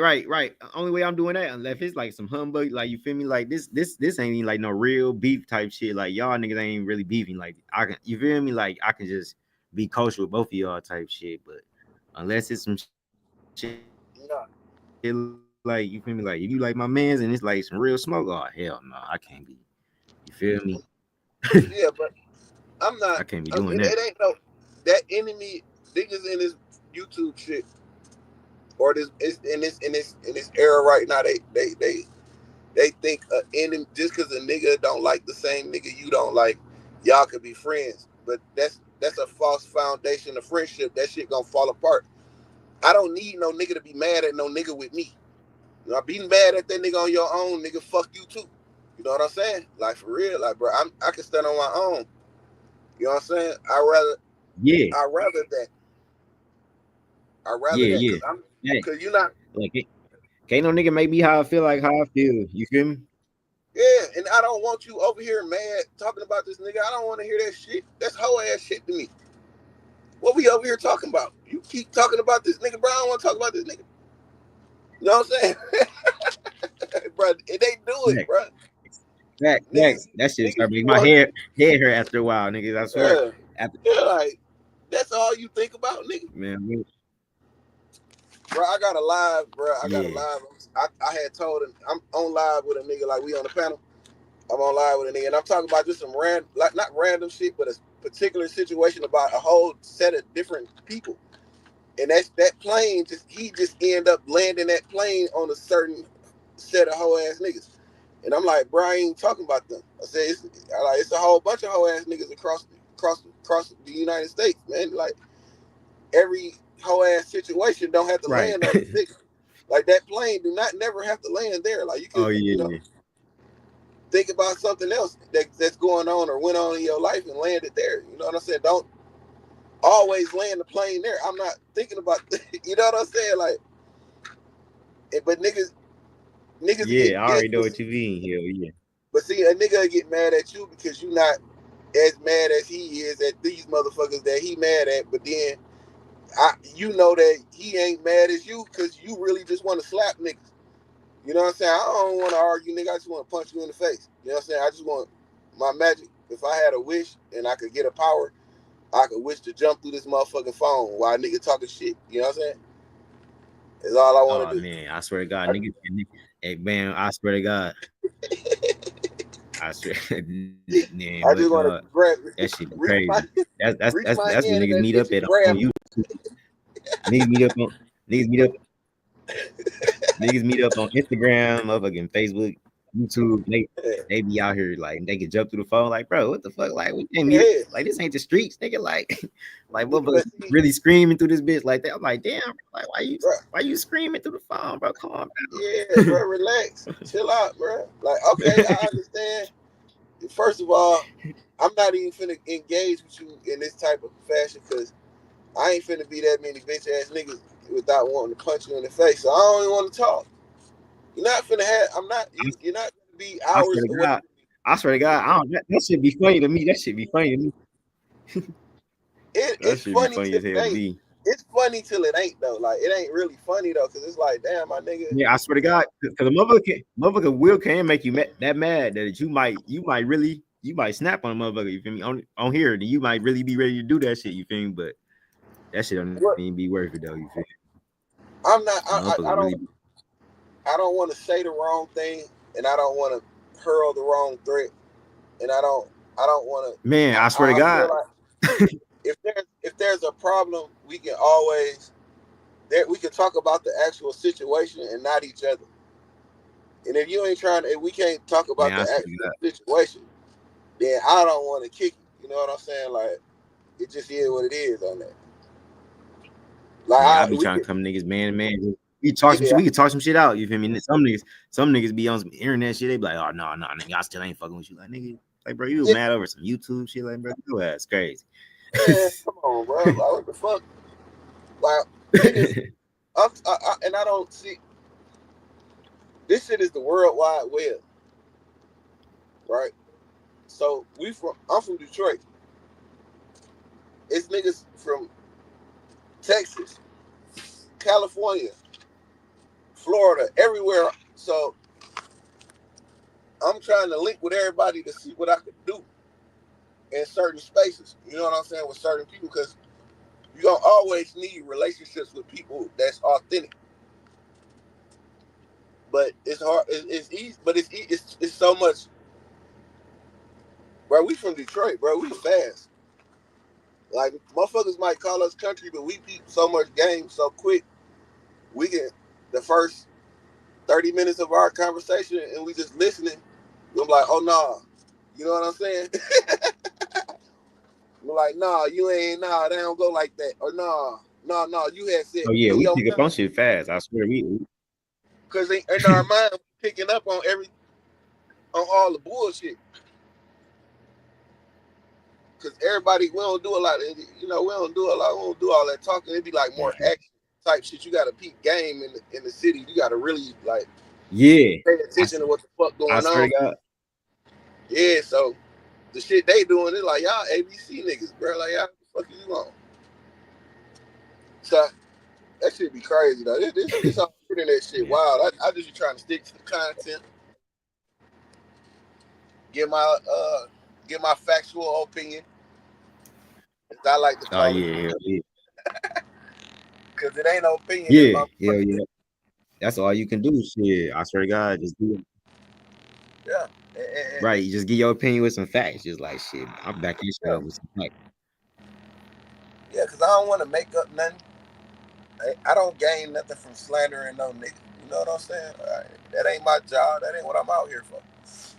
You know what I'm saying? But to create. Yeah. You know what I'm saying? Some content and create some support and create a movement. Yeah, I'm with all that shit. But I ain't here to create no drama, bro. That ain't my thing. Cause I'd rather just give a nigga a bus ticket to where I'm at. Just come be disrespectful like that. Like we could cut the cameras on and shit, and you can just talk crazy as you want. But I'd rather you do that where you could punch me, like you can hit me, like for real. Like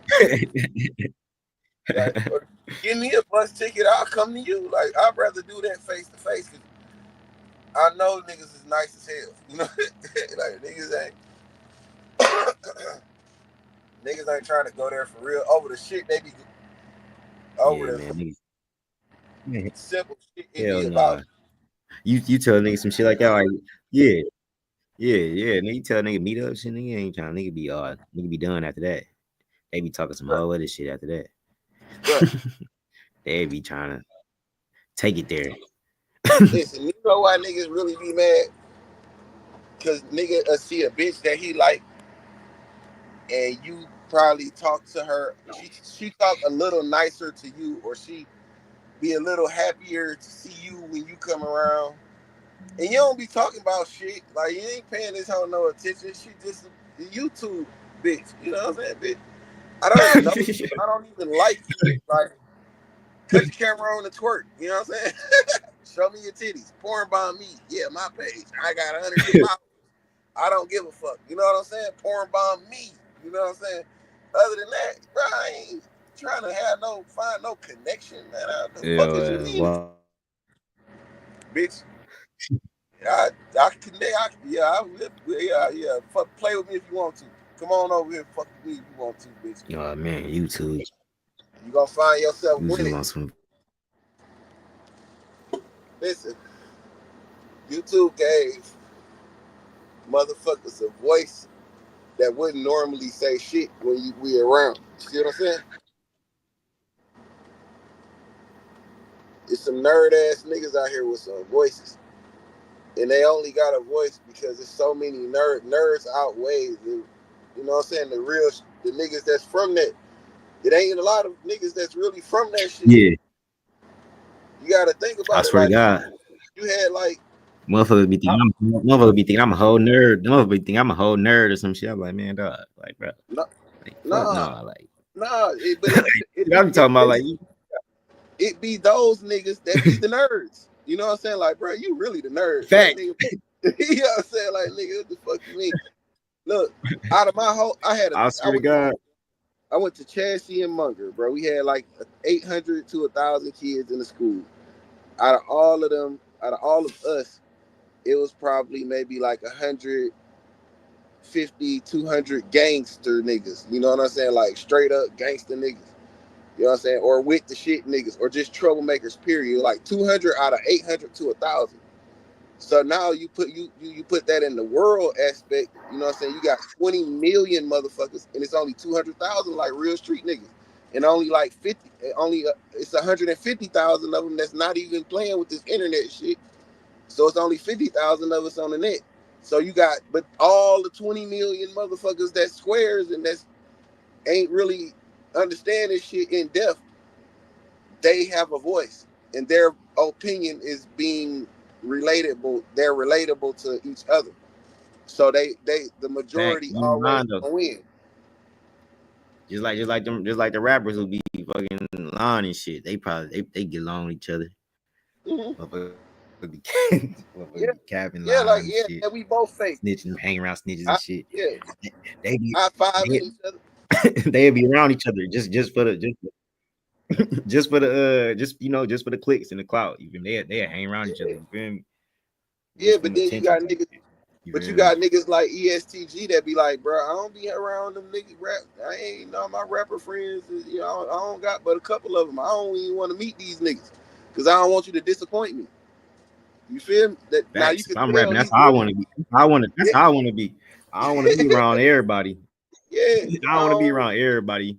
I can understand if you feel me. If I'm hot at the time and I'm just buzzing like that, you feel me, and I gotta get some feature money and some shit. Okay, I'm gonna do. You feel me? I'll pull that off. But nigga, other than that, I ain't just finna I ain't just finna be around y'all niggas.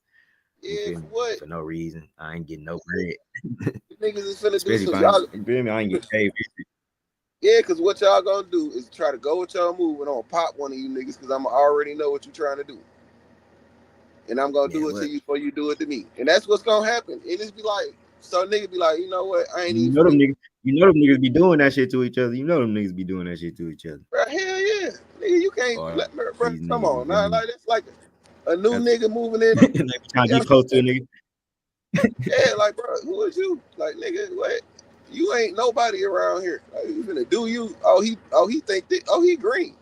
He look like one of them boys that ain't never been fucked over. You know? real, bro. Come on, bro. I don't know what these niggas be on. we was definitely staying in some shit. You know what I'm saying? Nigga, I'm from Brightmo, bro. So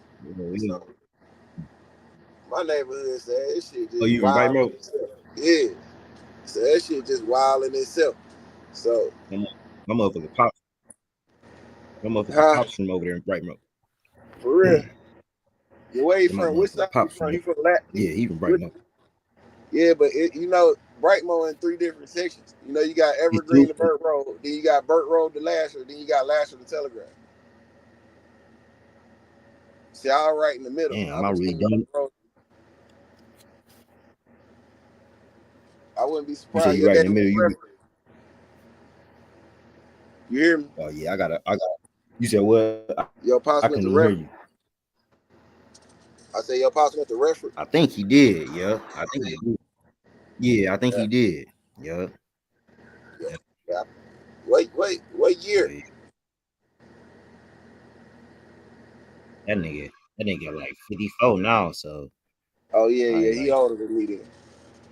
That nigga 10 Yeah, years my senior. So yeah, he probably shit. He probably do know him though. Yeah, because he stayed Alabama now. That nigga stayed shit. That nigga stayed a lot of different places and shit. Yeah. I swear. But see, that's Detroit nigga for you though. Detroit niggas got. Yeah, I swear to God, when I first met the nigga, he was stayed in Atlanta. You Nigga, just be moving when I first around. met him, he stayed in Atlanta when I was like 11. Yeah, that nigga motherfucker went to prison or some shit or jail. That nigga, I think he was in Texas. That nigga was moving around. Now I'm like, now you in Alabama. I'm like, what the fuck? Yeah. He about the end of his career. It's slow in Alabama. They move to Alabama to slow down. Like, you know what? I ain't goddamn hanging my jersey yet. And put my goddamn Jordans on the Raptors. Man. I'm a chill. That's all Alabama for. It's a chill. I ain't lying. That shit. Man, yeah, I think he down there. Yeah, that shit. Yeah, I ain't never been down there. Yeah, it's cool down there though. Texas and shit. I ain't. Texas cool too. All them hoes look like Megan Thee Stallion and Beyonce. Man, what? Yeah, man. Then they got some Hispanic motherfuckers. They got all type of hoes down there. I swear. Yeah. I like traveling, bro. You gotta see some shit. Shit, even in Detroit, I stayed in Ann Arbor, motherfucker. Yeah, Ann Arbor, motherfucking Dearborn, motherfucking Belleville. They got all type of motherfucking chicks down there. It's a college over there though, ain't it? And Michigan and that. Oh yeah. Eastern. UML. Yep. Michigan. Yep. I worked over there for a little. I stayed over there for a little minute. Over there. Right. I went to visit that motherfucker when Jalen Rose was going there. Damn.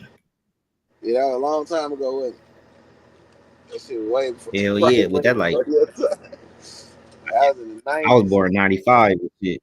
Yeah, I was born in 95 and shit. Yeah, you don't know nothing about that. That's it.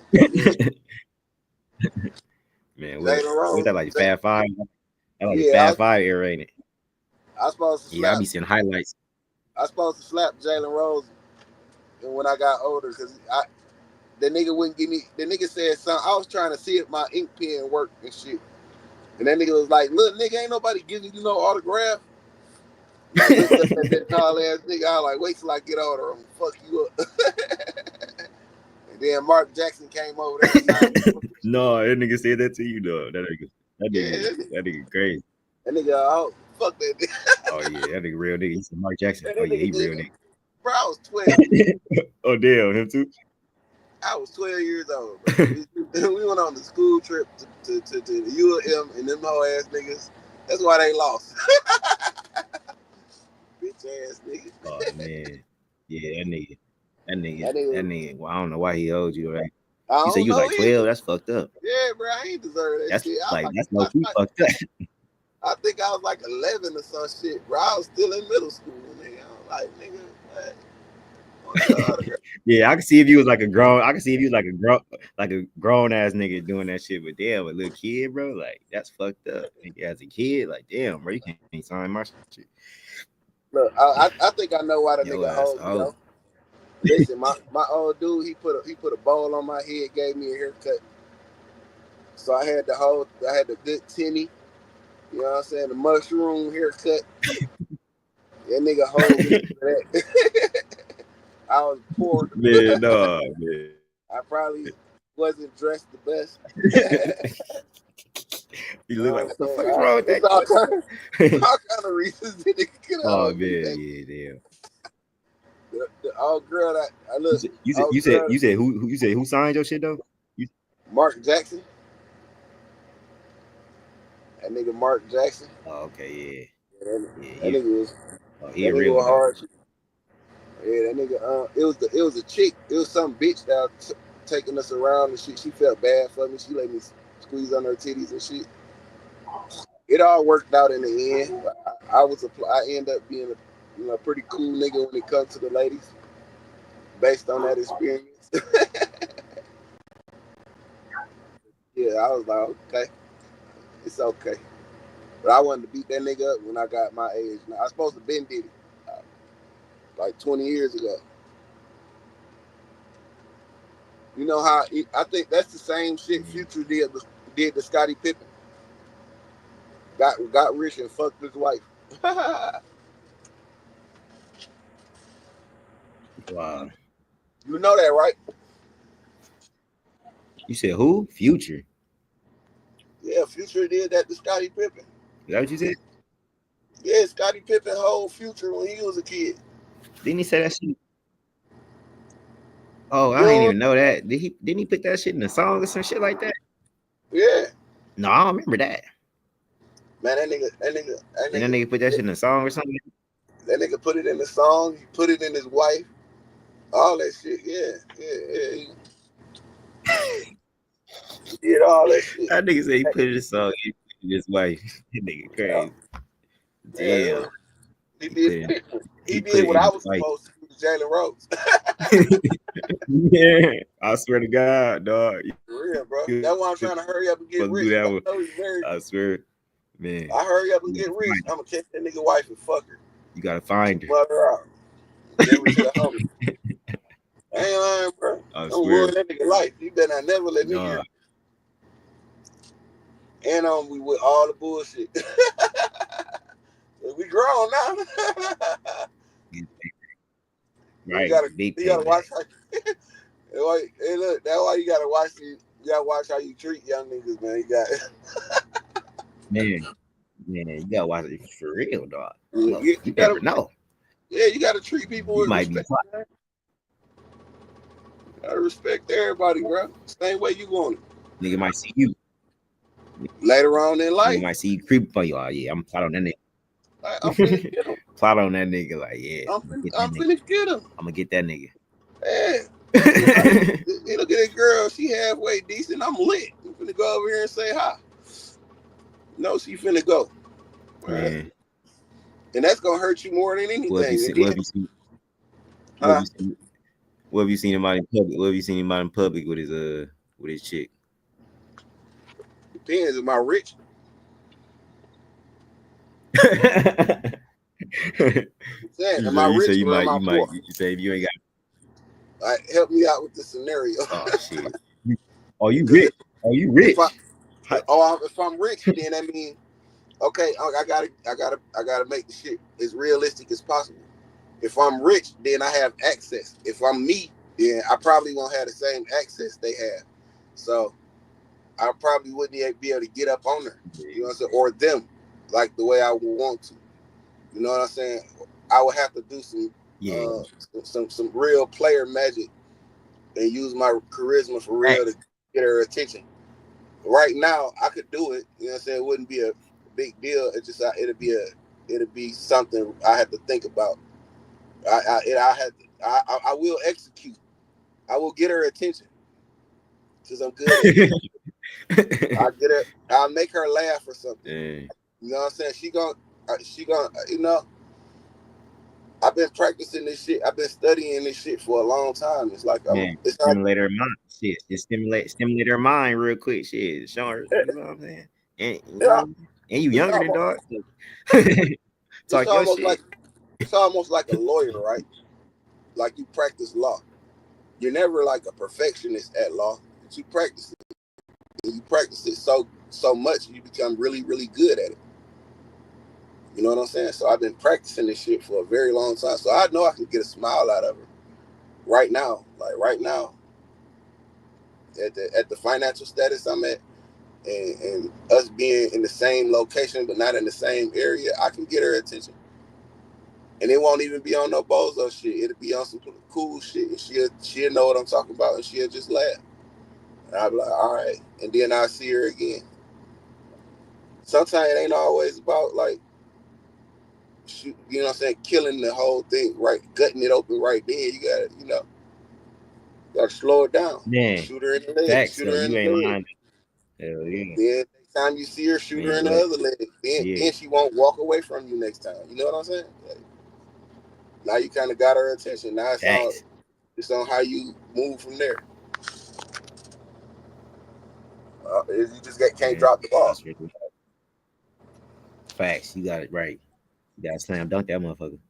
Yeah, When legs broke, fuck it. Hey, and for the whole shit that nigga did when I was Real 11 though. years old, I'm definitely gonna do a 360 slam dunk. Same one Mark Jackson did when he was doing dunking. Man, you a leg. Yeah, that Jason nigga did Richardson. all the yeah. Slam dunk. Yeah, he did the whole between the leg dunk and Baller everything. up. Yeah, 360, all that shit. Yeah, behind the back. In You know what I'm saying? Alley-oop. Bounce out, alley-oop off the, the bounce pass off the ground, alley-oop. Yeah, all that shit, bro. That nigga could never bang out like this. No Diddy. Pause. You feel me? nigga can't bang it. Listen. For real. And then I'm doing this with the grudge. You know what I'm saying? With a hidden grudge, and motherfucker don't even know it.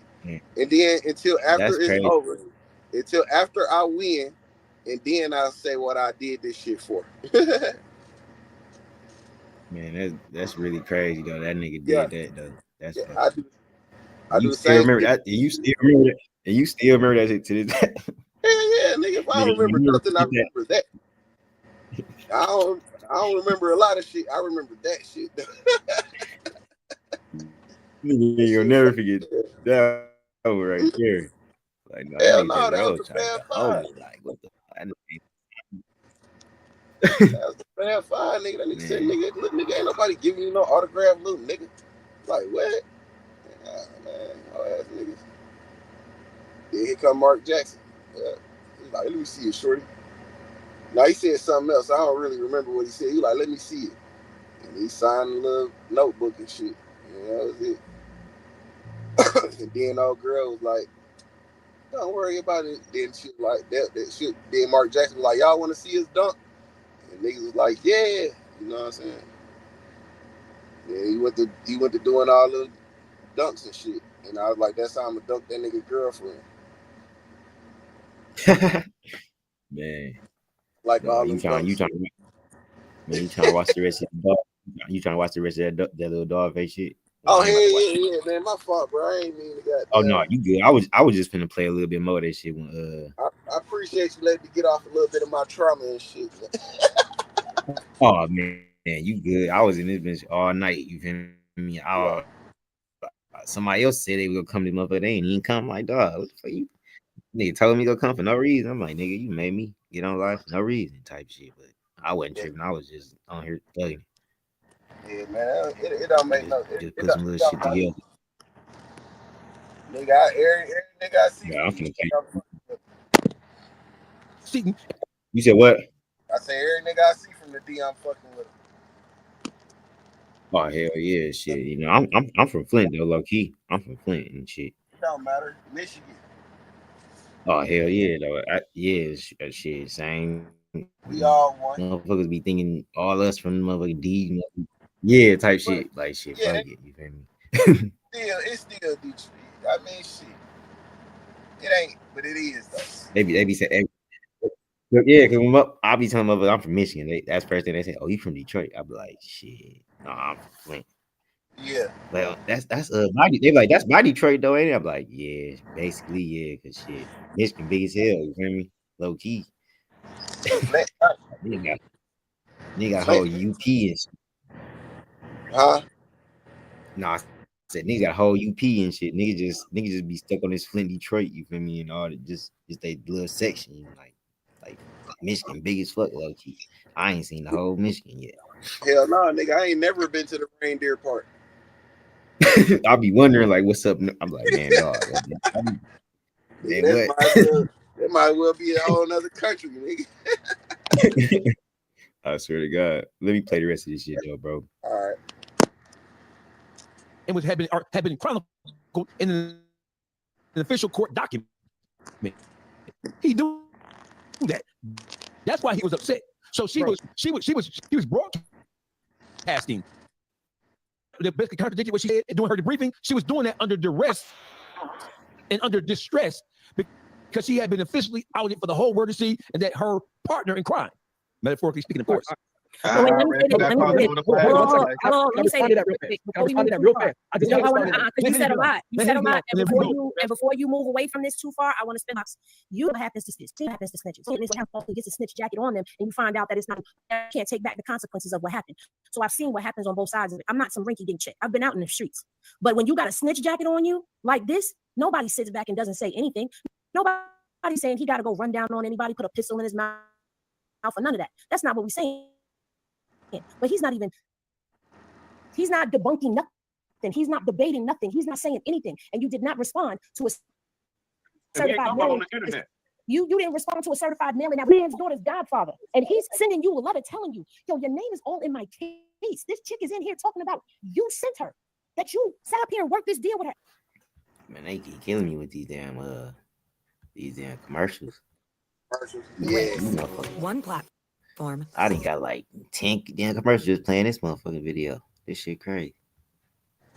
Yeah, that nigga got him getting that monetization.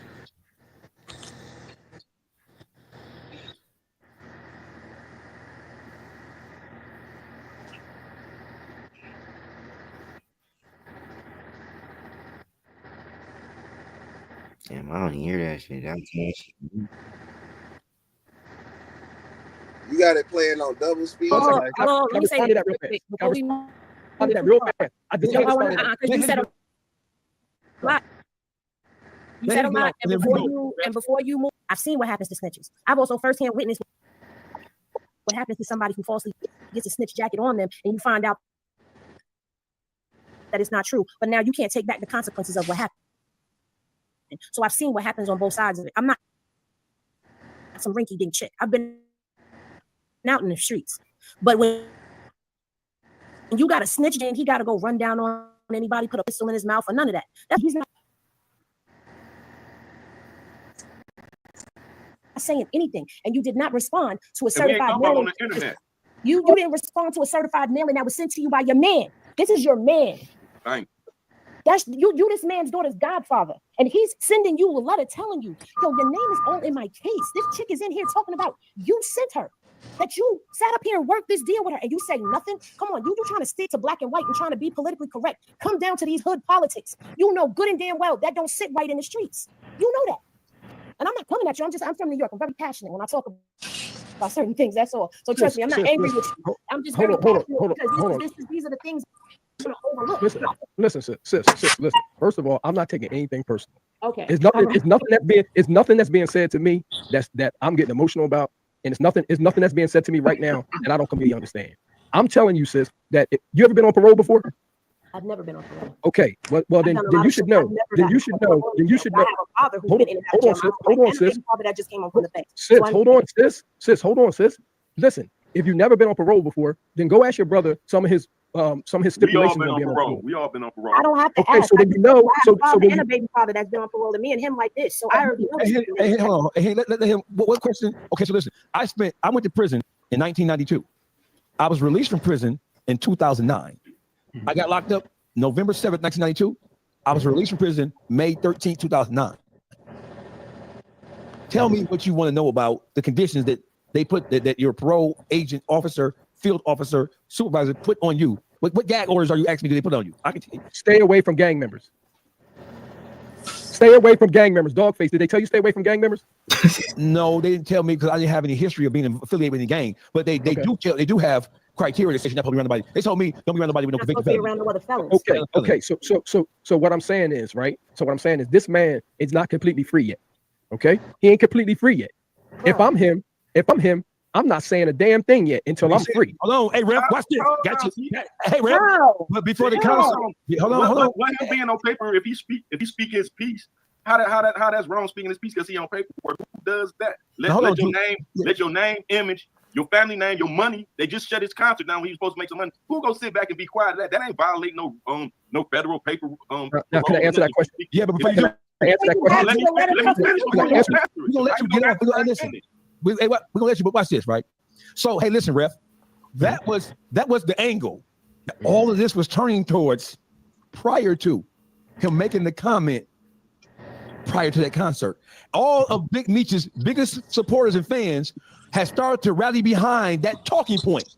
He can't say anything. He's restricted by federal guidelines, by federal statute, by this, by that, and he can't talk. Because if he do, it's a violation. They would say they had started to spin that goddamn tail until that concert. 2 days before the concert, he came down with a statement. Wouldn't that be a violation? Because he addressed the allegations of him being a snitch head on. Hold on. Are you really the last person to find out about this skip ads forever button? This is Pi, and if it sounds familiar to you, it's probably because you've seen their ads everywhere, especially ad blocker. Hold on, Dogface. Henny gang, close the bar on that person. Thank you. Go ahead. All right. Okay. I got to go back and I got to check. I got to correct something that you said. Okay. One, CS1 was debriefed, bro. And okay, well, she was debriefed several times, but the briefing that led to the transcribing of the affidavit that they used to present to the judge in order to convince the judge to grant them authorization to do the wiretap. She was debriefed several times. But listen, hold on, brother. Slowly roll. The debriefing that I'm talking about that led to the wiretap the next day on August 6th, after August 5th, was TF Task Force Officer Lane. It happened on August 6th, and they got permission. Okay, they got permission. I had. Where's Task Force? I know he's in here, but he's not in there on August 6th. August 5th was when everything went down, when all the calls was transpiring. But the very next day, they debriefed CS1 on a phone call, and they got permission to do it. And then in the midst of all that, they went and got a warrant in order to start the wiretapping immediately. And they started even going to his trash even the very next day. They were surveilling him in the whole 9 yards. We know that, but I need you to answer the question that we just raised. We get to the technical jargon later, but answer the question that's posed. Okay. What was your question? Shit, bro. Okay, so my question, I thank God I don't smoke a drink, right? I'm answering 3 different questions up here because I was going to the No, I get it. You want to get you, no issue. So the overall principle is this. Mm-hmm. I said, you just said that you're trying to introduce into evidence right now the fact that Big Meech is probably, most likely than not, he is restricted and constricted from making any statement to the affirmative or to the negative as it relates to whether or not he is or isn't a fucking rat. So I'm saying that before he made the statement leading up to the concert a couple of weeks ago, bro, that is what all of the Meech fan club was leaning towards. He can't say nothing. He on federal paper. He ain't finna risk going back, try to prove nothing, you niggas. He can't make no statement and blah, blah, blah, blah, blah. Y'all was saying, not y'all, but they were saying that all the way up until he came out with that pitiful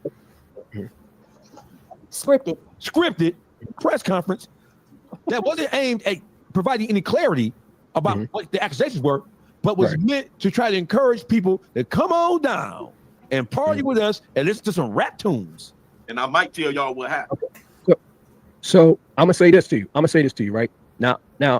I'm telling you why I believe that he's not talking, and I wouldn't either, because he knows some things that the people. It ain't in black and white. not that. He knows some things that we don't know, right?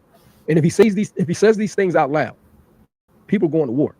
Okay, I'm just telling you that if he says something and somebody find out that something happened and something happened to somebody, and you say it out loud like everybody wants to say, just because we out here on these YouTube streets, he's not working to make us feel comfortable. He's not working to make us feel good. And I don't believe that he cares what we got to say, to be honest with you. I just think that he knows and he's confident and he's comfortable in his own skin to know that he didn't do what he's being accused of out here. And he thinks that we, meaning us, we should be quick to know that we should be more understanding to the situation. He think that we should know better than to think that somebody without a 5K1 or Rule 35 would do what he's being accused of. Flag on the play. Flag on the play, right? Bullshit. Hey, well, that's what we do. Pull the clip up when before the party. Pull it up. You said he feel comfortable in his own skin. What's the clip? Murray say that. Wait. Let me finish, brother. Hold on. Let me finish with that. Let me finish with that. Now, what I'm saying to you is that now we know 50 came out and said that he couldn't even attend that party. First of all, because he got a curfew. I wouldn't even been trying to throw no party for Big Meats, to be honest with you. Not necessarily has something to do with him getting a bag. Okay, he's not coming out. He's not coming out the party.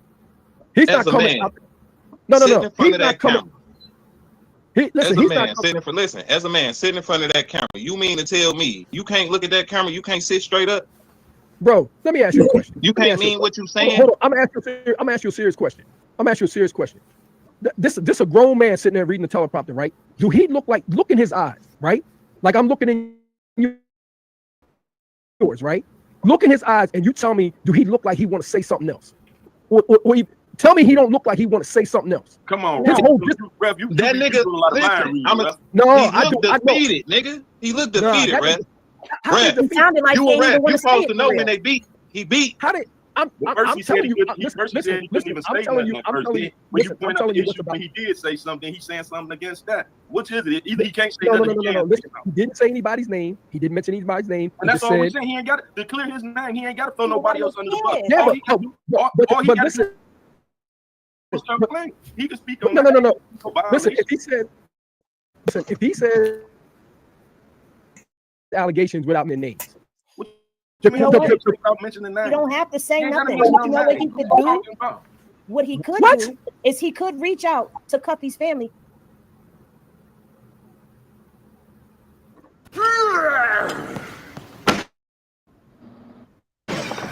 Oh, yours. That ain't got to go. How do you sleep at night? On the mattress from Mattress Firm. They have a low price guarantee. So I sleep.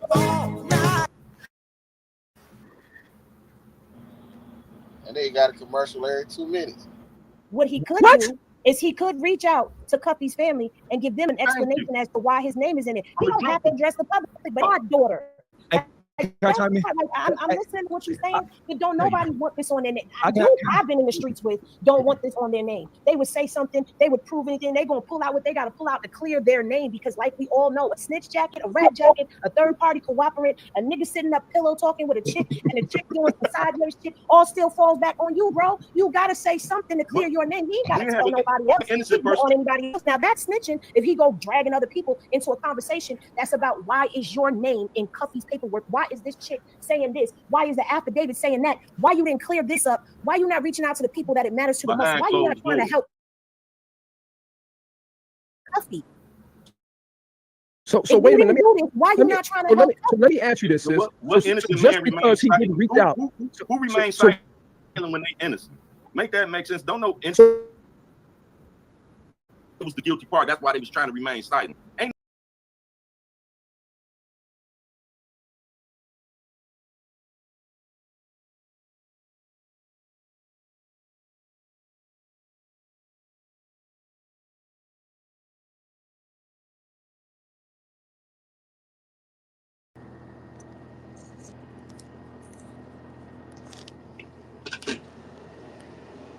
Send me your time for yesterday too. Okay. I turned it in on Sunday. All right. So, what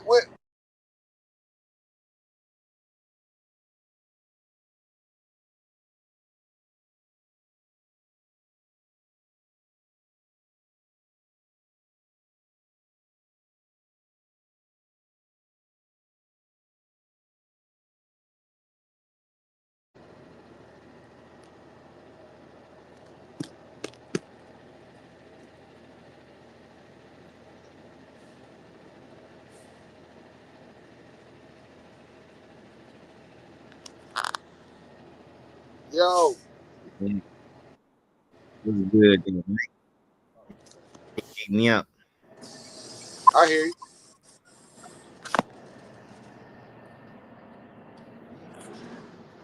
Kick me out again. Every person that tried to remain silent on any accusations that came about them, it turned out they was the guilty part. That's why they was trying to remain silent. Ain't nobody let nobody put no rat on their label. Ain't no, especially no guy. He's a street guy. He ain't no entertainer. This ain't got nothing to do with entertainment. But he don't owe you no explanation, bro. He don't owe you no explanation. He owe Cuffy one though.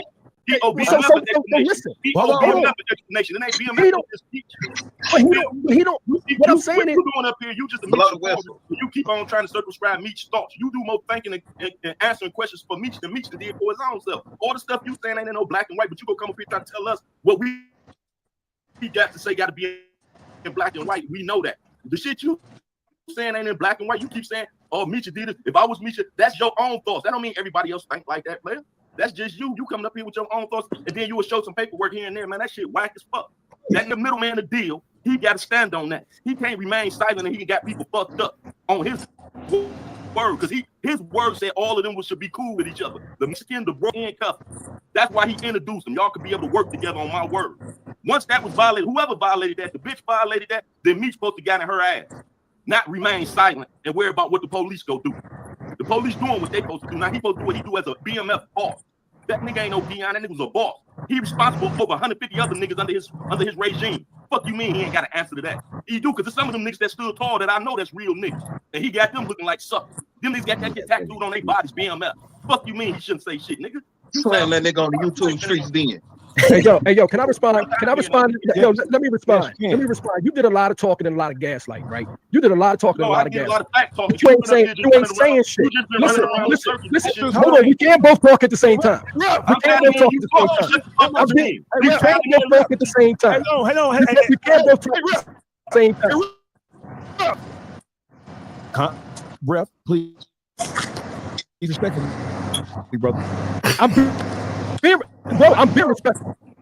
But I'm saying he's saying a lot. Hey, listen, brother. I'm say a lot, motherfucker. Listen. Hold fast. Hey, ref. You are a guest on. Oh, yes, right. This ain't the ref show. This ain't the ref show. Nigga, shut up. Let this man talk. It ain't your show. Hey, ref. Be respectful, bro. This is my show. He just called me out my name. He just called me out my name. Nigga. See when he tried to take this? You see what's wrong with you? All right, so let's take a stab at this. So listen, I don't want to take a stab at it. I'm being honest with you. I don't want to take it because he couldn't answer no real nigga questions. Like, come on, I'm a female. That nigga, man, I got tired of him. Okay, I'm a female, and I know these street rules better than a lot of you niggas coming up in these comments. Make it make sense. Make it make sense.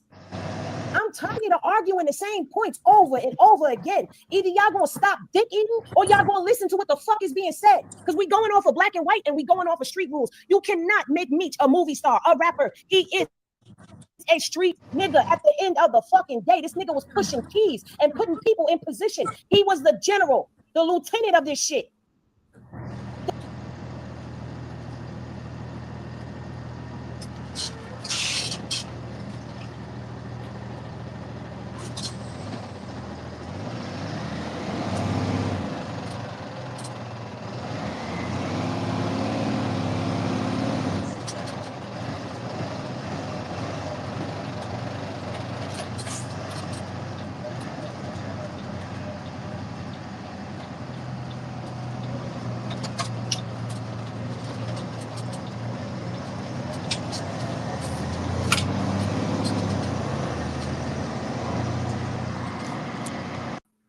My damn Wi-Fi keep tripping or something, man. Keep kicking me off that motherfucker. Wi-Fi tripping? Yeah, it's motherfucking moving slow as hell when I was playing a video and shit. It definitely got a lot of ads in that motherfucker. Yeah. I think it's because the video's so long. My shit gotta take a little minute to load up. Motherfucker still playing. I should just paused it. Yeah, I seen that. But they making some pretty good points. Yeah, it like you know that little niggas trying to play devil advocate. Yeah, old girl, yeah. I understand what people going. You feel me? Like if you want to defend it, I mean, you can defend it, but shit, man, that shit it got too much. I can't defend that. I can't.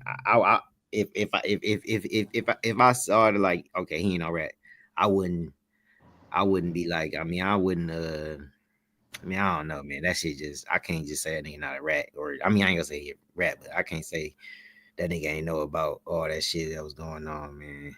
That shit seemed like he knew about that shit for real. That nigga knew everything that lady was doing. Right? No, like man, come on, man. That shit. Listen, bro, when you give a motherfucker power of attorney over you, there has to be some level of trust that you have for this person. See what I'm saying? And in order to develop trust, you must do what? You must be trustworthy. That means you must show me by action and by words.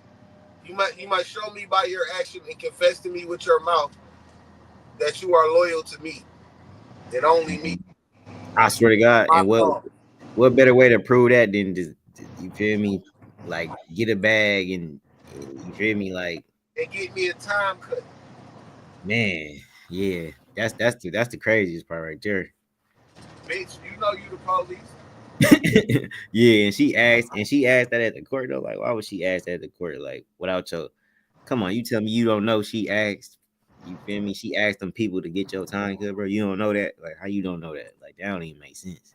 Look, man, that nigga said, bitch, I don't give a fuck who dick you gotta suck, bitch. Get me. Yeah, and she really did that shit literally, nigga. Literally, yeah. Facts, literally did that shit and fucked the whole shit up, man. I don't care who dick you gotta suck and what nigga you gotta put in the book. Get me the time cut. Now, man, and she dog, did. And she did that. Just that, nigga. She just got caught up fucking the lead detective. Man, just got caught. That shit is unethical.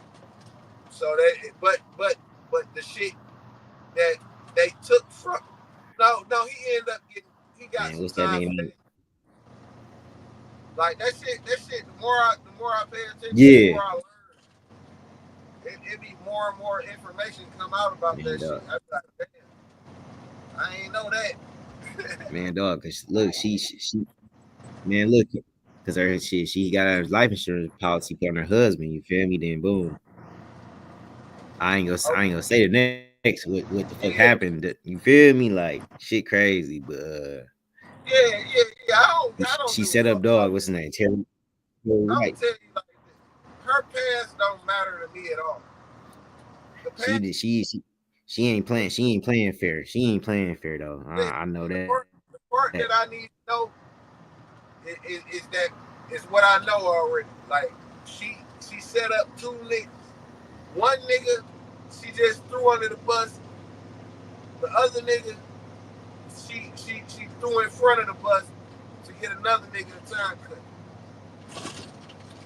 I know if that's what you're doing, and this is what you've been doing, why have a relationship with you to where you have my life rights, you have power of attorney over my life. I'm not doing that. Like he let this female get too close.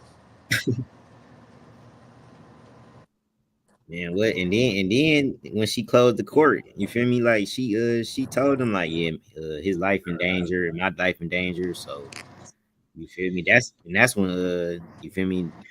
Niggas was doing dog. Like, why would your life be in danger? Like, for what she doing? You feel me? Like, unless you know. Why do you have to go to the hole? Like they sent them to the hole. They sent them to the hole over that shit. You feel me? That bitch, she know what's going on. She fully aware of what's going on. Listen, the only reason her life was in danger is because she could not guarantee that man's name wouldn't be in that paperwork. She like, nigga, how can I do that? How can I not? You the one benefiting from it. Right. You're the one gonna get the time cut. It's not up to me whether your name come in that Right. shit. Right. How your name not go like how you gonna keep your name out of it? I'm trying to get you a time cut, nigga. That don't even make sense. You feel me? And niggas like, well, bitch, you better get up there and say. You know what I'm saying? That's where that So it's shit basically goes. like you was like, make sure my name don't show up in no paperwork, but just give me a time cut type shit. Like that's basically what I see it as, bro. Yeah, Type shit. don't let my name come up. That I don't give a fuck what you do. Don't let my name come up. And then No, it's the same. Then it's the you know, same agent who was in your case. It's the you same agent that was on your case too. You feel me? yeah, Like the nigga Jack Harvey was on their case. He working with whatever her dog who she slept with, Keep Cromer. Like it really is a soap opera. yeah, like dog, how you messing with the same? How you messing with the same? How you informing with the same cop that locked them niggas up and you own his life right? Listen, bro. That's suspicious. That's suspicious right there. I'm That's another. gonna tell you why Meech was doing what he did in the fashion he did it in. To me, he was thirsty. He was ready to come home. Sorry, Nick. I'm trying to come home. He was trying to come home. And he was trying to come home into the same fashion that he left the streets in. He wanted to be the same rich person, the same wealthy nigga. But You ain't lying. That nigga 50 can make a movie out of just that shit right there alone, nigga. Just that. Bro, come on, bro. This is what I'm saying. Fucking with niggas that ain't got no power in nothing other than what they do.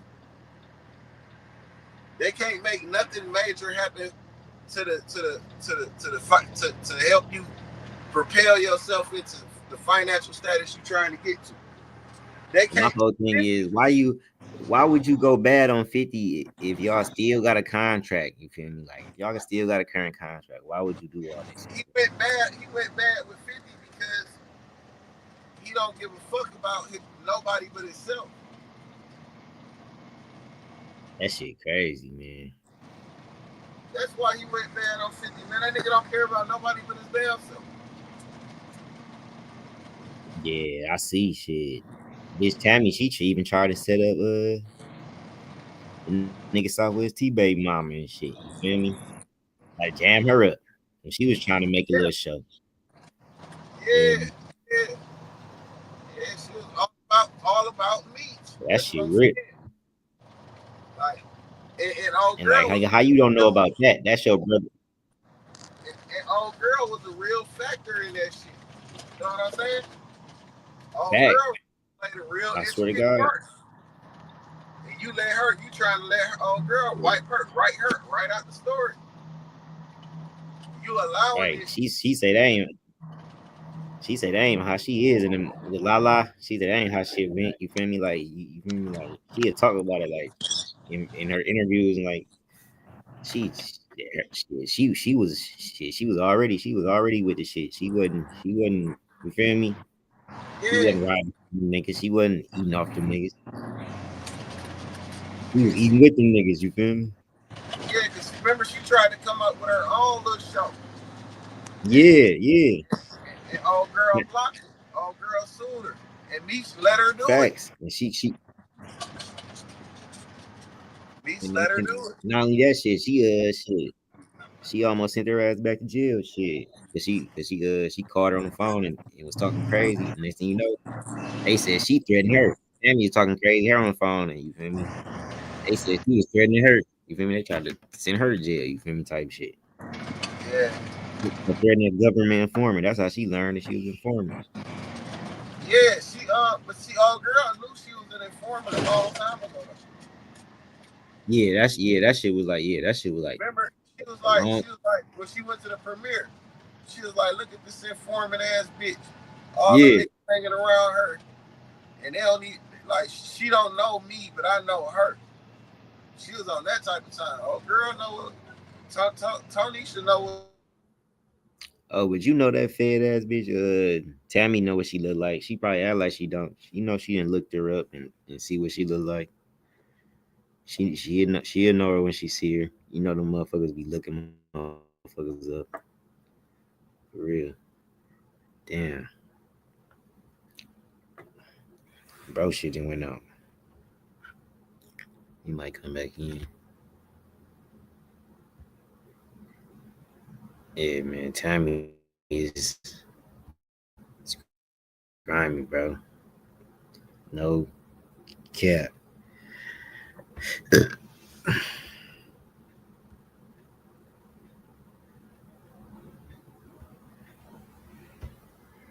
He responsible over 150 other niggas under his regime. Fuck you mean he ain't got an answer to that? He do, because there's some of them niggas that stood tall that I know that's real niggas. And he got them looking like suckers. Them niggas got that shit tattooed on their bodies, BMF. Fuck you mean he shouldn't say shit, nigga? You slam that nigga on the YouTube streets then. Hey yo, can I respond? Yo, let me respond. Let me respond. You did a lot of talking and a lot of gaslighting, right? You did a lot of talking and a lot of gaslighting. But you ain't saying shit. Listen, hold on. We can't both talk at the same time. We can't both talk at the same time. We can't both talk at the same time. We can't both talk at the same time. Ref, please respectfully, brother.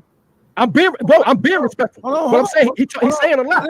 Hey, listen, brother. Say a lot, Listen. Okay.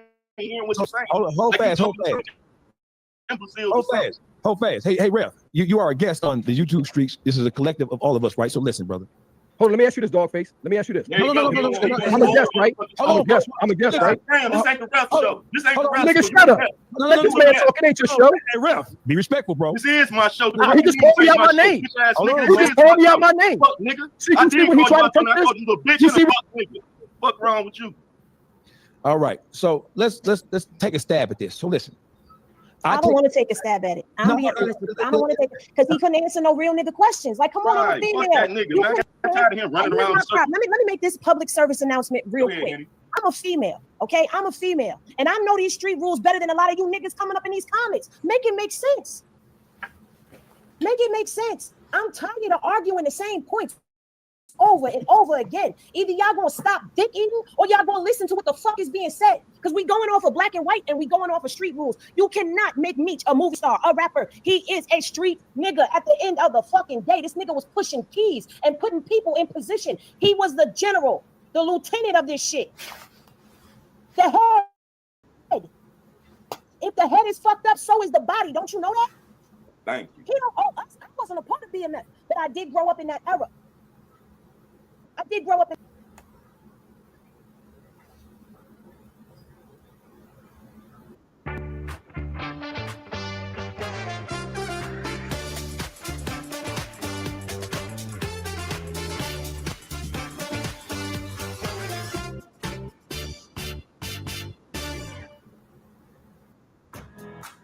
Maintaining a healthy lifestyle is difficult enough already. With TeleRx, get your GLP-1s like Ozempic. I did grow up in that era. So people can say he don't owe nobody no explanation. No, he do. He owe that shit to Cuff if he ain't gonna say nothing to nobody else. Fuck out of here.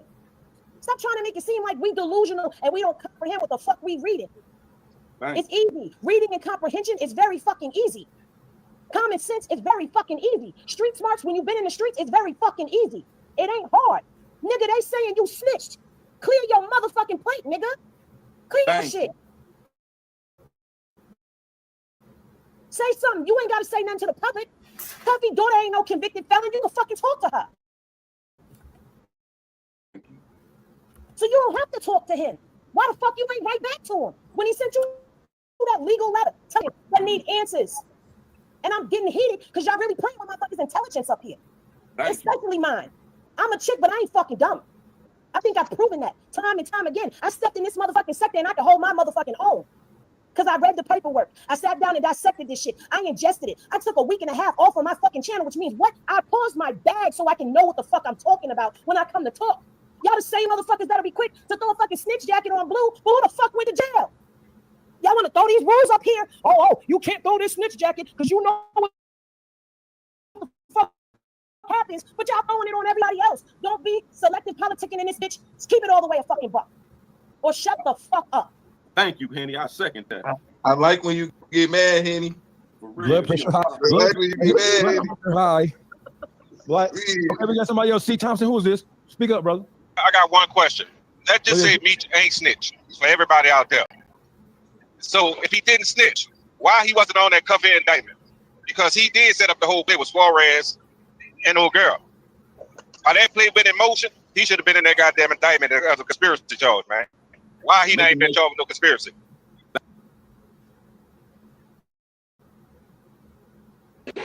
Big pocket, money in the bank, coming dropping at the pack. Having it my way, so I got people just watching.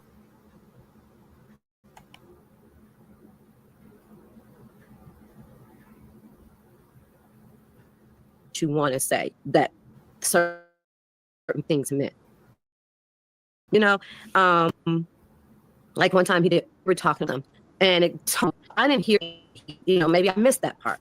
Maybe I didn't hear it in the tape, so maybe I don't know, because that's not my. Started when I came home from prison. I you know, I got a deal to do a show. I don't know if you've seen that. No, BMF Wives. the Trap Queens one. No, when I came home in 2012, I ended up shopping around and doing a deal. It wasn't supposed to be BMF Wives, but it. He said Dexter's a professional cab driver. Stop hating. He got paid. Man, listen, that's what she's saying. He was Uber before there was Uber. She played him real quick, real smooth. She went off. Oh, man, Dexter did do Want to Drive, but man, listen, that was hilarious to me because he was popping it about her and called her a snitch. And he just threw it all. Came out. I'm coming home, so I'm rebuilding. You take care of your niece. She got a daddy, she got a mama, she got a grandmama. In fact, she got 2 grandmas. She's not even my blood. Why do I mean, she's a nice young woman, but why did he feel like I had to take care of her? I had my own family to take care of. You know, I'm out here trying to grind myself. And everything that I was doing, Dexter, from the family to everybody else, was just bumping my head. I came home from prison. I had a deal with a television network. I called the people that I thought was involved. I said, hey, Meech, I got this deal. What girl you want to bring onto the show? Hey, what, you know, the top people that I thought that would make the show be good. And in doing this show, everybody was just like the story about Tammy Cowin. Here we go. I haven't. Okay, I'm explaining the story. Tammy Cowin is now the executive producer of the BMF show, the BMF Star Show. She has Meech rights. I was doing this show, so when T was locked up, T asked me to call her. I blindly called her. And she just immediately went off on me. Like, what the hell? You know, I'm on probation. By this time, it was like 2014, 13, 14. Listen to this. And the next day after that conversation, I get called down to my probation officer. I'm looking at my young son because this has never happened to me. I've been on probation a couple of years now, like, what's going on? So I told my young, go turn myself in. Not turn myself in. I said, I got to go see her. And he said, what's going on? I said, I don't know. She told me she's giving me an hour to get there. I get down to my probation officer, my son in the car. I said, if I don't come out in a couple of hours, call the lawyer. I get in there. Tammy Cowin is a government informant. So she says, so my probation officer is sitting there, and some other guy. I can't remember his name, but I just knew he was part of the DA. And I come in, I go in, I'm like, fuck, you know, this is everybody's nightmare. I already did my time. Only thing I wanted to come home and do is take care of myself, take care of my family, make amends for my mother, redeem myself through, you know, the world or anybody that I felt like I affected. So they told me, he says, you know what this is about? And I said, no. He said, well, you threatened a government informant, and that's a federal offense, and it's a violation of your probation. And I said, well, who did I threaten? I don't know what you're talking about. Listen. So he go over the story, and I'm sitting there, and I'm telling you, when I've heard of people killing themselves not to go back to prison. I went to prison, man. I went to prison. When I say I came home, and all these people were going at my head. All these people I helped. All these people. I'm a mother. I was somebody's daughter. I lost my father, lost my mother. You know, I was somebody's daughter, and here you are. You didn't put in no work. No work. No work. No work. All you did is start writing a man, and this man befriended you, gave you his life rights. And just because you've been a government informant since 2008. You have the right to tell them that I threatened you. They told me that they were gonna arrest me. They were gonna charge me. I'm in there, I'm hyperventilating. I'm in this little room with, they shut the door. It's no knob on this side because if you wanted to run, you couldn't get out. They're talking to me. I'm had to, I'm like, I'm just like fear had set through my body. I couldn't I'm going to prison. This woman is going to take my life away from me. Take my whole life. I did my time. Out of them 200 people came. None of them said I'm on their paperwork. I did my time. I came home broke. I lost everything I had before I even went to prison, even before I met these two, Terry and his brother. So everything I had, everything I gained, I lost. It's okay because of my lifestyle.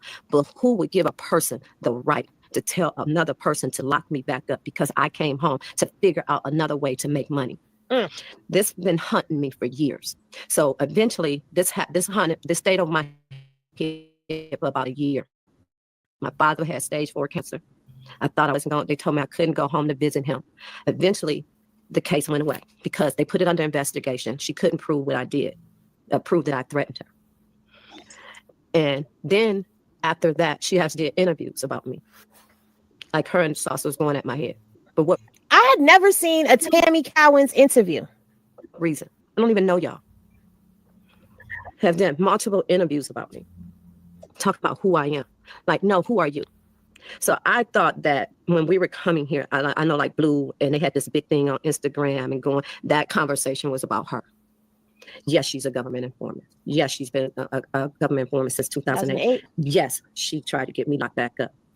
But for my attorney and my probation officer, I didn't lock me back up. But can you imagine the fear that my son had, my mother had, and my dying father had? Because anytime you're in prison, you always think, I just want to make it home to my parents because my parents were older. Just want to make it home to my parents so I can make it right. But for somebody that I vowed to be forgiving to anybody that I hurt, anybody that, got hurt in anything that I was doing, I vowed to give back. That's why I started Silent Heart, give back to the community, help the community. I vowed to help people who's locked up, for these unjust laws. I've helped people come home from prison. I have 3 people come home from prison, working in prison reform. So when a person, just because you have that right, because you making money from the government, it ain't like me or like any other woman. I was in prison with 600 women at a time. I've heard multiple stories. I don't blame those women who got caught up and might have had to take the stand and tell and get a little time so they can run home to get to their kids. But when you have a woman that's like dirtball, piece of shit ass woman that sits there and make money from the government and say, oh, because I'm a government informant, I could take your fucking freedom away from you. Prison is like almost death. You can't go no farther down. It's prison, then it's dying, or it's dying in prison. So when you do this kind of thing, you fuck up people's life. So when I had this show, here I go again, trying to help everybody around me. Man. This happened. I had to walk away from that. I walked away from that.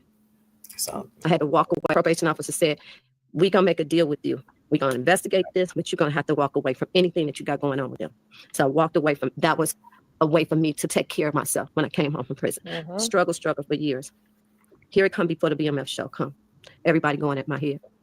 Tammy Cowin again started doing these interviews. I get a book deal. Here they come with this whole story again. What is this? What is this? Why is this woman? I want to know. I want you to put this piece in this because I really want to know. I want her to face me. I want her to face the world like when she put out this interviews with me. I want her to feel like she made me feel when I had to go back, almost go back to prison. I want to know, why did you do that? What could I didn't even know who she was. I used to look her up because when you're a government informant, you don't have no identity. You don't have a Facebook, you don't have an Instagram, you don't have LinkedIn,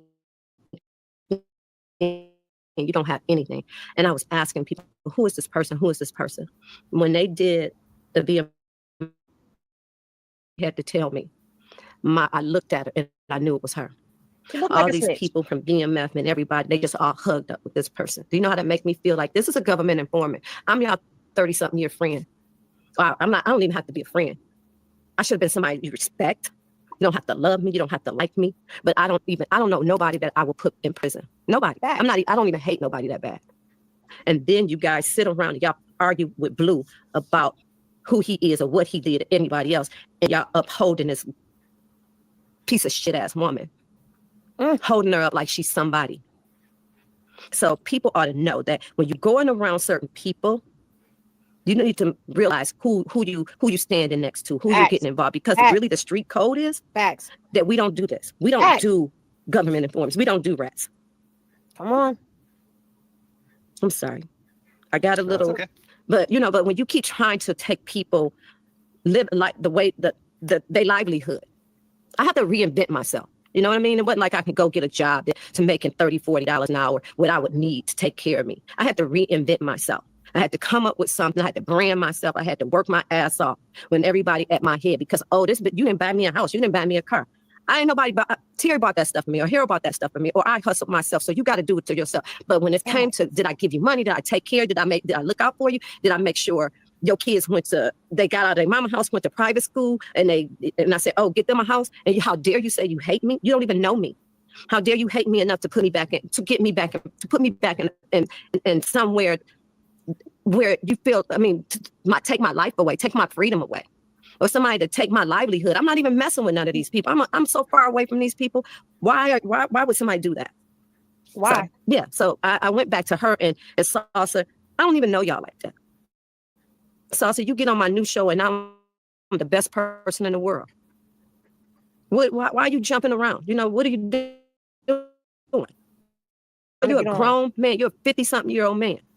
Why are you doing this? You wanted to sue me. You wanted to, you tore down my reputation, you know, getting all on my Instagram, my Facebook, talking about me.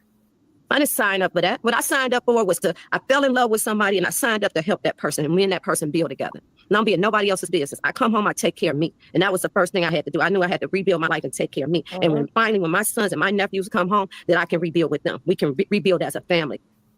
My nephew, the one that did 8 years, he come home still trying to be loyal and lost his life. All this. So my life hasn't been easy for people to do the things that they do. So while they sit there being mad, why I'm doing too much, why the fuck they doing too little? They should be doing the same thing I'm doing. I don't have time to take care of nobody. I have to every day think about how I'm gonna take care of Tony. Salute. Ain't nobody taking care of me. I have to figure that out. So everybody else have to figure it out and stop blaming me for the bullshit. Come on now, call them out. There you have it. Tonesa Welch, I appreciate you sharing your story. Let's see, go talk. You know, and you know, we gave you a chance to respond to whatever issues you had with previous interviews that we had, you know, that we've done.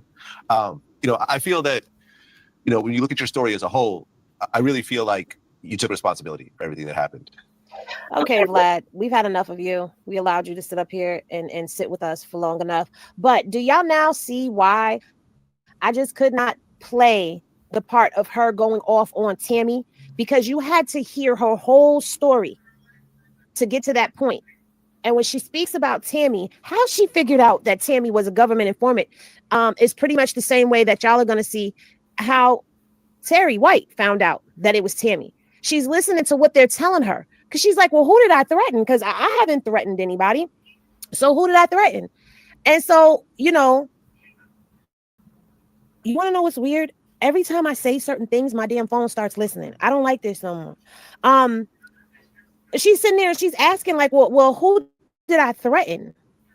And as they're telling her the story, what she's hearing is revealing exactly who it is. And she put two and two together, like that's Tammy. Tammy had an attitude with Tonesa because Tonesa was nice, and here she is over here trying to do BMF with 50 and stars and all of them. Like Tonesa said, she already did her time. Now here she is, PTSD done set in her, and she's sitting there having it all because you lied and said she threatened you, but you was on hots because you didn't want to see her rise. So her grime, Tammy's grime, run deep. It run deep. All that poise came out of her. Yeah. When she spoke on Tammy, that was from the heart. That really hurt her. It did. You scared the crap out of her like she was about to go back to jail and she didn't even do nothing to you. Don't even know you. So when people be like, oh, you being biased in the comments, no, I'm calling out a piece of shit for a person. She make females that stand solid in the game or who have stood solid in the game look bad. Tammy, I'm talking about. Tammy leaves a bad taste in dudes' mouths the way they're like, yo, we can't trust y'all. We can't trust. You're not supposed to tell your woman nothing. No, you're supposed to tell your woman everything. Your woman is supposed to be the most solid person on your team. You know that line when Jay-Z said, my baby mama harder than a lot of you niggas? There's a lot of females out here who actually live up to that. But because of the Tammy Cowins in the world, they get a bad rap. It's a bad stigma. Tammy's not like us. Like I said on the thumbnail, Tammy's not like us. She's not one of us. She's not. And for all the solid females that are out there that have held it down and hold it down and continue to and always will hold it down and be around, I speak for us when I say Tammy can't sit with us. Don't put her in the category with us females. She's not like us. I done been through some shit with my baby father. You understand me? I was with that man for 10 years of my life. 2 kids. D-boy. Do you know how much I went through with him? I would never call the feds on him. Never. My other baby father, 2 kids, 7 years. We fought 5 of them 7 years. It was domestic violence. I only called for an ambulance one time. I didn't even call for the police. I called for an ambulance. 911, let me get an ambulance. Y'all can't see it, but I bear a scar. My broken arrow covers a scar that goes from here. In my arm been cut. That's a vein. I ain't even want the police to arrest him. I'm not that chick. You understand? I didn't even go to court. Some people will say that's stupid, but I came from a different era and people will understand what I'm saying. I didn't even go to court because I didn't call y'all to pick him up in the first place. Anytime the cops came, the neighbors called. Tammy is the bottom of the barrel, and there's no way that you could ever say that Meech didn't know what she... What's up? What's up? What it do? Today it was brought to my attention. I got several questions about third-party cooperation, and I really feel like we have talked about this a whole lot of times dealing with this Demetrius Flannery, BMF, Dion Gatlin. Shout out to Cuffy. Shout out to St. Louis Free Cuffy. I think we have talked about this a lot of times. I mean, and that's cool because you know, I'm covering content and I like to read law. I like to understand the law. So let me explain something to you. And this is not me taking a shot at nobody. People keep asking me about third-party cooperation. I spoke on third-party cooperation some time back. So the person came at me and said, yo, I thought you said they do third-party cooperation. People say that it's not done. Once again, I'm not talking to anybody specifically. I'm talking about the truth. They do third-party cooperation in the Northern District of Georgia. I'm going to show you that. Also, I want to point out something else. I see a lot of people keep saying that what difference does it make if they was doing a third-party cooperation in Georgia? Because Michigan, this is all true. But I'm not going to beat the dead horse. I'm just going to explain this to y'all. Rafe Wetman, one of the biggest rats in U.S. history. Sadly, he's from Washington, D.C., so I follow this case. Rafe Wetman and his mother both got their federal sentences out of the District of Columbia. Rafe Wetman later got caught up in Pennsylvania. It was Pennsylvania. Rafe Wetman cooperated in Pennsylvania. Okay, follow me. And gave his mother the benefit of that cooperation because the government was not willing to give him a benefit for his cooperation. So they gave his mother a Rule 35. They gave his mother the benefit, and his mother went home. His mother never had a case out of Pennsylvania. Pennsylvania did not reduce her sentence. The judge in her case that came out of the District of Columbia reduced her sentence based on the cooperation of Rafe Wetman. So once again, sadly, we could use Rafe Wetman, his cooperation, as a lesson in cooperation. Once again, he cooperated in Pennsylvania. They gave his mother a benefit who was in prison serving time at the same time. Her benefit and her time cut came out of the District of Columbia. Let's go back to the scenario. Tammy is operating where? She's operating out of Atlanta, the Northern District of Georgia. Jack Harvey is working in the Northern District of Georgia as a DEA agent. Keith Cromer, DEA agent Keith Cromer, works out of where? The Northern District of Georgia. So let me give you the scenario. I know a lot of people say, you put your thoughts in it all the time, but that's the purpose of me giving you my thoughts. In a perfect scenario of a third-party cooperation pertaining to Demetrius and Tammy would have cooperated, worked, got some big buzz, gave the benefit to Demetrius. If the DEA would have shoveled it and they filed a Rule 35 motion on behalf of Demetrius, the judge in Michigan would have gave Demetrius that time cut. Now, There is no Rule 35 in Demetrius' jacket, as far as I see. And I done went over it several times. I ain't afraid to say that. There's no 5K1 in there. I'm not afraid to say that. I never said Demetrius was a rat, but I'm not backing away from what I did say. What I did say is that Tammy was an informant. At some point in time, Demetrius knew she was an informant. The big question is, when did he know was she an informant? That's the factual basis. Now, to go back into the schemes, because some of these guys think they're smarter than everybody else. So if you go into the scheme of things, I believe that they schemed and they attempted to do this. And where I come from, you still not right. Well, let's get to the facts. What the facts are is that Cuffy ain't no Tammy from a can of paint. Suarez ain't no Tammy from a can of paint. Demetrius Flannery is the one who knew all of these people. And Demetrius Flannery introduced Tammy to Cuffy, introduced Tammy to Suarez. I'm only want to deal with Cuffy at this point. He introduced Tammy to Cuffy. Cuffy introduced Tammy, Demetrius introduced Cuffy to Tammy. Tammy introduced Cuffy to CS2. CS2 is the linchpin to what Cuffy got arrested for. So everybody want to separate Tammy from that. I'm only gonna make one point. You cannot separate Tammy from Cuffy. You cannot separate Tammy from Cuffy's charge, the drug charge at least, because the affidavit, remember this, y'all, the affidavit that was submitted to get the Title III wiretap on Cuffy's phone came from information that was provided to DEA St. Louis by Tammy. Tammy was introduced to Cuffy by Demetrius. Now, for those who don't know, I just want to give you a quick understanding of what a Rule 35 is. Rule 35, right, is the Federal Rules of Criminal Procedure, number 35, but we're only talking about B. Rule 35B, right? And I'm gonna just read Rule 35B to you. So when you hear people say, oh, Demetrius don't got a Rule 35, he ain't got a Rule 35, they're talking about 35B. I will stand, I don't see no Rule 35B in the docket. I will say that. All right, Rule 35B, I'm gonna read it to you straight out of the law book. B is reducing a sentence for substantial assistance. Number one, in general, upon the government's motion made within 1 year of sentencing, the court may reduce a sentence if the defendant, after sentencing, provided substantial assistance in investigating or prosecuting another person. Number two, later motion. Upon the government's motion made more than 1 year after sentencing, the court may reduce a sentence if the defendant's substantial assistance involved A, information not known to the defendant until 1 year or more after sentencing. B, information provided by the defendant to the government within 1 year of sentencing, but which did not become useful to the government until more than 1 year after the sentencing. Or C, information not reasonably have been anticipated by the defendant until more than 1 year after sentencing, and which was promptly provided to the government after its usefulness was reasonable, which is evaluating substantial assistance. In evaluating whether the defendant has provided substantial assistance, that's information that really going to get somebody nailed to the cross. The government may consider the defendant's pre-sentence assistance. And number four, below statutory minimums. When acting under Rule 35B, the court may reduce the sentence to a level below the minimum sentence established by statute. That's all the provisions under Rule 35B, okay? Now, you know what Rule 35 is. Demetrius don't got the Rule 35, so that is out of the situation. Now, I'm going to read to you a case. And I'm only going to read to you the background of the case. Everybody not interested in reading a whole bunch of law, this case, that case, this case. But this case is a case out of the Northern District of Georgia.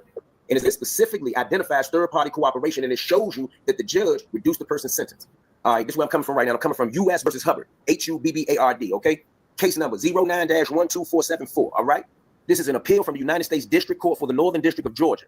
Northern District of Georgia. Remember, it's been a big old topic on the internet today about the Northern District of Georgia does not do third-party cooperation. I'm telling you it's not true. I'm telling you they do. I'm telling you that is not true, and they do third-party cooperation all the time. All right, let's get straight into it. Dexter Hubbard, proceeding pro se, appeals the district court's ruling on the government's motion for a reduction in his sentence, pursuant to Federal Rule of Criminal Procedure 35B, based on Hubbard's substantial assistance to the government.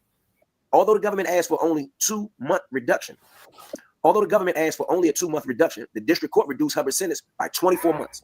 From 294 months of imprisonment to 268 months of imprisonment. On appeal, Hubbard argues that the district court should have given him a greater sentence reduction based on his wife's third-party cooperation with the government. Hubbard also contends that the government violated his due process and equal protection rights by misleading him about the extent of his reduction and arguing against him receiving a significant reduction. So let me stop right there. Not only did this dude get a 24-month reduction off of 292 months. He got a significant reduction off of 292 months down to 268 months. And he still filed an appeal to say that wasn't enough. And that the government, which they had, I'm showing y'all, that even if his wife went out here and did this cooperating, he got this 24-month reduction. I'm showing y'all that in the process of setting up a third-party cooperation, the person who gets the benefit that's in prison knows what's going on. He even filed an appeal to show that, hey, the government gave me an impression that I was going to get a bigger reduction of this. My wife put her life on the line. She's not a criminal. And they gave me the benefit. And the government will sit here and say, oh, only give him 2 months. And then argue against the judge giving him 24 months. Dexter Hubbard, look his case up. And let me read this next part to you. To the extent Hubbard seeks to challenge the extent of his reduction or the weight given by the district court to his wife's cooperation, we lack jurisdiction to review these claims. I'm going to stop there. Not only did he appeal to Yeah, so he talking about the third party cooperation that happened in Georgia, the USA versus I think he said Hubbard, Dexter or something like that. Dexter Hubbard. Yeah, but yeah. Watch this Shail reacts. Talking about 8 groups designated terrorists by Trump and the government. Let's see what they talking about.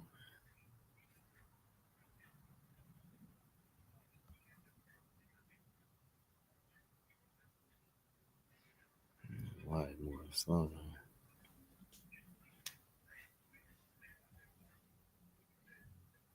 Playing. MS-13, Tren de Aragua, Sinaloa cartel, among several other cartels as global terrorist organizations, according to a Federal Register notice. The notice issued by Secretary of State Marco Rubio said the groups pose a risk to the U.S. national security, foreign policy, and economic interests. The notice was drafted on February 6th, prior to the NYT leak about the designations list, and made public today. According to the notice, the cartel terrorist designations go into effect upon the publishing of the letter.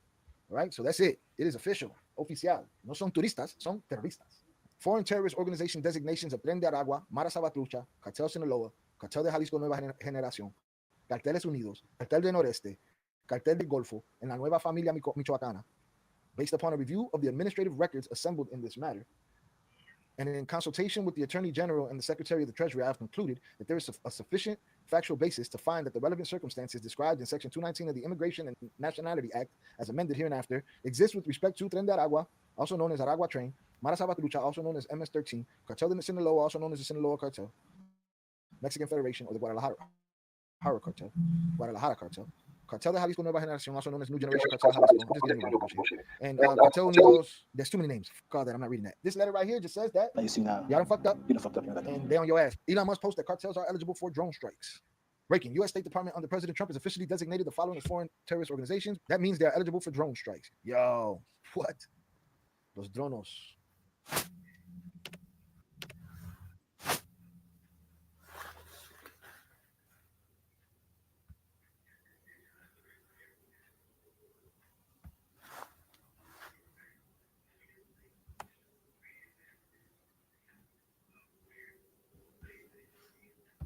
Look at this Underworld podcast. Cool. See what they got on here new.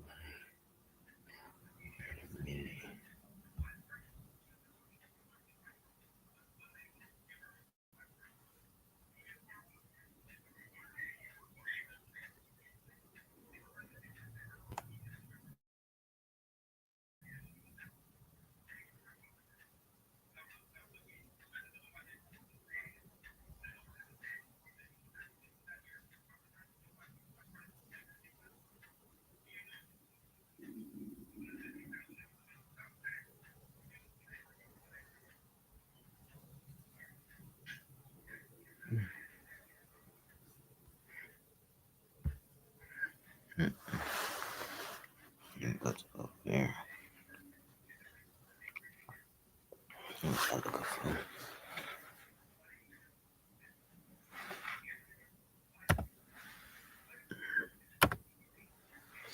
Serious.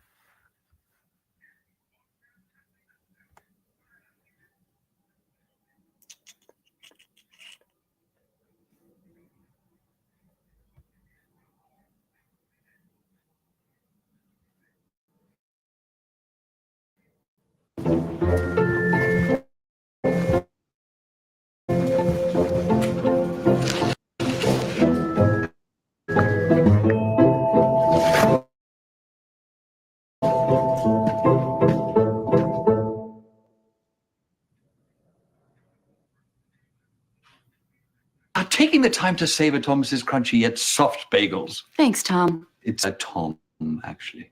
Right, Tom. Tom. Tom. You doing that on purpose? Tam. Tam. How have we got to Tam? Huzzah! A toast to breakfast. They would do the same thing.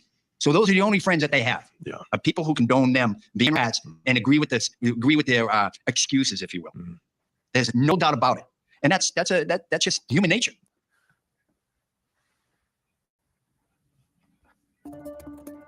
Time for your morning headlines. Catholic faithful gathered in St. Peter's Square for a second night of prayers for Pope Francis. The Vatican says the pontiff remains in critical condition, but there's been some improvement in his laboratory tests. The Pope has been in the hospital since February 14th for a number of health issues, and doctors have said his condition is touch and go. Well, there is continued confusion for more than 2 million federal workers following last night's deadline to respond to an email from Elon Musk. Hours before the cutoff, Musk vowed again to fire workers who didn't list 5 things they've accomplished last week. But the threat followed word from the U.S. Office of Personnel Management that responses were optional. And tributes continue to pour in for legendary singer Roberta Flack. The Grammy Award winner, best known for her romantic ballads like Killing Me Softly with his song, died yesterday surrounded by family. She had been diagnosed with ALS. Roberta Flack was 88 years old. And crafting and fabrics retailer Joann is set to close all of its more than 800 locations, including East Texas store, Tyler. The closures come after new ownership bought the company. The chain filed for bankruptcy twice over the last year with plans to keep some of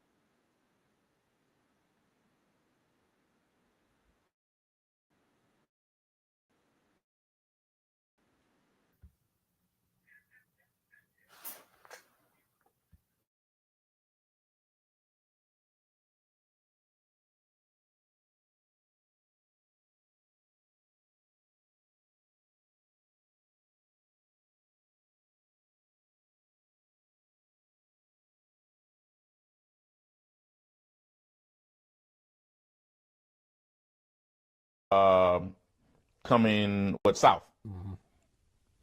And then he told my cousin to pull over. They pulled over. They blocked the freeway out, jumped out on him, bust my dude in the jaw and all that. And they screaming, these guys big. You know how big? These guys are big.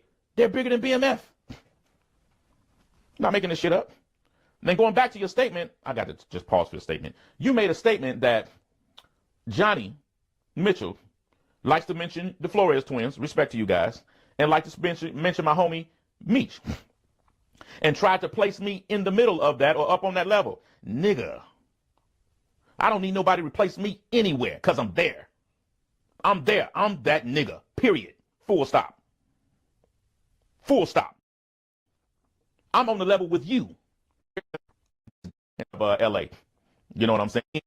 We dealt directly with Sinaloa cartel, with the old man, and with Chapo. Directly. Yes, me, directly. When you took a left at Albuquerque, Karate J, and started working on your style. I'm fucking with you a little bit here. That's lighthearted. But at the end of the day, bro, these are all facts. These are all facts. I presented some of my paperwork to let you guys see that. I've also presented some articles. I also presented some of Chapo's paperwork so your people can go find that, since you keep saying nothing can be found. I did the homework for your audience so they can go start to dig this up. Look up my Mario Nunez Mesa. Look that name up and click on every damn thing that come up under that, and you will see the stuff I put up here. Okay, here's the difference between me and you, Karate J. You like to say, look my name up. You'll see the transcript of it, as I stated before in the live. You're stating that as if right here, look at this. We see also that my boss, Maito, Mario Nunez Mesa, was also giving information. And I guess I'm making this up too, Karate J. He sent me a ton of work. Understand what I mean when I say ton. Understand what I mean when I say 2 tons or whatever. You don't receive a ton at one time. No, that's stupid. It's like a contract. You will receive a ton, 2 tons, 8 tons over a duration of 30 days or whatever in the agreement. So you may receive 100 one day, you may see 300 or 400 the next or whatever, but at the end of that 30-day or whatever date or time that's negotiated, you would have then received that amount. That's how that goes. Since he wanted to be petty and act like nobody wasn't doing nothing serious in Detroit, even though he admitted that if he got those prices in Detroit, he could sell 5,000 of them, right? But for some reason, if I got the same price that he talked about, I couldn't do it. Now, he was honest. I mean, Chicago is the hub for these states around Chicago. So that's where the issue came from. But I'm not going to get buried in the weeds on that because he was wrong about a number of things. He was right about a lot of stuff, but when he got off into hating, it was clear that he was hating. But anyway, you see that Mario Nunez Mesa was also an informant. After he had sent me about a ton of cocaine, meaning the end of that particular contract, he actually crossed over into the United States and met and informed. Guess who we informed on? His former guys, the Juarez cartel. So as this war was going on, Chapo was instructing and giving information, as it says under Fernando, that this information was coming from the higher-ups to give to the United States. Whoa, we got a lot of guys coming. We really have to up our troops. Let's see if we can get now. Oh, we got +8. We got 8 more guys. This is going to work out so well. Let's see. Challenge what I say. The same way I'll do the same when you took a left at Albuquerque.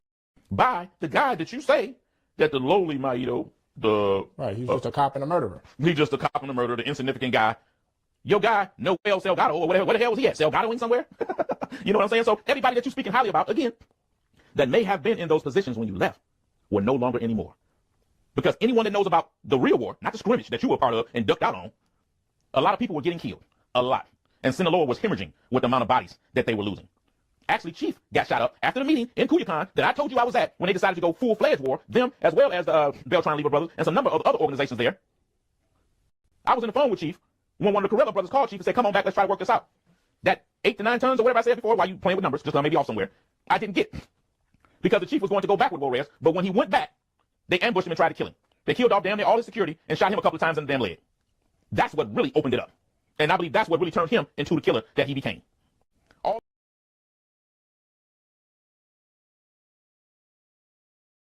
Yeah, got my man Donald Wayne talk his ex-cocaine Wayne on official Primo one on Challenge what I say. The same way I'll do the same when you took a left at Albuquerque.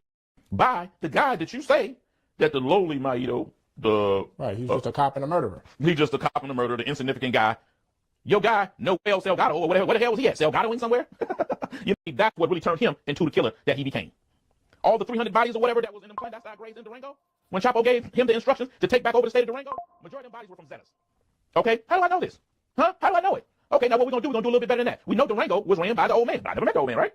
Okay, Chapo gave instructions to Maito again, and in the document that I just showed you, the court document, out of El Chapo's indictment, it states Armando Nunez Mesa, right here, look at this. We see also that my boss, Maito, Mario Nunez Mesa, was also giving information. And I guess I'm making this up too, Karate J. He sent me a ton of work. Understand what I mean when I say ton. Understand what I mean when I say 2 tons or whatever. You don't receive a ton at one time. No, that's stupid. It's like a contract. You will receive a ton, 2 tons, 8 tons over a duration of 30 days or whatever in the agreement. So you may receive 100 one day, you may see 300 or 400 the next or whatever, but at the end of that 30 day or whatever date or time that's negotiated, you would have then received that amount. That's how that goes. Since he wanted to be petty and act like nobody wasn't doing nothing serious in Detroit, even though he admitted that if he got those prices in Detroit, he could sell 5,000 of them, right? But for some reason, if I got the same price that he talked about, I couldn't do it. Now, he was honest. I mean, Chicago is the hub for these states around Chicago. So that's where the issue came from, but I'm not going to get buried in the weeds on that because he was wrong about a number of things. He was right about a lot of stuff, but when he got off into hating, it was clear that he was hating. But anyway, you see that Mario Nunez Mesa was also an informant. After he had sent me about a ton of cocaine, meaning the end of that particular contract, he actually crossed over into the United States and met and informed. Guess who we informed on? His former guys, the Juarez cartel. So as this war was going on, Chapo was instructing and giving information, as it says under Fernando, that this information was coming from the higher-ups to give to the United States. Whoa, we got a lot of guys coming. We really have to up our troops. Let's see if we can get now. Oh, we got +8. We got 8 more guys. And met cartel. Higher-ups. Indictment ain't like one. Coffee does management for what's nephew name? That's nephew, man. That's talking about did a podcast with him, and on our way out, we ran back into the nigga. When we ran into him, loose. I don't know if you did. I didn't see nobody else with the nigga. I didn't see nobody else either. I didn't see nobody. He said that. I ran into that like, okay, well, nigga don't want no problems. I'm not finna just death row this nigga like it's 1997, right? I left it alone. I told Luce them, let me have a conversation. Because he was already had his mind made up because he didn't do some back and forth with the clown nigga, right? So once I seen he didn't really want to have no issues and he saying he ain't got no problems, Luce said, nigga, you gonna come over here, nigga, and take these pictures with the product. We walked back another, what, 70, 80 feet, right, to the product, went in there. The owner, they told Luce on record, hey, get this nigga some product, let him take some pictures. They ain't paid him. He did that at that point. When I seen that nigga confirming to that, I got on my phone. There wasn't no need for me to pay the nigga no more mind. It's loud in here, so whatever he doing with his phone, I wasn't paying no motherfucking attention. I dealt with the nigga face to face. The old man brought Maito in to the Sinaloa cartel when he switched over from the Juarez cartel. There was an article released over in Mexico stating that Maito was the one that started the war. I was over there in Mazatlan and went from Mazatlan through the Devil's Spine over to Culiacan. The little spot over there they had in Culiacan, I think it was maybe about 8 apartments or whatever, and with a big ass wall around it. We went from there, and when that was going on, the Beltran Lever brothers was there. Everybody was there. It was like a big ass convention. And that's when they decided, I guess, to go full-fledged war. That's what I know. That's what I'm speaking of. When I went into Durango, I rode through Durango. I could smell the fucking weed in the air. And then I got took up a motherfucking road with big ass motherfucking holes in it where a regular car can ride without turning suspension.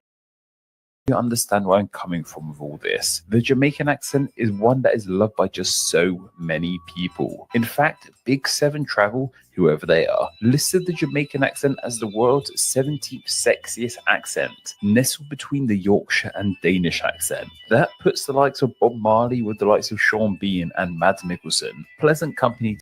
That 30,000 Irish political prisoners be sent to the Caribbean. It escalated 25 years later under Oliver Cromwell, Lord Protector of England, Wales, Scotland, and Ireland. By his death in 1658 from pneumonia safe in his England home, the Irish population of 1.5 million was down to an estimated 600,000. They emptied them out of heads. And we would be wondering, where are all the black scurries? Where are all the Moors? Man, you better check here. Give a bitch 500 just to braid my hair. From the murder men, don't get it twisted. I take it there. Nigga, I was in think you fucking with me, must be out the bath sauce. That's low-key hard as fuck. See what I'm saying? No, I ain't doing no jumper interview. I ain't doing no.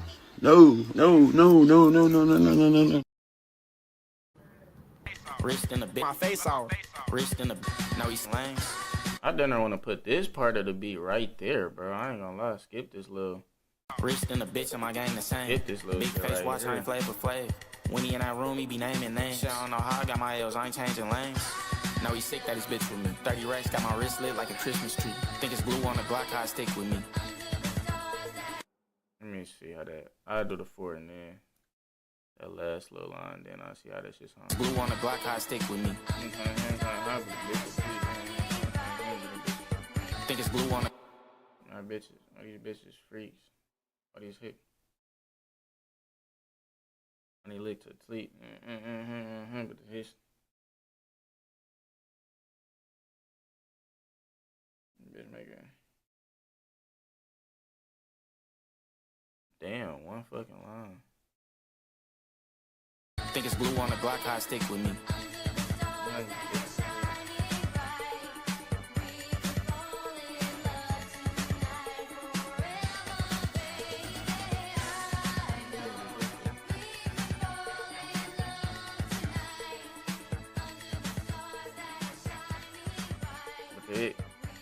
What the fuck is epistemy?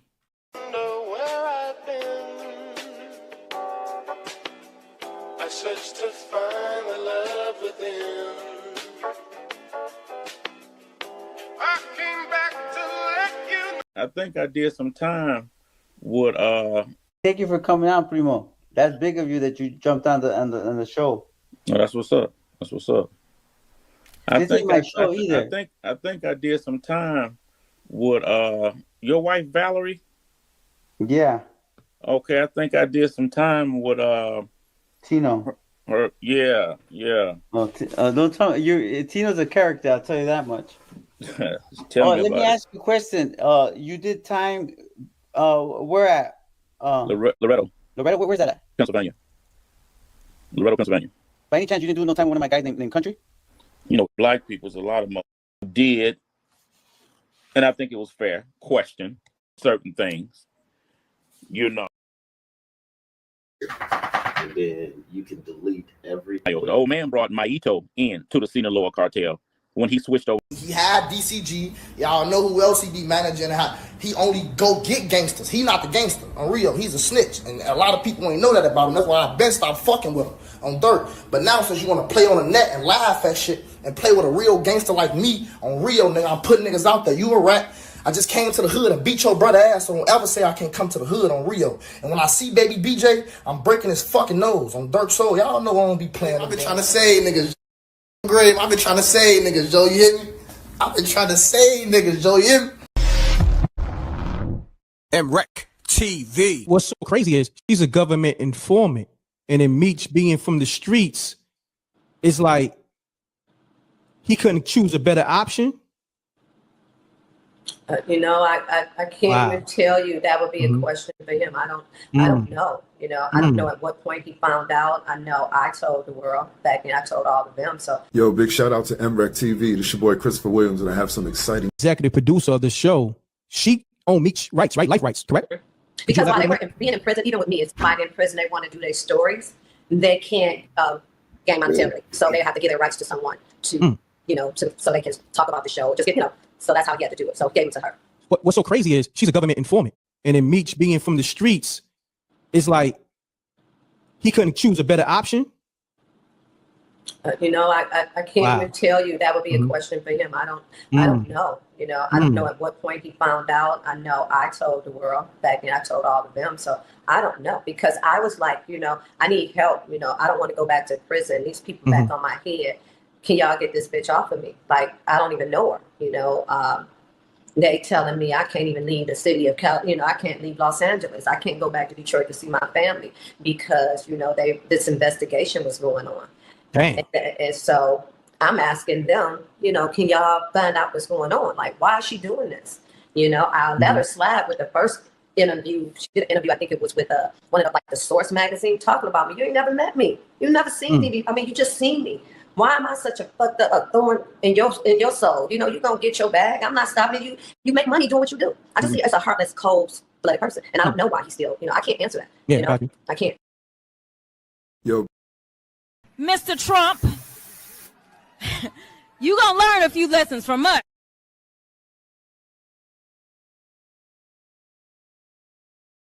He said that. I read into that like, okay, well, nigga don't want no problems. I'm not finna. To do a subpoena for Musk in the Oversight Committee, and the Republicans shut it down. Now, here's the deal. If everything that he is doing is above board and they have nothing to hide, then why wouldn't you want him to come out and testify? The idea that he can just post it on Twitter and that is enough is a farce. That is not how we operate. And at least when you come before Congress, there are consequences when you come before Congress if you are less than truthful. And that is the type of situation that we need him to be in. Now, Musk campaigned with Trump. Incluso reconoció que su hijo el Vicentillo podría dar información que le about the 17-year-old basketball player, straight A student. Am I wrong, Gilly? It used to be like the athletes, they got protected. Right. Nobody touched them. Hey, he good now.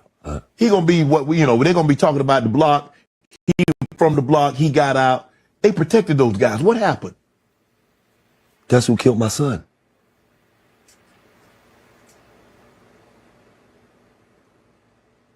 The 17? Yeah. The 17-year-old basketball player that just got shot 17 times? Yes. That's who killed my son. Really? Yes. What was that about? Well, it wasn't for my son. Your son happened to be there? Yes. Oh. Them blocks is beefing. They going through it. My son just so happened to pull up out there 5 minutes. They come to shoot the block up. My son's not from that block. He don't, you feel what I'm saying? Yeah. He just so happened to be in the wrong place at the wrong time. the whole ATL falling back from him. So my whole thing is, hold on, let me is say Gunna's a rat. The whole ATL falling back from him. So my whole thing is, hold on, let me interrupt you there. People were saying Gunna was a rat, but Gunna was selling out concerts. I know, but what I'm saying is niggas was falling back from him because he took a cop out and it looked funny, right? Now you hear this about Meech, niggas are like, yo, show the paperwork. There's more niggas that's rooting for Meech because he's their hero, which is understandable. But I tell niggas in this rap game, niggas pick and choose every single day. That's why I was cool with being a bad guy and not having too much friends in the rap game. I was so used to it because people pick and choose. You're gonna either like Cardi or you're gonna like Nicki. You gonna like Ice Spice or you gonna like Lotto? I don't. Come on, bro. I be around rappers. I hear the talk. Like you. Not on behalf of, she didn't call him up and say, hey, I want to set up Cuffy for a big meet. Per this. So she didn't approach them on behalf of, she didn't call him up and say, hey, I want to set up Cuffy for a big meet. Per this testimony. And you mentioned Demetrius Flannery's name to Mr. Cromer. Yes, I did. And it was about perhaps helping him out. Yes, for a time reduction. Did they indicate that you would have to testify against anybody? No. You were told you wouldn't have to testify? That's correct. They told me they would be deported back to Mexico once they did the drug bust with the Hispanics and I wouldn't have to testify. All right. Now, I take it then Mr. Cromer, in the course of dealing with you, knew about Mr. Flannery. Yes, he knew about Demetrius Flannery and our relationship as friends. Let's get into that. What was your relationship with Mr. Flannery? He was my friend. Okay. Or is my friend. Was there any business relationship? Yes, sir. Did you have any business relationship with him? Yes, I have his life rights with creative control and his power of attorney. That's a hell of a lot to give to somebody. When you could give your power of attorney to an attorney, why would you not just give your power of attorney to an entertainment attorney and have this woman work with her? Mistake number one.